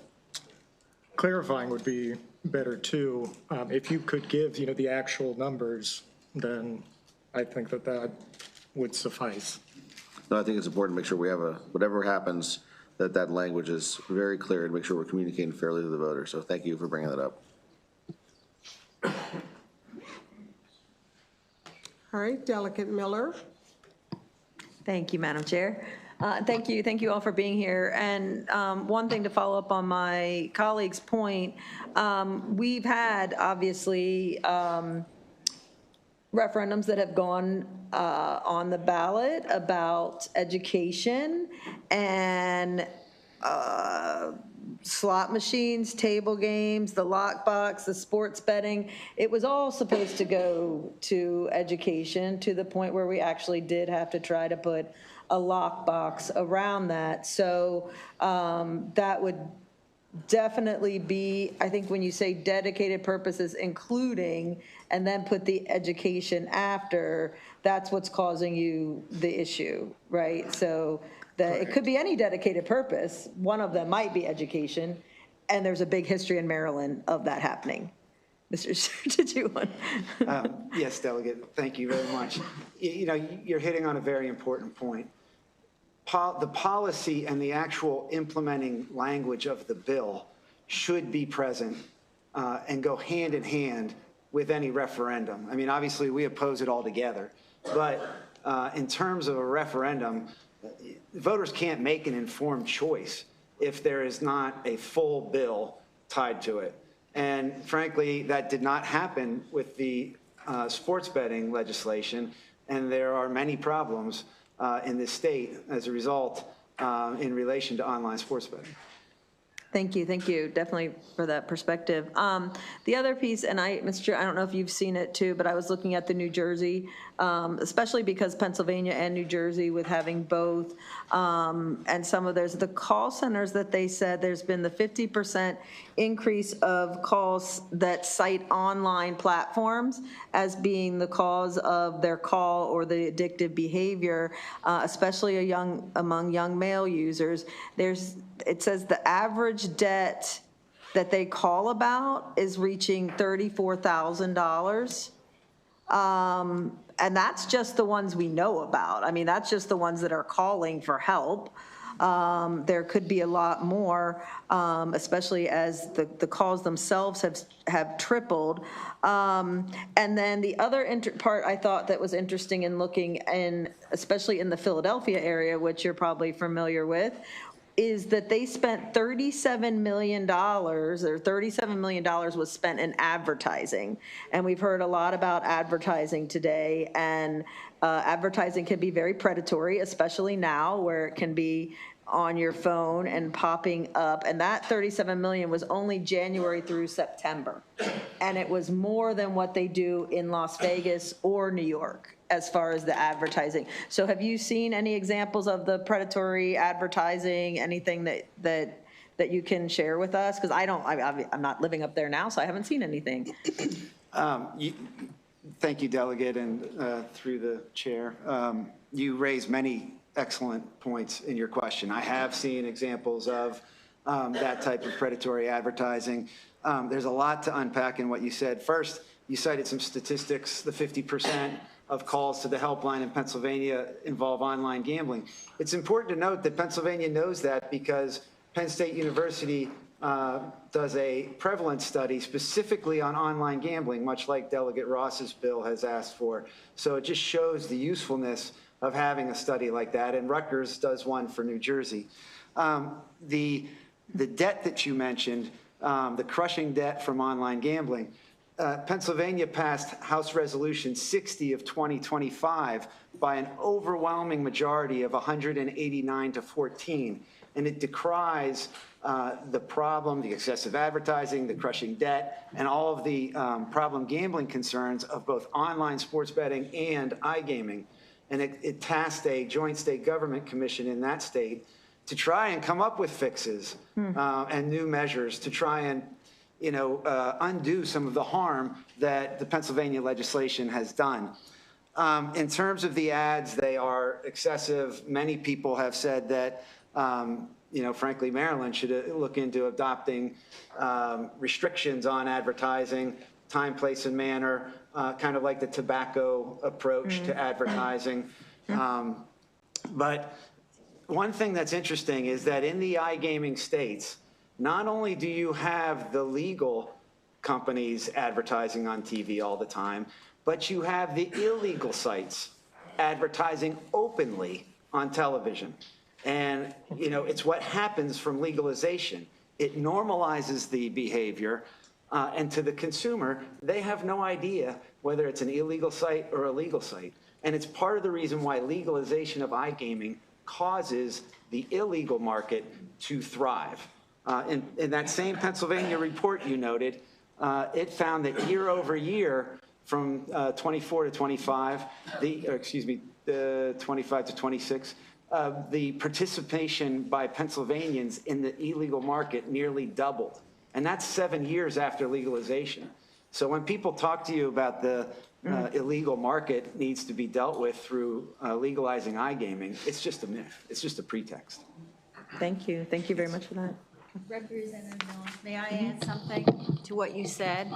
You said when people call in, when gamblers call in for help, and they say they have I think you said $35,000 in debt.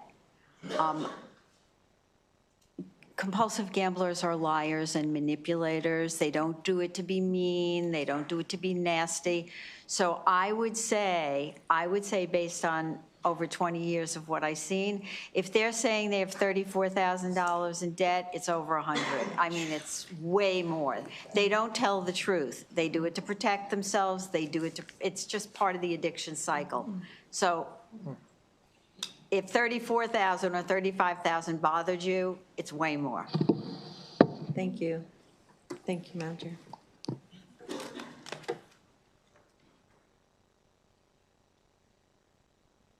All right, seeing no additional questions for this panel, thank you so much for your time. Thank you. Next up, and if you've already testified and I call your name again, you can just go ahead and disregard. Shane Sterry and Donna Edwards. And then we also have virtual witnesses who signed up, Oliver Berry and Brianne Dora Shawal.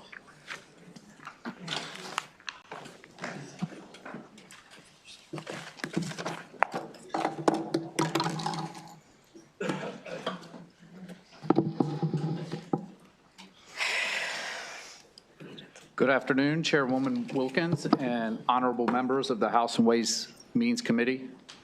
My name is Shane Sterry. I'm the Assistant Vice President for the Seafarers Entertainment and Allied Trades Union. Between Hollywood Casino Perryville and Maryland Live Casino, our union represents well over 1,000 workers in the state of Maryland. We also represent thousands of casino workers across various other states. As a union representing casino workers, we have firsthand experience with the realities of internet gaming expansion.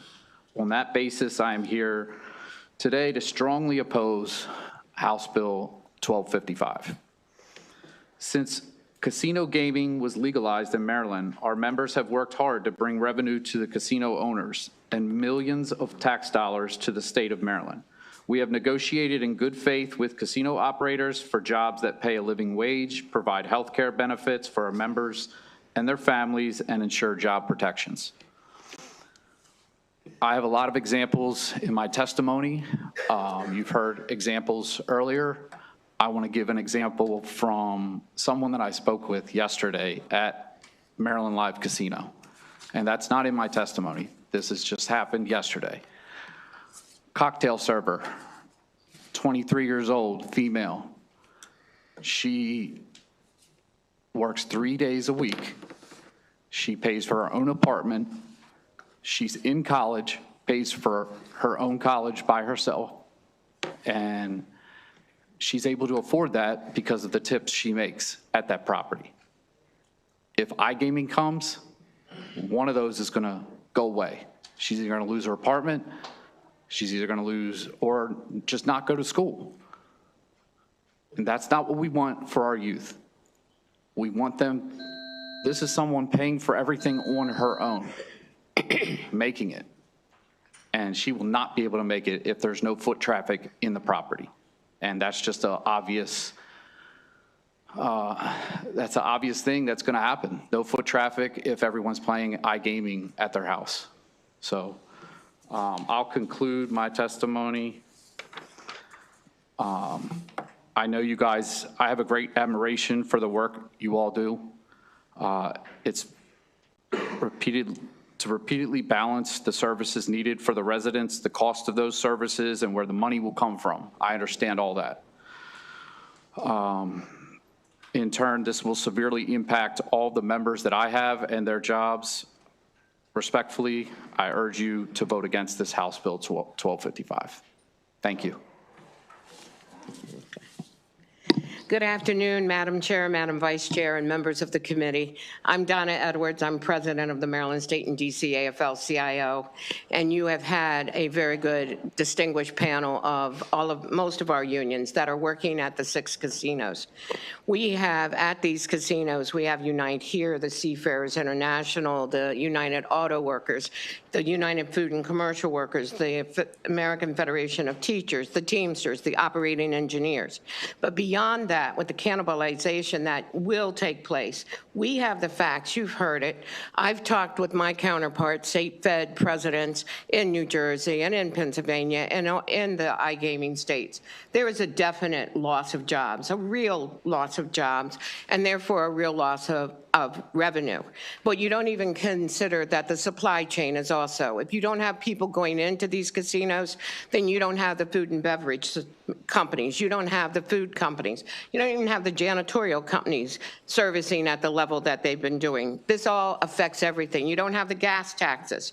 So all of these things need to really be taken into consideration.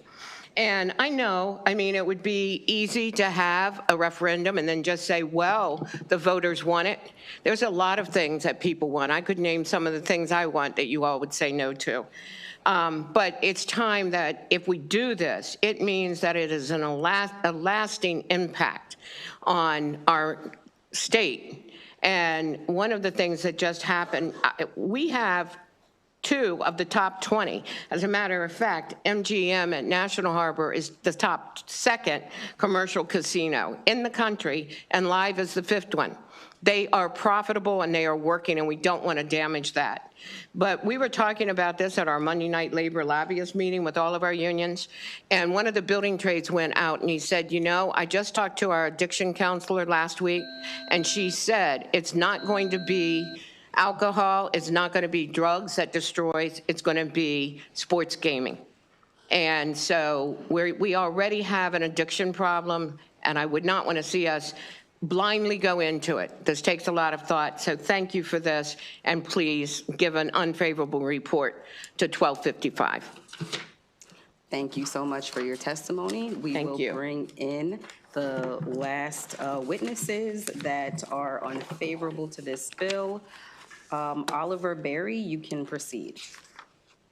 Thank you, Madam Chair and members of the committee. My name is Oliver Berry. I'm here on behalf of the National Association Against iGaming in opposition to House Bill 1255. The polling in Maryland is decisive. After voters learn what iGaming actually is, 24-hour access to slot machines and casino table games from a phone, 71% oppose legalizing it, including a strong majority who strongly oppose. At no point in the survey did support exceed 25%. Marylanders understand what this bill would authorize: full-scale casino gambling available 24/7 in every pocket, on every phone.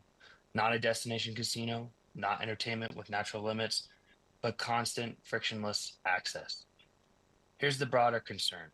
Across the country, lawmakers are debating and passing restrictions on social media because of addiction and mental health concerns tied to constant in-your-pocket access.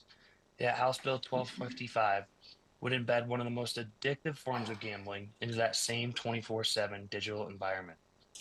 We are questioning whether teenagers should have unlimited access to Instagram and TikTok, but this bill would authorize slot machines and blackjack on every smartphone. For these reasons, we respectfully urge you to reject House Bill 1255. Thank you. Thank you so much. The next virtual witness can begin. Okay. Thank you, Madam Chair, distinguished members of the committee. For the record, my name is Brianne Dora Schwal.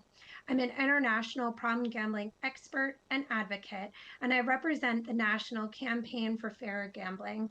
We strive to raise awareness of gambling-related harm, ultimately doing all that we can to prevent and reduce it.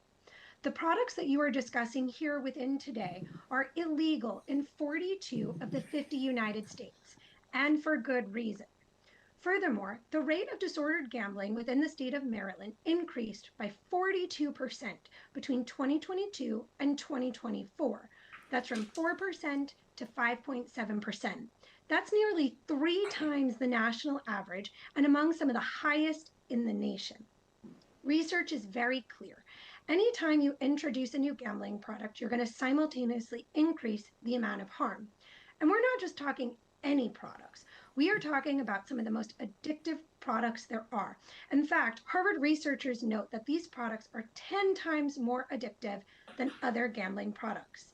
And whereas online gamblers are 8 times more likely to report problem gambling, the cost will be significant and they will be human in nature. In fact, individuals that develop a gambling problem are 15 times more likely to die by suicide. There are clear documentations of increases in domestic violence, child neglect, and homelessness, just to name some of the few. A 2024 survey from the New Jersey iGaming market found that the state is incurring $350 million annually in social costs from these products alone. Another survey out of the state of Connecticut found that the gambling industry was arriving at 70% of its revenue from 7% of the population, 1.8% having an addiction, and the remainder being at risk. The current business model for iGambling appears to generate most of its revenue from the vulnerable few. For this and many other reasons, we appreciate your consideration to reject this proposal. Thank you. Thank you so much for your testimony. Any questions for this panel of witness colleagues? Thank you very much. Thank you. You're excused. Was there anyone else who signed up unfavorable who has not gotten a chance to testify? Making sure I didn't miss anyone. Okay, I'm going to pause this hearing for a moment to put something on the record, because the fairness and transparency of this committee is of utmost importance, and I want to make sure that for the record, for colleagues and the public, and anyone who is interested in testifying on this bill, that we are transparent and that we are fair. Both bills on iGaming today, House Bill 1255 and House Bill 1243, were both noticed for hearings on February 12th. February 12th. From the outset, House Bill 1343 was listed as sponsor only because it is a reintroduction, it's a full reintroduction of a bill that we have heard. This bill that we are hearing now, House Bill 1255, has been listed as open to witnesses since February 12th. That has never changed, not a single time. So I understand that there was some confusion about this hearing being sponsor only. And as a result of that, there are some people who perhaps did not get to testify favorably. But I do want to state for the record that since February 12th, the position of this bill has not changed, which is for it to be open to testimony. But with that said, we never want it to be the case in this committee that people who want to speak in favor and opposition don't get the opportunity to. And so if there's anyone who is present that would like to testify on the record favorably, I welcome you up to testify, and we will accept any written testimony on this bill, unlimited, and make sure that it comes to the committee members. Is there anyone who is present in favor of the bill who would like to testify before we close out this hearing?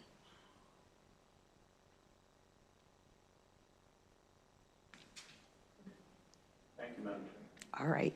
Well, thank you so much. I'll be sure to make myself personally available to anyone who wants to discuss this bill further. With that said, that ends the bill hearing on House Bill 1255. The next bill is sponsor only. Delegate Young, House Bill 1343.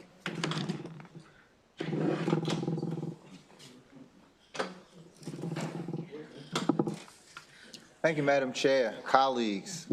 Just a quick note on the chair's previous message. One of the things that I'm trying to impress upon everybody with my testimony is that I'm trying to move as a steward for this topic. And that means that everybody's going to have direct access, everybody's going to be able to have their voices heard, and that my goal is to directly engage with the full committee when it comes to all of the issues pertaining to this important piece of legislation and this important topic. My experience in the past was that wasn't necessarily the case. We don't need to go into the details of the pass of this bill, but moving forward, and one of the main reasons that I wanted to be a part of this bill is to make sure that everybody's voice is heard. So, Madam Chair, I just want to first off thank you for your accommodation that you just made, and just reiterate to everybody that everybody will be heard and everybody's got access to all of us that are stakeholders. Delegate Young, once again, here for House Bill 1343, Internet Gaming Authorization and Implementation. Why I introduced this bill is, again, that Internet gaming is not a hypothetical future. It is happening now in Maryland in unregulated ways that we cannot tax, cannot regulate, and that we cannot protect consumers from. Maryland has one of the strongest gaming frameworks on the East Coast. We have 6 casinos, sports wagering, fantasy sports. In 2025, our proceeds were, helped education fund a lot of our educational needs. But we know that that gap is growing. And we talked about earlier in my previous testimony, the states around us that are engaging and are looking towards opening up internet gaming. So I introduced this bill because I believe that Maryland deserves a serious and responsible conversation about whether we want to capture that revenue, and if so, how we will do it the right way with everybody at the table. What this bill is about is revenue for our educational system, consumer protection, equity, and indeed, worker protection. I just want to reiterate, I guess you can call this one as allow me to tie a bow on it, Madam Chair, my commitment going forward, and I understand your own commitment, Madam Chair, going forward, that we will be clear with where we stand on how we're working with this bill and how we will work with all of the stakeholders responsibly, thoroughly, whether you're in the industry, whether you're with labor, whether you're a consumer advocate, whether you're with lottery, if you're a colleague on the committee or others in the General Assembly, or even our constituents. I take problem gambling seriously. I take job loss seriously. I take our brick and mortar investments seriously. I also take the need to fund education seriously. And that gap is not going anywhere. I'm not here to rush to a decision today. I'm here to open the conversation that Maryland needs to have and to signal the serious and accountable steward that I hope to be. I will also say this on the record, Madam Chair. We passed this bill before. We've sent this bill across the street, and the Senate has not signaled their ability to do some work on this important issue. So I think it's important for us to also keep in mind that we need the Senate to signal their intentions, as we have sent them a bill before. And as we do this work, I think it's important that they too continue to do the work that they need to do, so that way, if we send the bill, this bill we've passed in this posture, it doesn't make sense for us to send it back for them to sit on it. We need to see them and what they're going to do, if they are going to do something. So the pressure is also on them. I welcome any questions, concerns, and input from you, my colleagues, today. This is a complex issue, and it deserves the full weight of all of our attention. I want to thank all of the stakeholders who I've engaged with throughout the process of preparing for this hearing, and all of the folks who have had the opportunity to testify today for your concerns and putting it on the record. And with that, Madam Chair, I respectfully request a favorable report on House Bill 1343. Thank you, Delegate. We do have a question from Delegate Roberson. Yeah. Thank you, Madam Chair. And just so we're clear, because I think for others might be confused, because I know I am a little bit as well. Could you tell us the difference between House Bill 1255 and House Bill 1343, which are presented here, just so we understand the differences? Absolutely. So House Bill 1255 and House Bill 1343 have one clear similarity, which is that the referendum piece that's in 1343 is House Bill 1255, essentially. So both bills include a referendum piece. When we talked about, a lot of the conversation was about, if we do this, then here are the consequences. But again, in either opportunity, we present the question to our residents. There was testimony that you just heard that talked about surveys and polling and where Marylanders are. And my response to that is simply both of these bills provide the ultimate poll, which is a referendum. If Marylanders want to do it, then we will do it.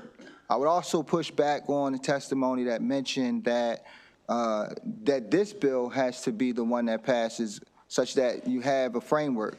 I think that it is our decision as the elected representatives. We are elected to make that decision on whether we want to have that framework ready at passage of a referendum or if we want to come back and spend time on it.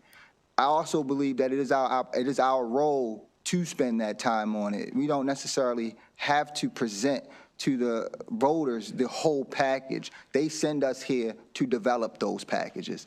But again, that's the wisdom. If we move forward, that is what our decision should be, and I think that's the decision we are elected to make. Thank you, Delegate. Any other questions? All right, seeing none, that ends the bill hearing on House Bill 1343. Next up, our final bill of the day, House Bill 197.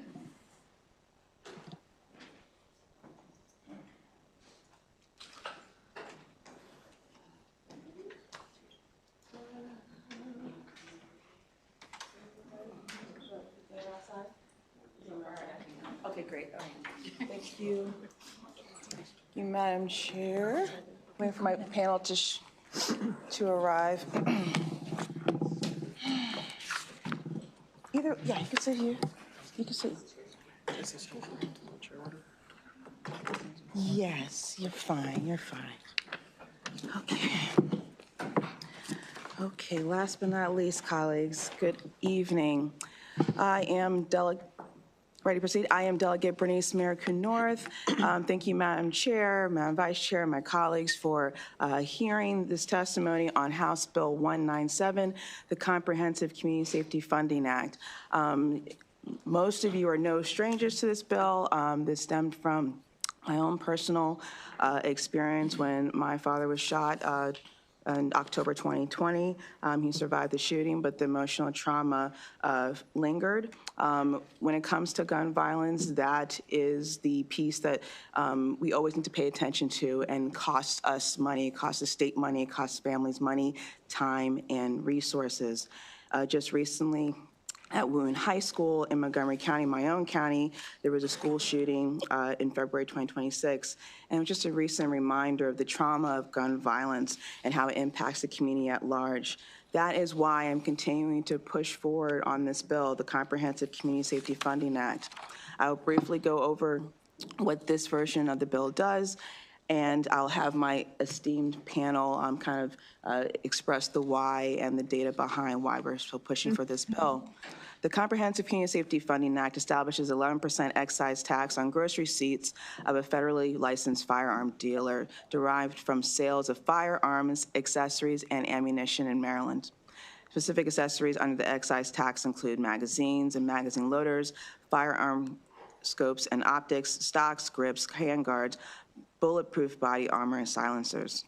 This excise tax applies to out-of-state firearm retailers and establishes a substantial economic nexus with Maryland, where they're generating more than $100,000 in gross revenue from the sales into the state, or conducting 200 more transactions for delivery into the state during the preceding or current calendar year. This objective threshold ensures that only sellers with significant market participation in Maryland are subject to the tax, consistent with the standards already used to administer Maryland's remote sale and excise tax laws. The funding is going to be allocated in the following way in this version of the bill. 20% from the other tax would be going towards the Coordinated Community Supports Partnership Fund, which is part of the blueprint. 4% will be going to Maryland Trauma Physician Services Fund. 4% will be going to the R. Adams Cali Shock Trauma Center at the University of Maryland. 20% are going to the Maryland Violence Intervention and Prevention Program within the Governor's Office of Crime Prevention and Policy.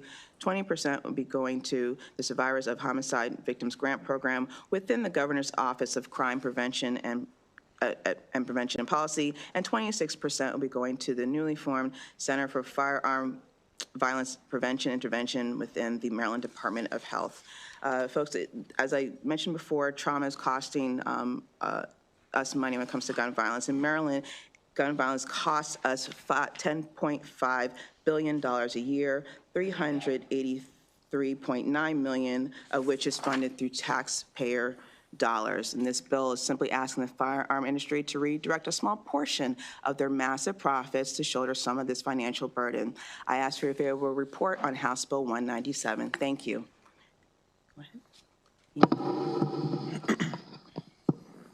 right. Gotcha. For the record, my name is Omar Escudero. Chair Wilkins, Vice Chair Feldmark, and esteemed members of the Ways and Means Committee, I humbly come before you today to offer testimony in favor of House Bill 197, the Comprehensive Community Safety Funding Act.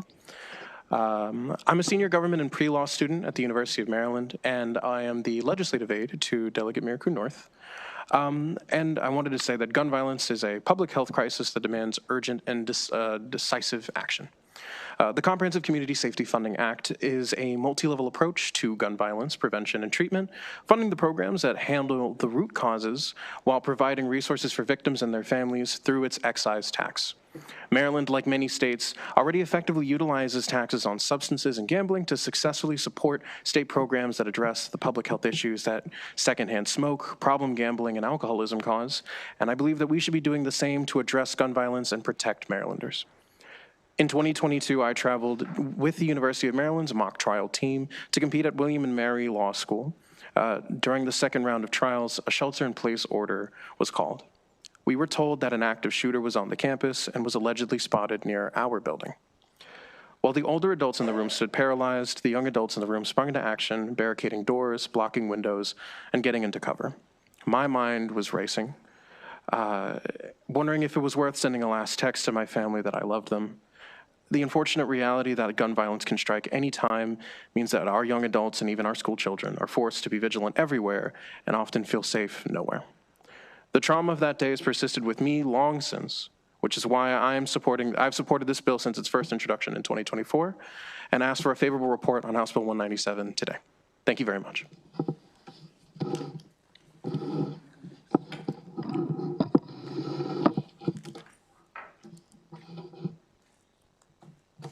Good evening, Chair and members of the committee. Karen Herron, Executive Director for Marylanders to Prevent Gun Violence in support of HB 197.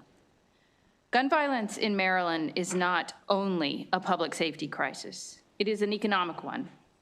Each year, gun violence costs our state an estimated $9.1 billion, which breaks down to about $1,481 per person. We pay for emergency response, trauma care, long-term medical and behavioral health treatment, law enforcement, courts, incarceration, and lost productivity. Those costs are real and they are ongoing. Right now, those costs are largely externalized. They are absorbed by hospitals, by local governments, and by taxpayers, not connected in any meaningful way to the industry whose products generate those harms. HB 197 begins to align cost with consequence. The revenue generated under this bill is dedicated to solutions: hospital-based trauma care, long-term recovery services for survivors, community violence intervention programs that are helping to drive down homicides, and statewide prevention and research infrastructure needed to sustain that progress. Maryland has made measurable gains in reducing gun violence, but many of the programs contributing to that progress are facing instability due to federal funding cuts and uncertainty. If we are serious about sustaining reductions in violence, we must build durable state-based funding streams. Excise taxes have long been used when products create public costs. This bill follows that well-established model. It is targeted, it is dedicated, and it is designed to invest in prevention and not punishment. HB 197 is about stability and fairness, and it's about ensuring that communities most affected by gun violence are not left to shoulder the burden alone. We respectfully ask for a favorable report.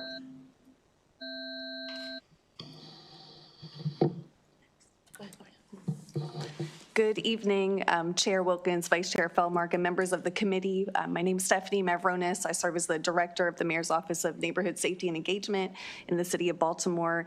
I'm here to support HB 197.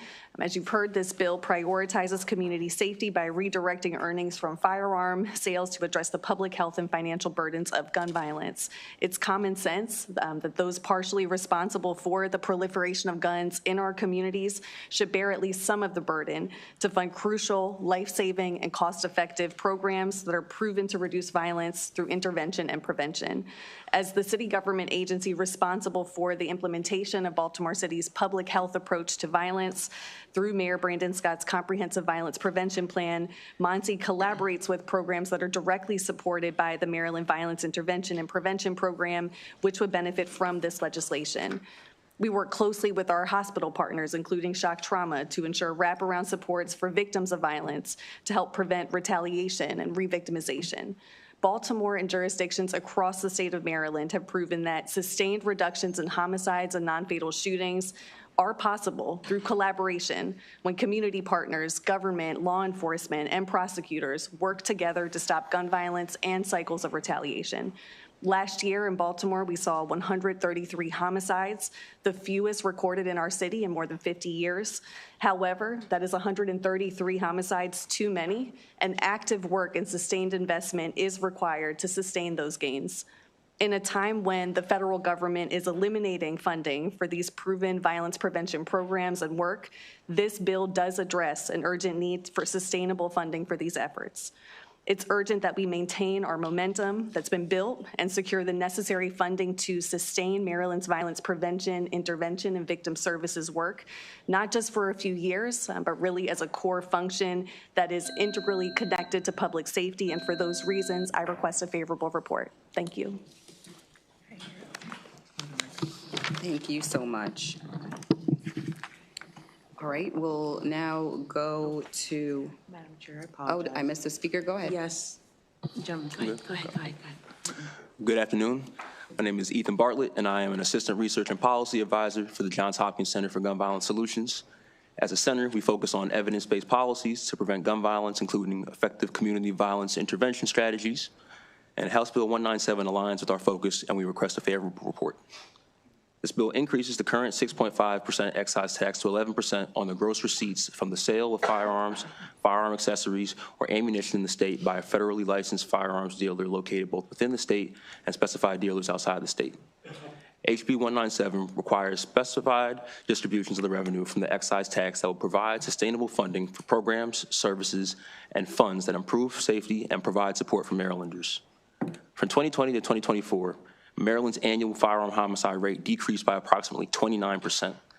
This decrease has coincided with targeted efforts from the beneficiaries, direct beneficiaries of HB 197 to bolster Maryland's gun violence prevention infrastructure.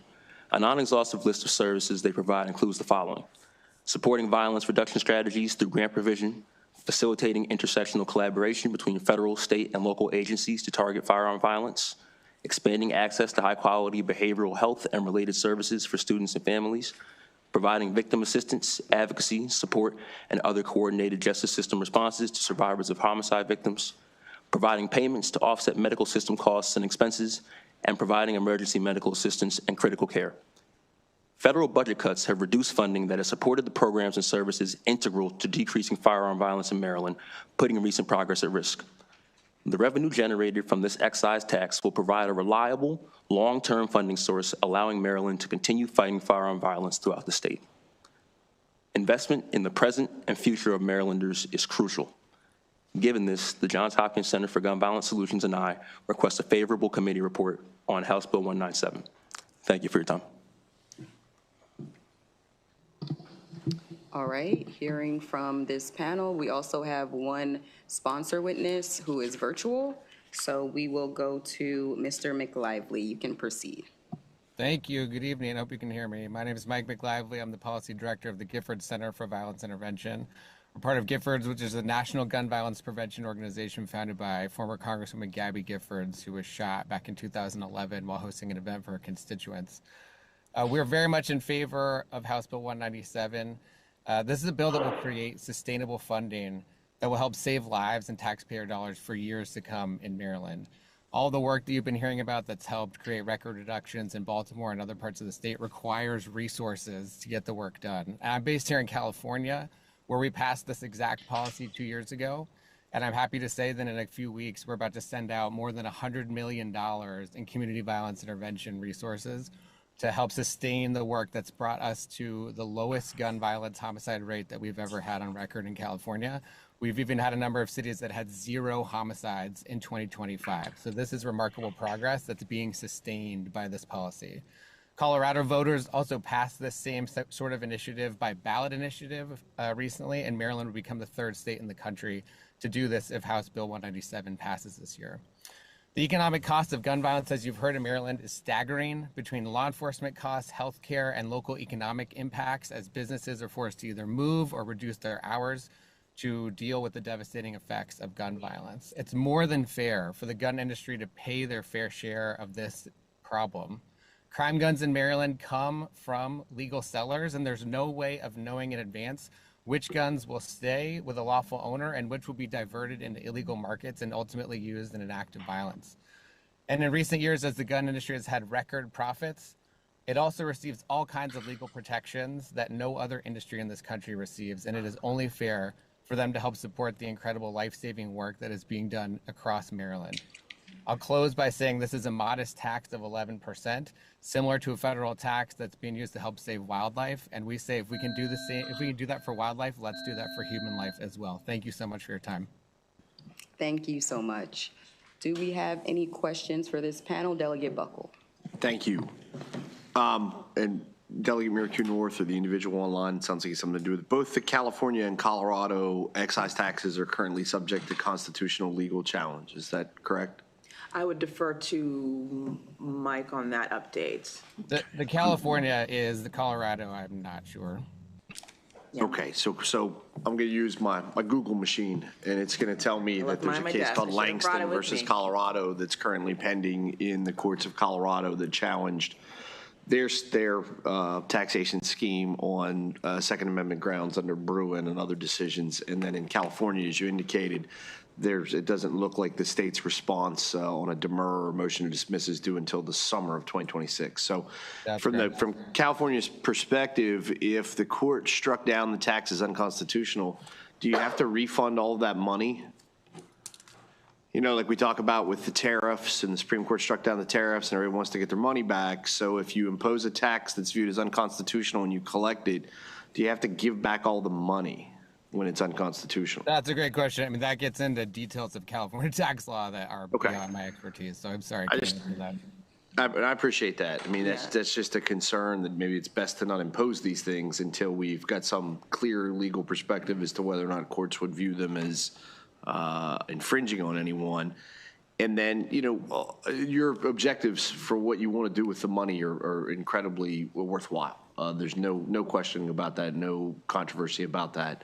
But all of the economic analysis for this types of tax, excise taxes in general, seems to suggest that the cost doesn't go to the industry. All of you talked about the gun industry, and you know you don't like certain things about the gun industry, and the gun industry should pay. The reality is, it won't be the gun industry that pays. It'll be people who purchase their products. The tax is passed along almost 100% to those individuals. And so does the bill apply also to things like hunting rifles? I mean, that's the definition of firearms, would include hunting rifles, shotguns, you know, things that, frankly, you can go into a Walmart in Maryland and by and large, unless you have a criminal background, you can purchase. Would those costs really be taken out of, you know, Sig Sauer or Remington, or would those costs really just be passed along to Maryland citizens? Well, thank you for your question, Delegate. This tax is addressing commercial activity. This is the version that we are proposing because by doing just a straight sales tax, that's a different aspect of trying to get the revenue that we need. And moreover, we're talking about people, businesses, making massive profits off the sale of guns and asking for them to be held accountable for getting a portion of that to our gun violence intervention programs and the like. That's really the heart of what this bill is about. I can defer to Karen to add to it. I think she has some additional information as well. Yeah, I would just say that it's the reason this is designed as an excise tax, because it's a tax on industry profits rather than a sales tax. I know that some jurisdictions, not on this particular issue, but in terms of particular types of taxes that are imposed on industries, I believe Delaware has some examples of this where they specifically do not allow for that to be passed on to consumers. So that would be something to consider if that is really the concern, because the point here is to get to industry profits. It's not to tax the firearm consumer. And I appreciate that, and I understand, again, the objectives of helping the Shock Trauma Center and other things are great. I don't think this is going to get there, and I think it's really just going to penalize people who, for example, I'm pretty sure that it's legal where I live, which Delegate Merrick North knows of. I live very close to West Virginia and Pennsylvania. I think you can purchase like a hunting shotgun, if you want to go bird hunting or something. I think you can purchase that in Pennsylvania or West Virginia and drive it across state lines for your own purposes, not for illicit purposes, and have it at your home. You can't with a handgun because of our regulatory regime, but you can with a hunting rifle. And so if you pass this and the gun retailer passes along that 11% cost, the manufacturer says, well, I'm going to have to pay 11% extra of what I sell it to you for. I sell it to you for $500. You sell it for $600. I just raised my prices to $555. So I'm not paying the 11%, and now you have to pay as the retailer. You got to tack the $55 on. Everyone where I live will just go purchase a hunting rifle in Pennsylvania or West Virginia. It'll be completely legal, and a lot of places will do that, maybe not firearms. So I appreciate the dialogue, and I want you guys to understand, even those of us that are strong Second Amendment advocates, we 100% support what you're trying to do to reduce violence. Gun violence and gun ownership are oftentimes not the same people, not the same goals, and gun violence is deplorable, and we all need to be aware of its costs. So thank you. Thank you. Thank you, Delegate. We'll go next to Delegate Wims. Thank you, Madam Chair. And I know it's late, so I'm going to have a quick, very short question. And I think it's Mike from the Gifford. Is he still on? I'm still here, yeah. I can hear you. Yes. The question, thank you for bringing the bill, Delegate. The question was, I think you said that you were talking sort of fast for me, that it was $100 million that you were giving out. Could you give us more information on that from the Gifford Foundation? Yeah, sure. So those are numbers from California. Has a similar tax that was passed 2 years ago, and it's generating about $57 million a year. So just to give you sort of a sense of scope, obviously Maryland would be less, it's a smaller state, but that's what the same tax is generating here in California. Okay, thank you. That's all I need. Thank you, Madam Chair. Thank you, Delegate. Next, Delegate Miller. Thank you, Madam Chair. And I do. I appreciate the bill and, like I said, what you want it to be used for. And we heard a lot about what you want it to be used for. Can you explain to me a little bit about, because we also heard a lot about the manufacturers and the record profits and this and that. How does this affect our local gun stores, so explain to me again how it affects our local dealers, not just the manufacturers, but the dealers, people who sell them, gun stores. Well, as written in the bill, it's about the gross receipts of the firearm sales, which that's really in the hands of the dealers. We don't have a ton of manufacturers, if anything, which is why and you gave a particular, here it is, I'm looking at the numbers. As of 2022, there are 556 federally licensed dealers or pawnbrokers in Maryland. And so really, having them share the responsibility of making sure that we're keeping our Marylanders safe is what we're trying to achieve. This is not trying to target them or make them lose their income or anything like that. This is really about making sure that they have really a stake in the game and making sure that we're all being kept safe and responsible with how people use their guns. There was a particular number that from ATF that indicated that Maryland firearm dealers were the source of about 44.7% of recovered crime guns in the state, and that was in 2023. So we can't ignore the fact that even though there's a legally purchased firearm from these dealers, you have a significant percentage of those legally purchased guns being recovered in crimes. And so they will follow the process with as any other process with dealing with their gross receipts. But in terms of why we are asking them to do it, it's because of what I mentioned. A lot of them are legally purchased, of course, but about 44% of them are ending up in the wrong place. And so we're asking them to take accountability for that. So, Yeah, I would just add that the way the bill is structured, there is a ramp-up period. So this isn't like a real quick shock to the system in terms of the industry.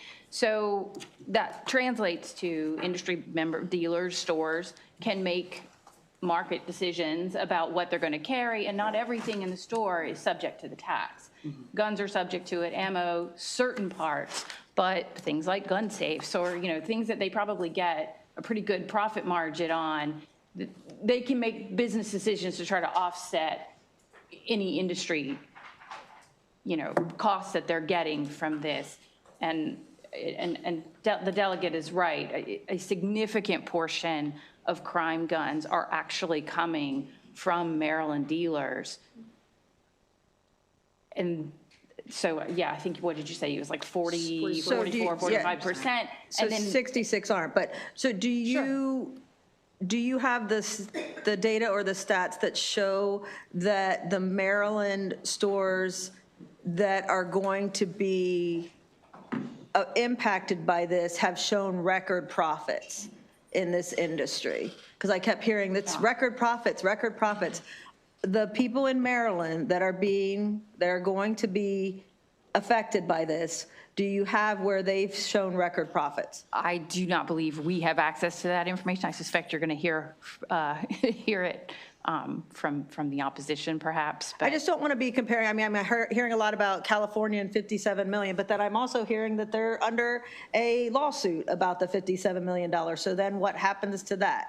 And then I'm hearing record profits, and that's why we're doing this. But the people that we're impacting with aren't the ones that are actually making record profits. And then I'm hearing 44% of the guns are used in crime, but then that leaves 66% aren't. And then if you actually delve down a little bit into the Baltimore statistics, 9 out of 10 Baltimore crime guns traced had changed ownership between the legal purchase and the time of the crime. So that's a lot more than 44% that had changed from the legal ownership to I'm assuming an illegal ownership, but had changed ownership, was not in the hands of the legal owner that would have been impacted by this bill at their place of purchase. So there's a lot of issues going on. I'm just trying to get to the heart of what it's actually going to fix and who's going to be impacted if we would pass something like this. So thank you. Thank you. Next question, Delegate Griffith.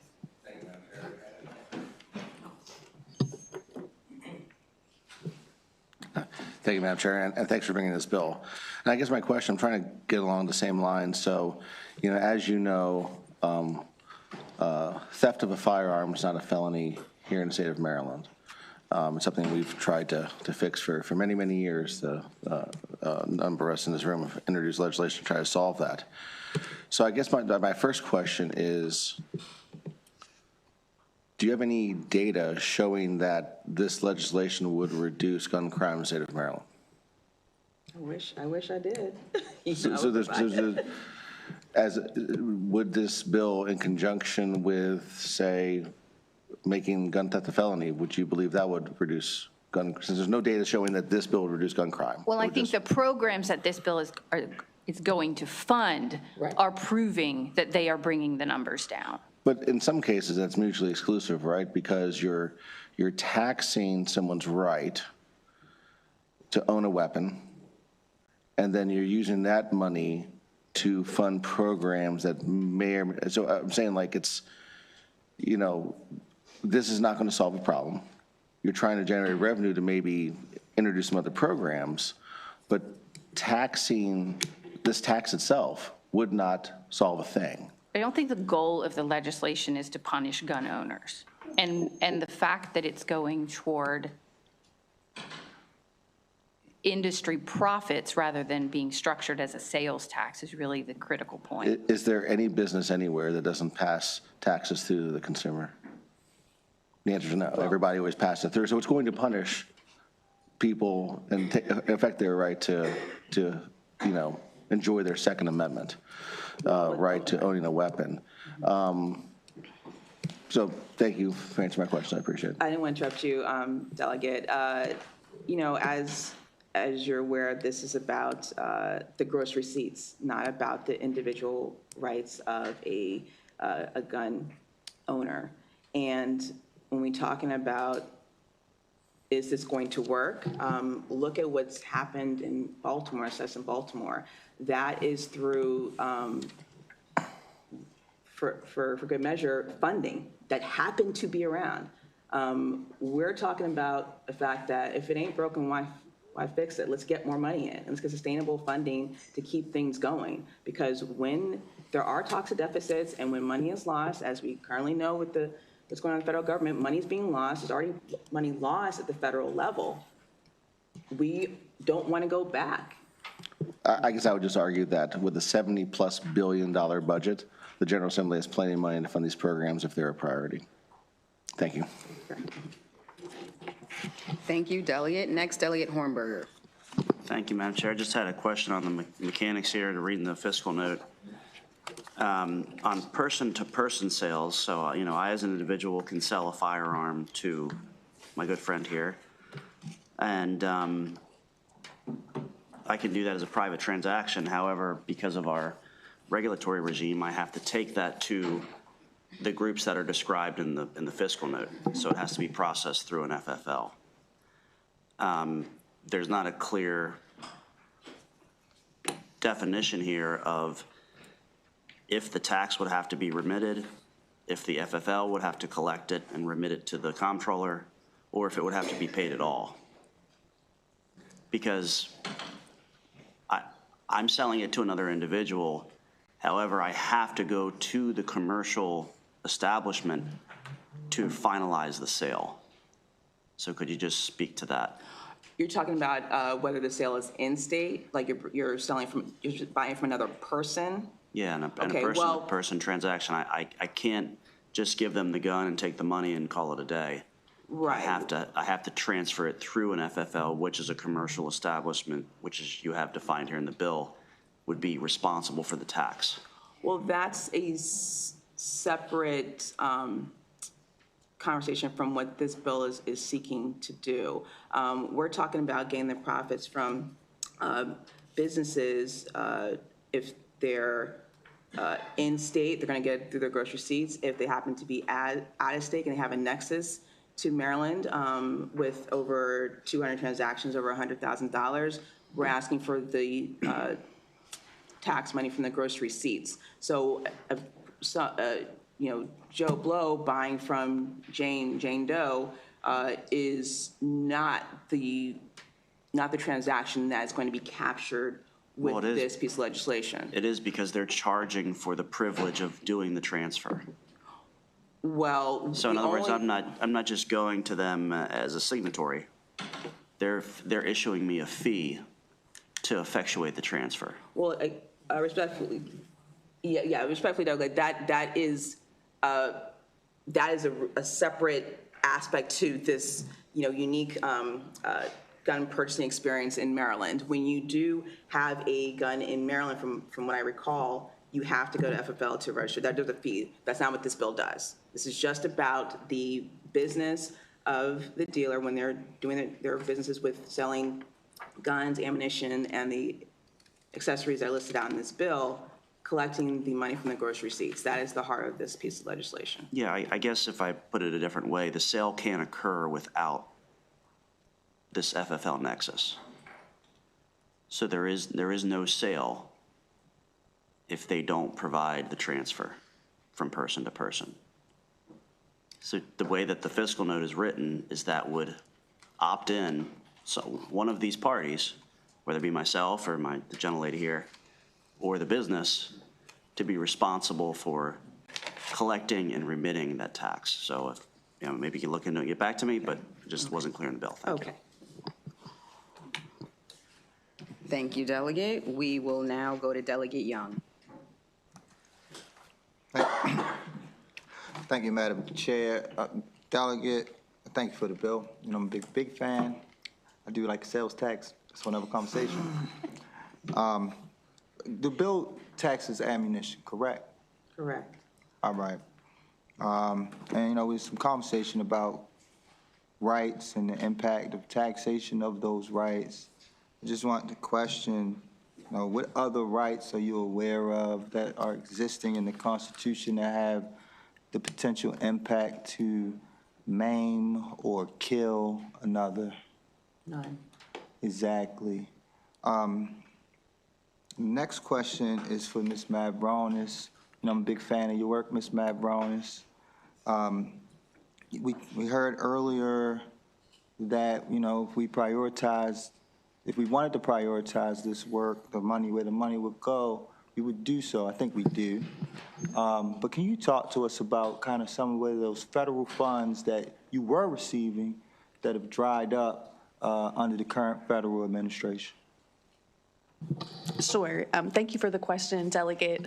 What we saw over the past year regarding federal funds is that a number of our close partners, people who make up what we call our community violence intervention ecosystem, victim services providers, community-based legal services organizations for survivors of crime and violence, a number of other programs that do this kind of work on the ground level, lost their funding mid-grant term, and so that took staff off the streets. I think about our Pennsylvania Avenue corridor. I'm thinking about our Lexington Market corridor. One of the grants that I know was canceled midterm impacted the staff that have been doing outreach in those areas for years, building rapport, helping keep the peace, de-escalating conflict. And so it has meant that we have fewer people on our streets in a non-law enforcement capacity to diffuse conflict before they need to become a law enforcement issue. That's first and foremost. The other thing we've seen is just in what's happening with new federal grant solicitations we're seeing come out. For example, a grant solicitation that allowed for money in the past for community violence intervention programs was reposted and made community-based organizations ineligible to apply, and really changed the focus of that towards law enforcement in alignment with the federal priorities. And so we're just seeing fewer dollars that can be used for these eligible purposes, particularly for those programs that are evidence-based, that use a public health approach, and that are helping us prevent conflict from occurring, break cycles of retaliatory violence.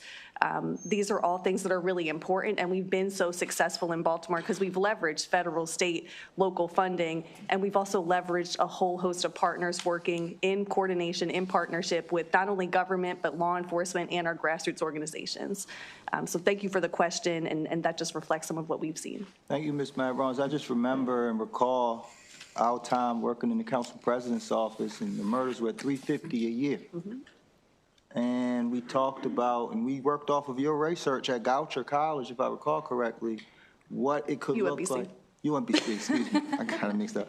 We talked about what it could look like if we implemented that.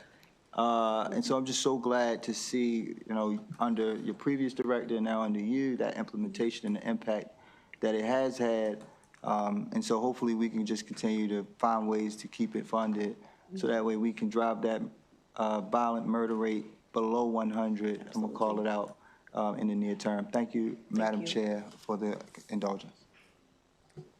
Thank you, Delegate. Any other questions for this panel?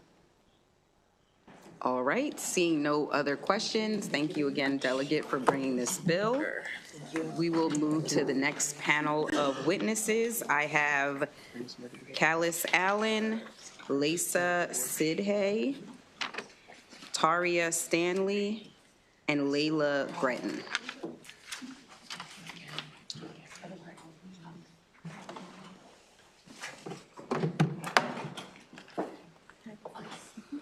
Is there one more room on the panel for Lassia Sidhay to come up?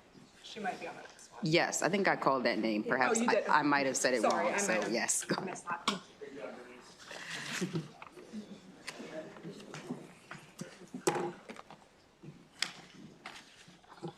Anyone can start when you're ready. Thank you. I can start. Good evening, Chair, members of the committee. Thank you for the opportunity to speak today. My name is Callis Allen. I'm Senior Coordinator for Policy and Advocacy at the Health Alliance for Violence Intervention.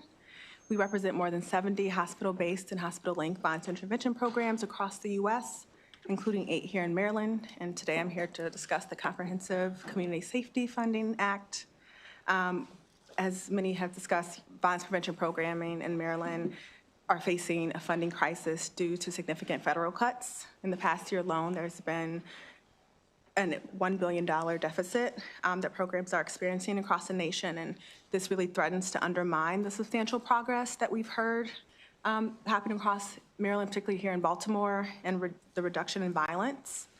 And so all of this is, again, directly attributed to the incredible work of these programs in helping to prevent further violence and helping to provide healing services to those who are injured. And this bill creates a pathway for funding, sustainable funding dedicated to violence prevention, education, grants for victims of homicide, and hospital-based violence intervention programs like shock trauma that we have here in Maryland. And as you heard from Mike McLively, states like California and Colorado have already stepped up to begin providing infrastructure in their state to fill this funding gap. And so I believe that Maryland can and should also do the same to ensure that these communities have the resources they need to thrive and heal. And so this bill helps to bridge that funding gap that organizations and survivors really need right now by generating funding that will provide trauma recovery. So thank you so much for your time today, and I request a favorable report.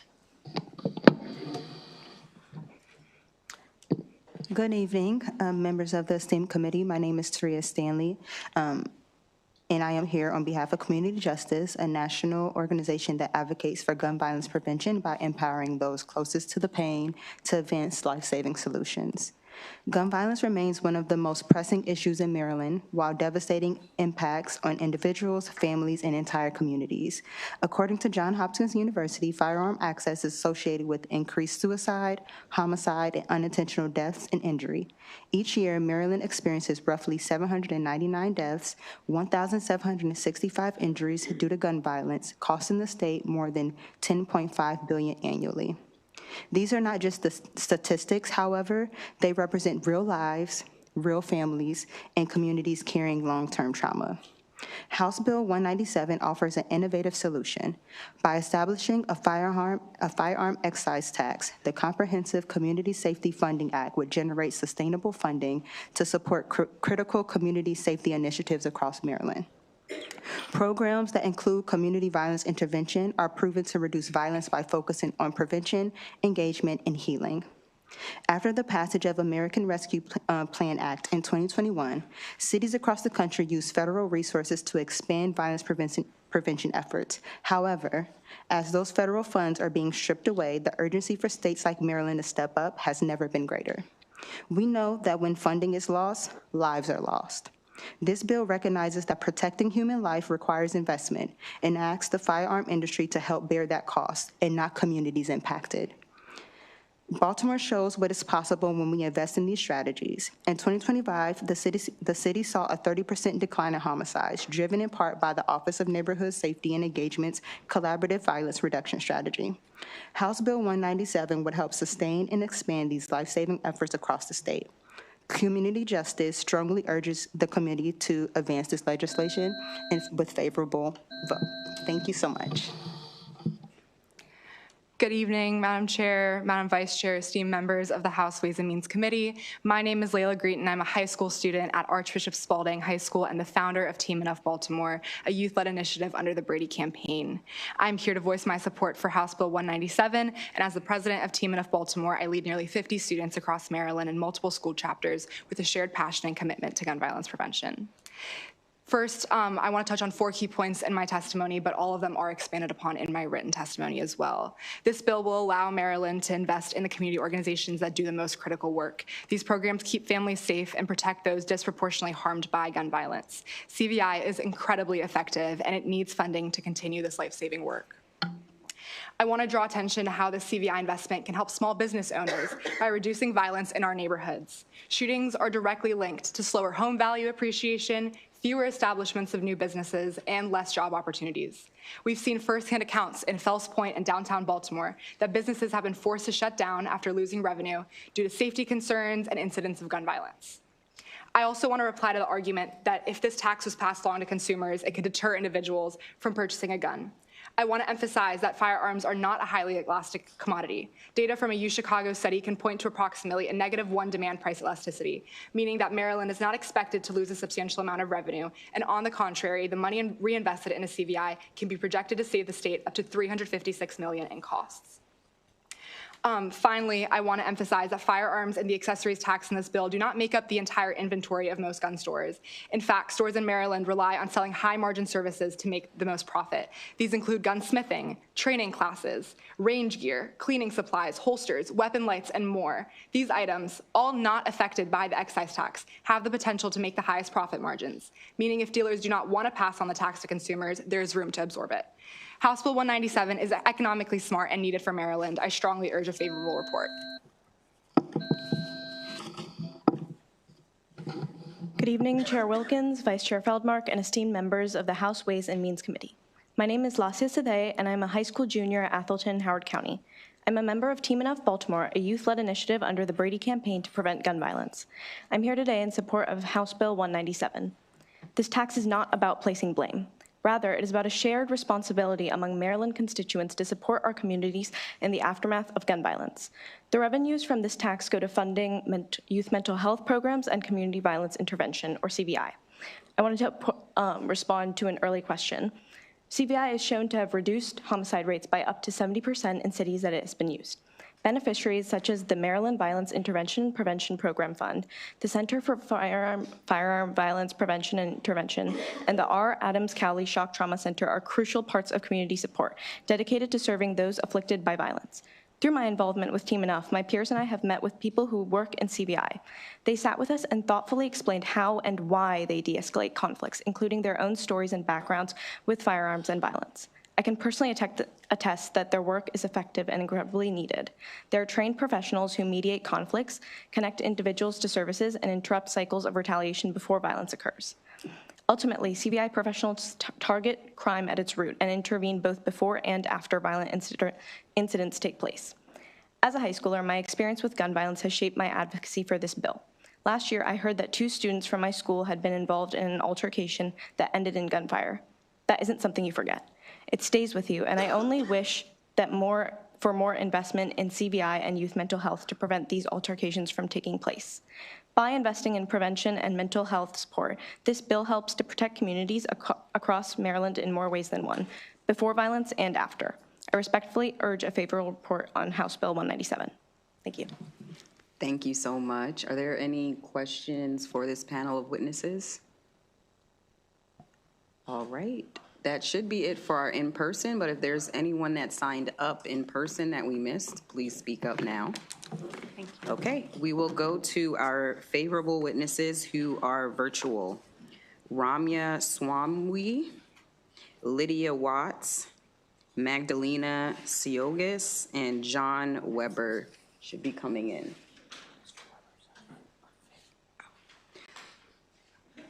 Well, we'll hold on Mr. Weber because he's unfavorable.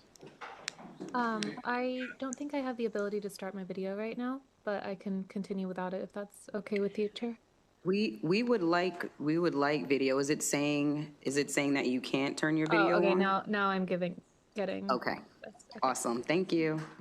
Thank you.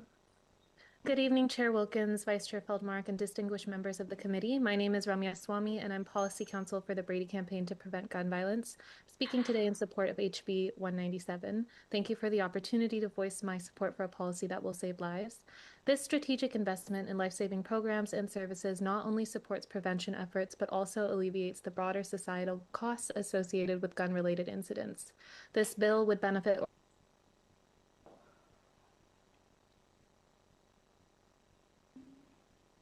Rami, are you able to hear us? You froze on our screen. We'll give you a couple more seconds to unfreeze.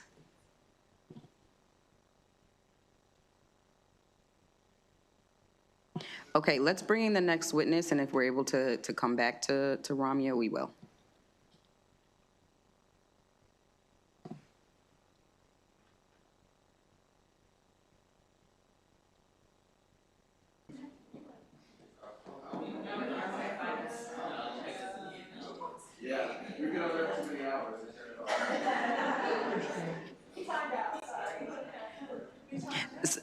Sorry about that, Rami. Could you please, we'll restart your time if you can please start over.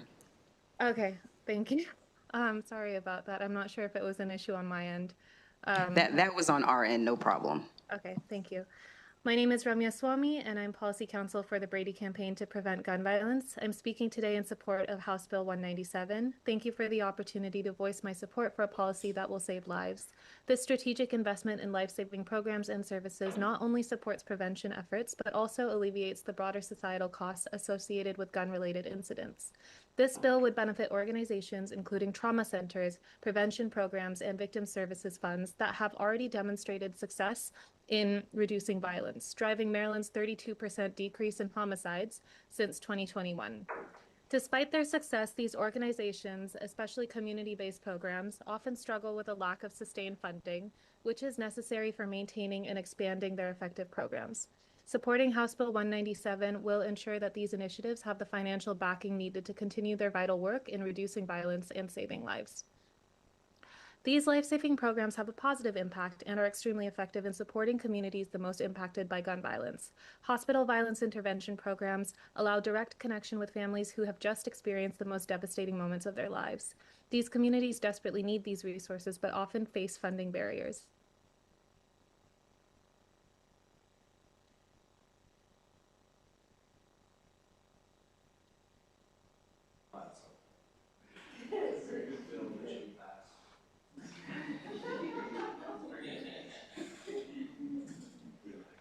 Ramya, I'm not sure if you can hear us, but it appears to be frozen again. We'll just pause for a moment.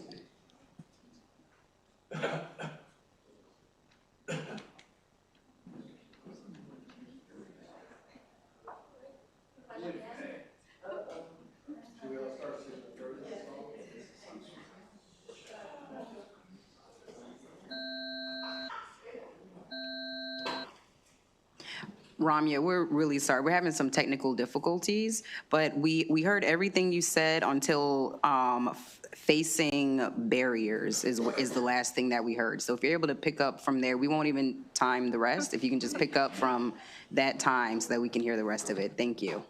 No worries. If it's easier, if you want to just move on, we're also happy to email the entire committee with written support, if that makes things a little bit easier. Yes, you can do that, but I do want you to know you're welcome to finish if you would like. Okay, I'll try one more time. Thank you.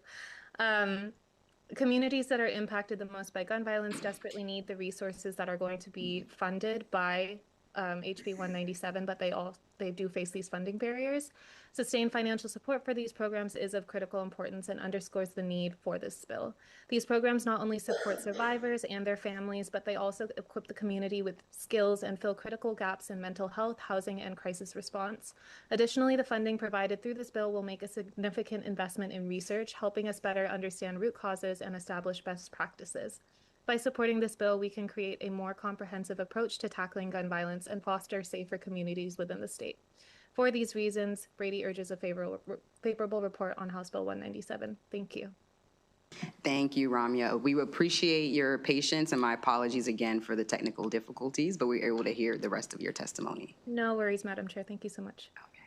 Thank you. All right, well, we'll attempt to take the rest of the virtual witnesses. We have contacted IT, but we will try to power through. You can go forward, Ms. Magdalena.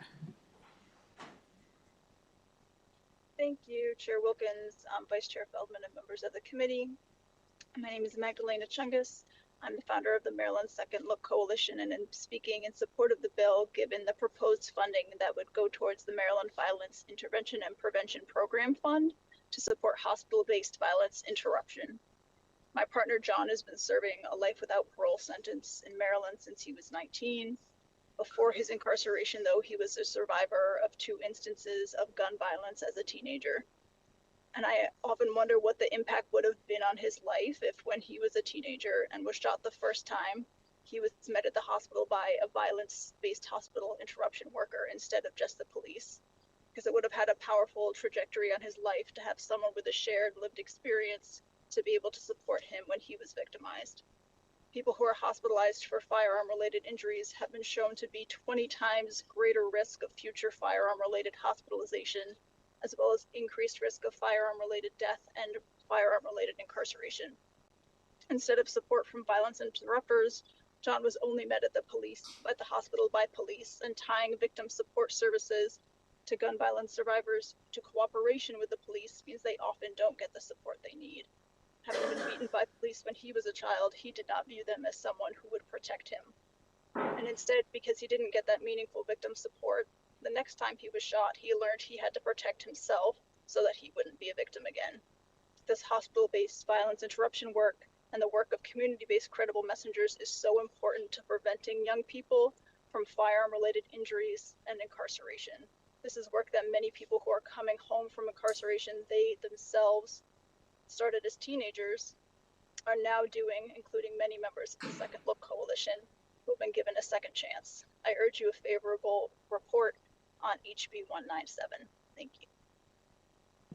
Thank you. Appreciate your time and patience. Thank you for your testimony. The last virtual witness I have is Lydia Watts. Is Lydia Watts here? I am here, but it also is telling me that I'm unable to start my video as well. Saying Okay, you can't start just 'cause the one host- moment. Okay.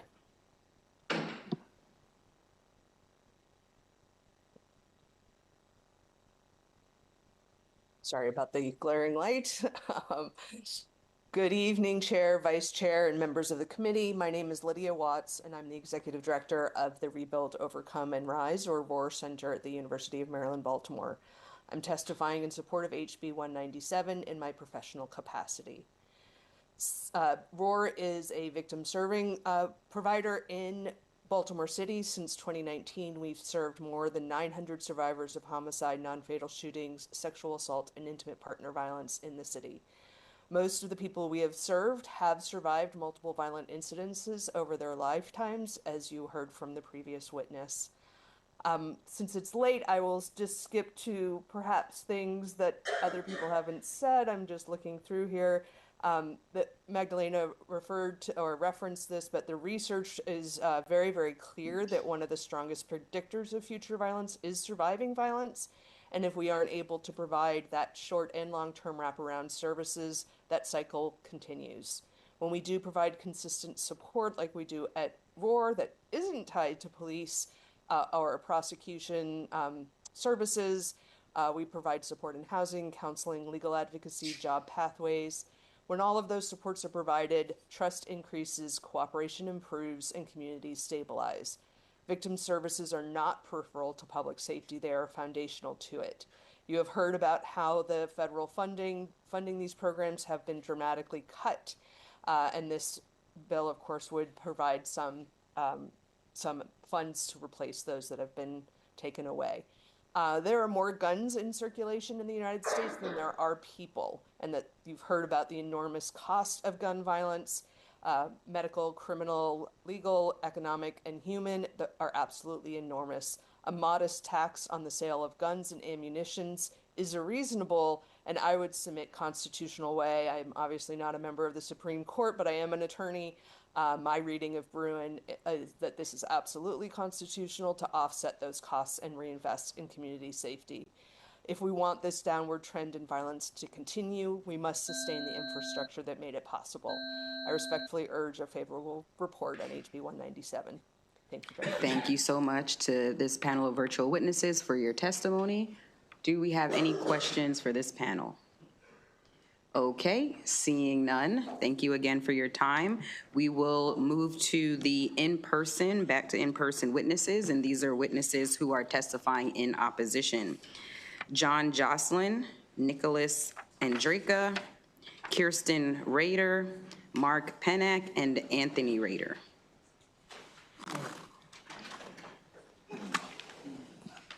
Madam Chair, if I may, John Pica is not listed as an unfavorable? Your list, I just had you later on the list. We have quite a few. Thank you, sorry. Thank you.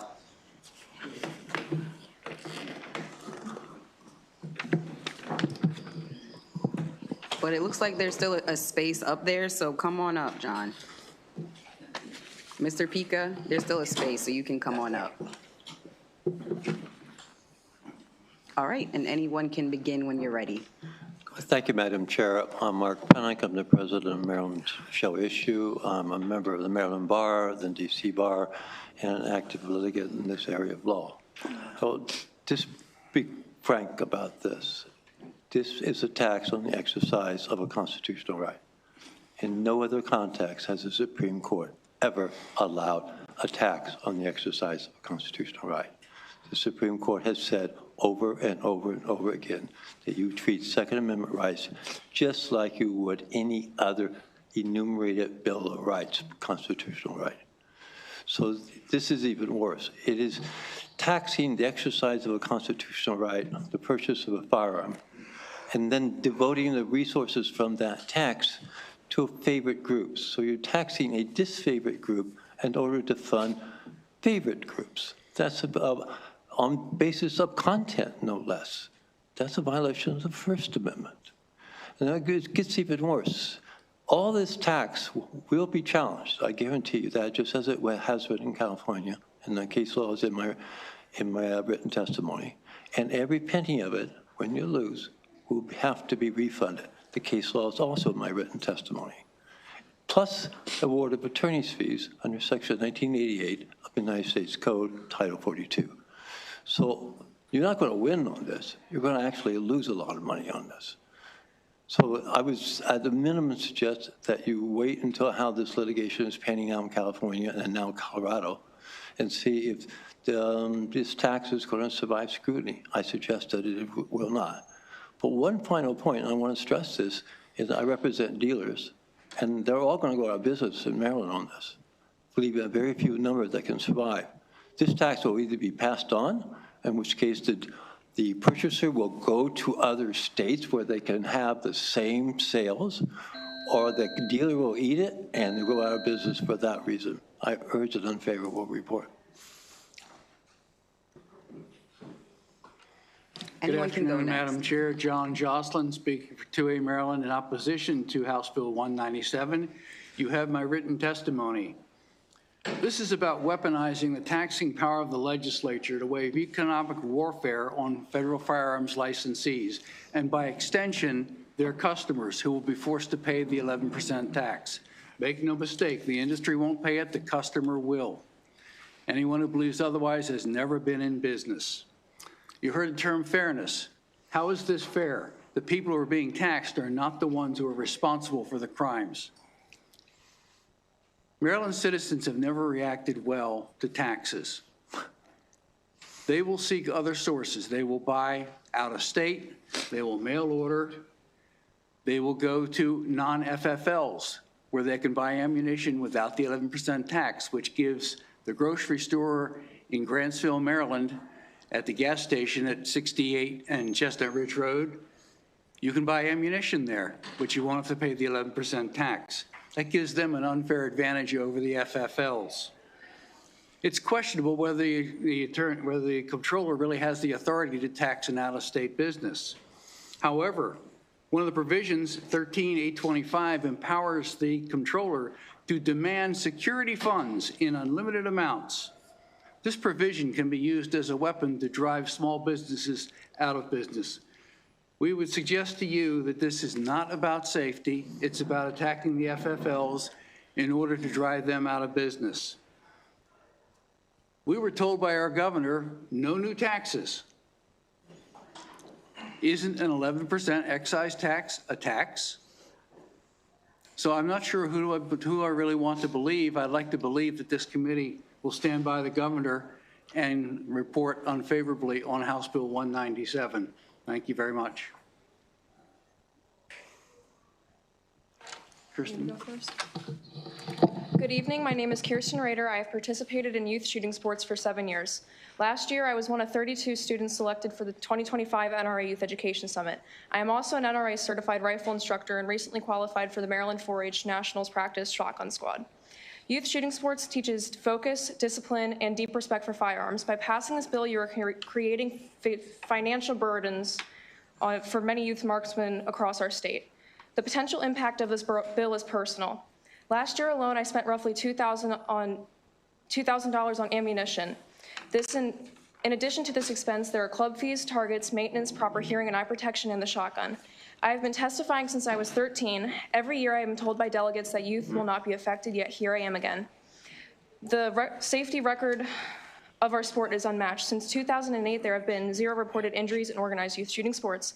In that same time, about 63 million youth injuries have occurred in other organized sports. Our discipline remains one of the safest for young people. Within this year, I also became a founding member of a newly formed marksmanship club. Part of the club's mission is to raise money to sponsor kids who may not otherwise have exposure and the opportunity to the sport due to expenses.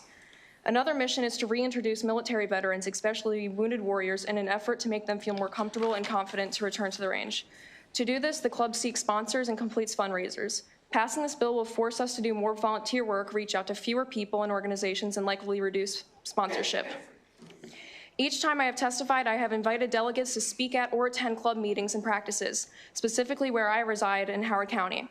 Not one official has ever attended. This past June, however, when Benelli and Highland Sporting Outfitters invited state delegates and senators to represent or to experience the sport firsthand, I was also invited. They sponsored a day at the range at Lockhaven Skeet and Trap Center. Please think about the community you will be impacting. This is our sport, our community, and many of us our future. By passing this bill, you are not only impacting a sport, but also impacting my potential career and the future of small businesses. Thank you for this platform. Afternoon, my name is Tony Rader. I am the Vice Chair of the Howard County GOP, and I work for Bernie Flowers for Congress. Okay, so this bill is highly unconstitutional. It is a tax on our rights. We go ahead, we like to use the term gun violence. Well, if someone does violence with a knife, do we call it knife violence? No, we just call it violence. We go ahead and we say that we need to go ahead and fund all these different organizations. But over our last audit in the state of Maryland, $8.5 billion in spending went to 42 different agencies with little to no oversight. So where is this going to end? Maybe that $8.5 billion can go to these programs instead of going ahead and taxing us more. We go ahead and say that, well, we're not going to introduce more taxes, yet here we are again. The Second Amendment needs to be protected just like every other right. We don't go ahead and tell people that they can't speak and use their First Amendment rights. We don't tax people on their First Amendment rights. The Second Amendment should be treated just as well as the First. We are now in a $3 billion deficit because of the wasteful spending that we have in this legislation. We had a $5 billion surplus. So how about we go ahead and we figure out where our money is hemorrhaging from instead of going ahead and introducing more taxes on the people that are law-abiding citizens. So I want to go ahead and ask you for an unfavorable ruling on this bill. Thank you, Madam Chair, members of the committee. John Pica, representing the National Shooting Sports Foundation. Whenever you tax a specific product, there should be some nexus to the state function that's related to that use. That does not exist here. When you drive over Maryland bridges and pay a toll, that money is used to repair that bridge. When you use Maryland roads, that money that you pay in the fuel tax is used to repair roads and build new roads. There was a discussion today, I believe the lady from Baltimore City mentioned the homicides in Baltimore. 1 out of 3 people in Maryland legitimately buy firearms. They're not the ones causing the preponderance of the homicides in Baltimore or anywhere else in this state. So there's no real connection between this specific tax or tax on a specific product and any related use that it's trying to fix. And I'm not sure what record profits the proponents are talking about. Dealers, federal firearm dealers, operate on a very thin margin, especially the ones that are small stores that are in Western Maryland, the Eastern Shore, and Southern Maryland. So I'm not sure what profits they're talking about, but those profits are coming from legitimate firearm owners, and they're not the ones responsible for sending people to shock trauma, or at least a preponderance of the individuals. So I respectfully ask for an unfavorable report. Thank you, Madam Chair and members of the committee. Thank you so much. We'll go to questions. Delegate Buckle. Thank you, Madam Chair. It's late, but Mr. Jocelyn asked, I know Sid Turner, who owns that store in Grantsville, Maryland. I stop there all the time on my way to Deep Creek Lakes, where I get gas usually. And so, what type of an impact would imposing an excise tax at this level on top of the sales tax impose on the FFL dealers, the small businesses that make up the majority of the sellers? We're not here to cry for Sig Sauer. We're not crying for Remington. We're talking about people who sell shotguns, hunting rifles to people in Maryland. Essentially, right off the bat, what it's saying is any business that is not an FFL can sell many items that the FFL would normally sell as part of the business spectrum, but they would have an instant 11% advantage. You don't have to have an FFL to sell ammunition or magazines or magazine loaders or optics or any of those related items that might be listed here in this bill. So it would give all the other businesses that aren't FFLs an instant advantage, which puts the FFL at a disadvantage. And these are small businesses, and they are struggling because money is tight everywhere. So basically what you've done is you've created marketplaces where people will have an incentive to go elsewhere. Out in Western Maryland, you can be in West Virginia or Pennsylvania in a half an hour no matter where you are in that county. Even less. And you can get out from underneath the 11% just by taking a little drive. So it definitely, this is a regressive bill. It is not going to do anything for Maryland. It will not promote businesses. It will not promote employment. And when these businesses have lower revenue, they're making less money. The business is paying lower taxes because they don't have the income. The business owner is paying less because his income is down. And his employees, if he's able to keep them, their income may drop as well just to keep the store running. Thank you. Thank you. Delegate Hornberger. Thank you, Madam Chair. And I just wanted to give you all an opportunity to kind of respond to the last panel kind of put together a corollary, whereas they said, increased spending on X, Y, and Z could be generated by this tax, that somehow that will push down gun crimes, gun homicides. I'm looking at some numbers here, and we'll just talk about gun-related homicide. And it's saying that data from 2024 and 2025 show a sharp downward trend. Looks like 16% decline in 2024 and then a 21% in 2025. To your knowledge, is this tax being applied nationwide? Is there a corollary between more spending, et cetera, driving down gun homicide, or are these just two completely incongruent facts that they're trying to kind of merge together? Madam Chair, Delegate, I think those decrease in homicides are directly related to Mayor Brandon Scott's policy on homicides, and I applaud him for what he's done.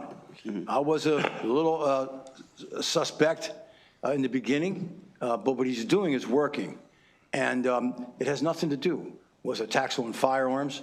And as I said before, the people who are legitimate gun owners aren't the ones causing these problems in the city.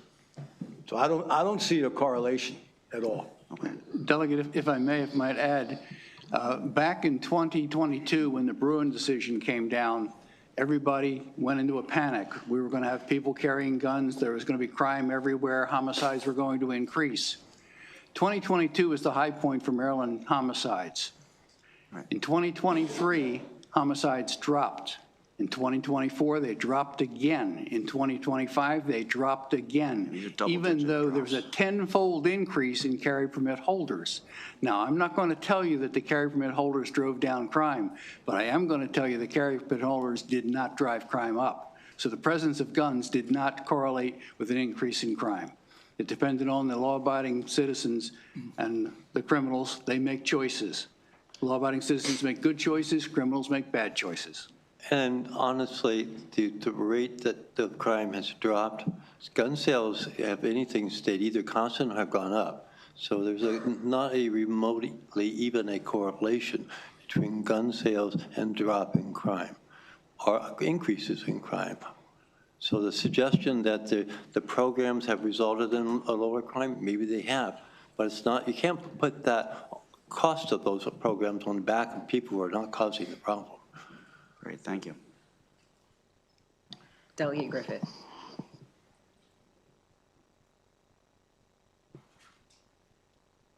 Thank you, Madam Chair. And it's like we're back together in the judiciary, like the good old days, right? Yeah, indeed. Not the good old days. I'm much happier here. Thank you, Madam Chair.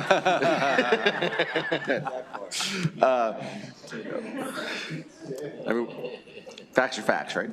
The young lady left. Can you talk to us a little bit more about your experience and some of the opportunities that, the sports you're competing in has opened up for you and for others, and how this may make it less accessible for you because of the costs that would be attached to this?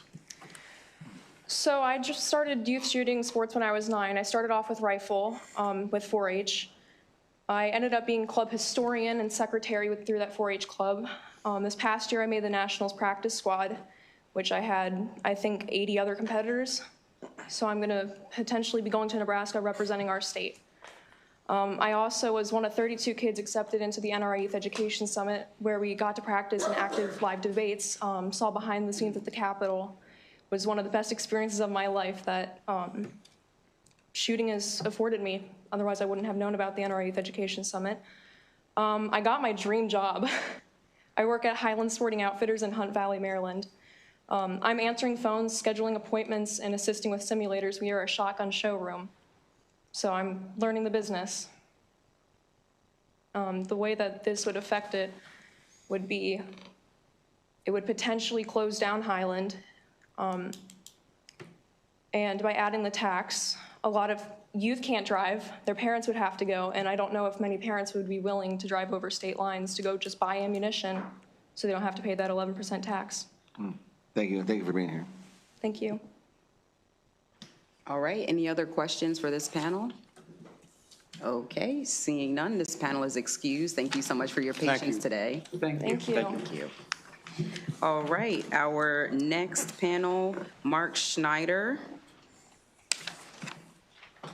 I think that might be it. Is there anyone else here that is signed up unfavorable that we haven't gotten to? We do have one virtual. Madam Chair, John Weber was forced to drop off. He had an engagement this evening and couldn't stay with us. Okay, I believe we have his written, so we'll make sure we take a look at that. Thank you. You can start when you're ready. Madam Chair, Vice Chair, members of the committee, my name is Mark Schneider. I'm the Vice President of the Maryland Licensed Firearms Dealer Association. Our organization opposes HB 197 as it threatens our members' ability to stay in business, and it is an issue of tax fairness. Any tax, in addition to the current 6% sales tax, would simply encourage residents to shop for their firearms, ammunition, and related accessories out of state. Ammunition and firearm accessories are not regulated in Maryland and can be sold by retailers who are not licensed firearms dealers, such as sporting goods stores and online businesses. Many non-licensed online retailers sell ammunition, and accessories can be purchased from companies like Amazon. These products can be purchased online and shipped directly to the purchaser, thereby avoiding both the Maryland sales tax and the proposed 11% tax. In accordance to both Maryland and federal law, firearms could still be purchased from dealers out of state and shipped to a licensed dealer in Maryland in compliance with required background checks. In addition, Maryland residents can legally go out of state to Virginia, Pennsylvania, West Virginia, and acquire rifles, shotguns, and bring them to the state and thereby avoid the proposed tax as well. Maryland firearms dealers simply cannot compete with out-of-state dealers with a 17% total tax. Profit margins in our industry are often less than that for many products. This unjustly targets only legal firearms dealers, as there are, again, many businesses in Maryland who do not have an FFL but still sell ammunition and firearms accessories who would be exempt from this tax. The net result of this bill, if passed, is millions in lost income to the state. Maryland firearms dealers would be unable to compete with out-of-state dealers, which will result in job losses and many closed businesses. This proposed tax penalizes Maryland licensed dealers unfairly, and we urge an unfavorable report. Thank you.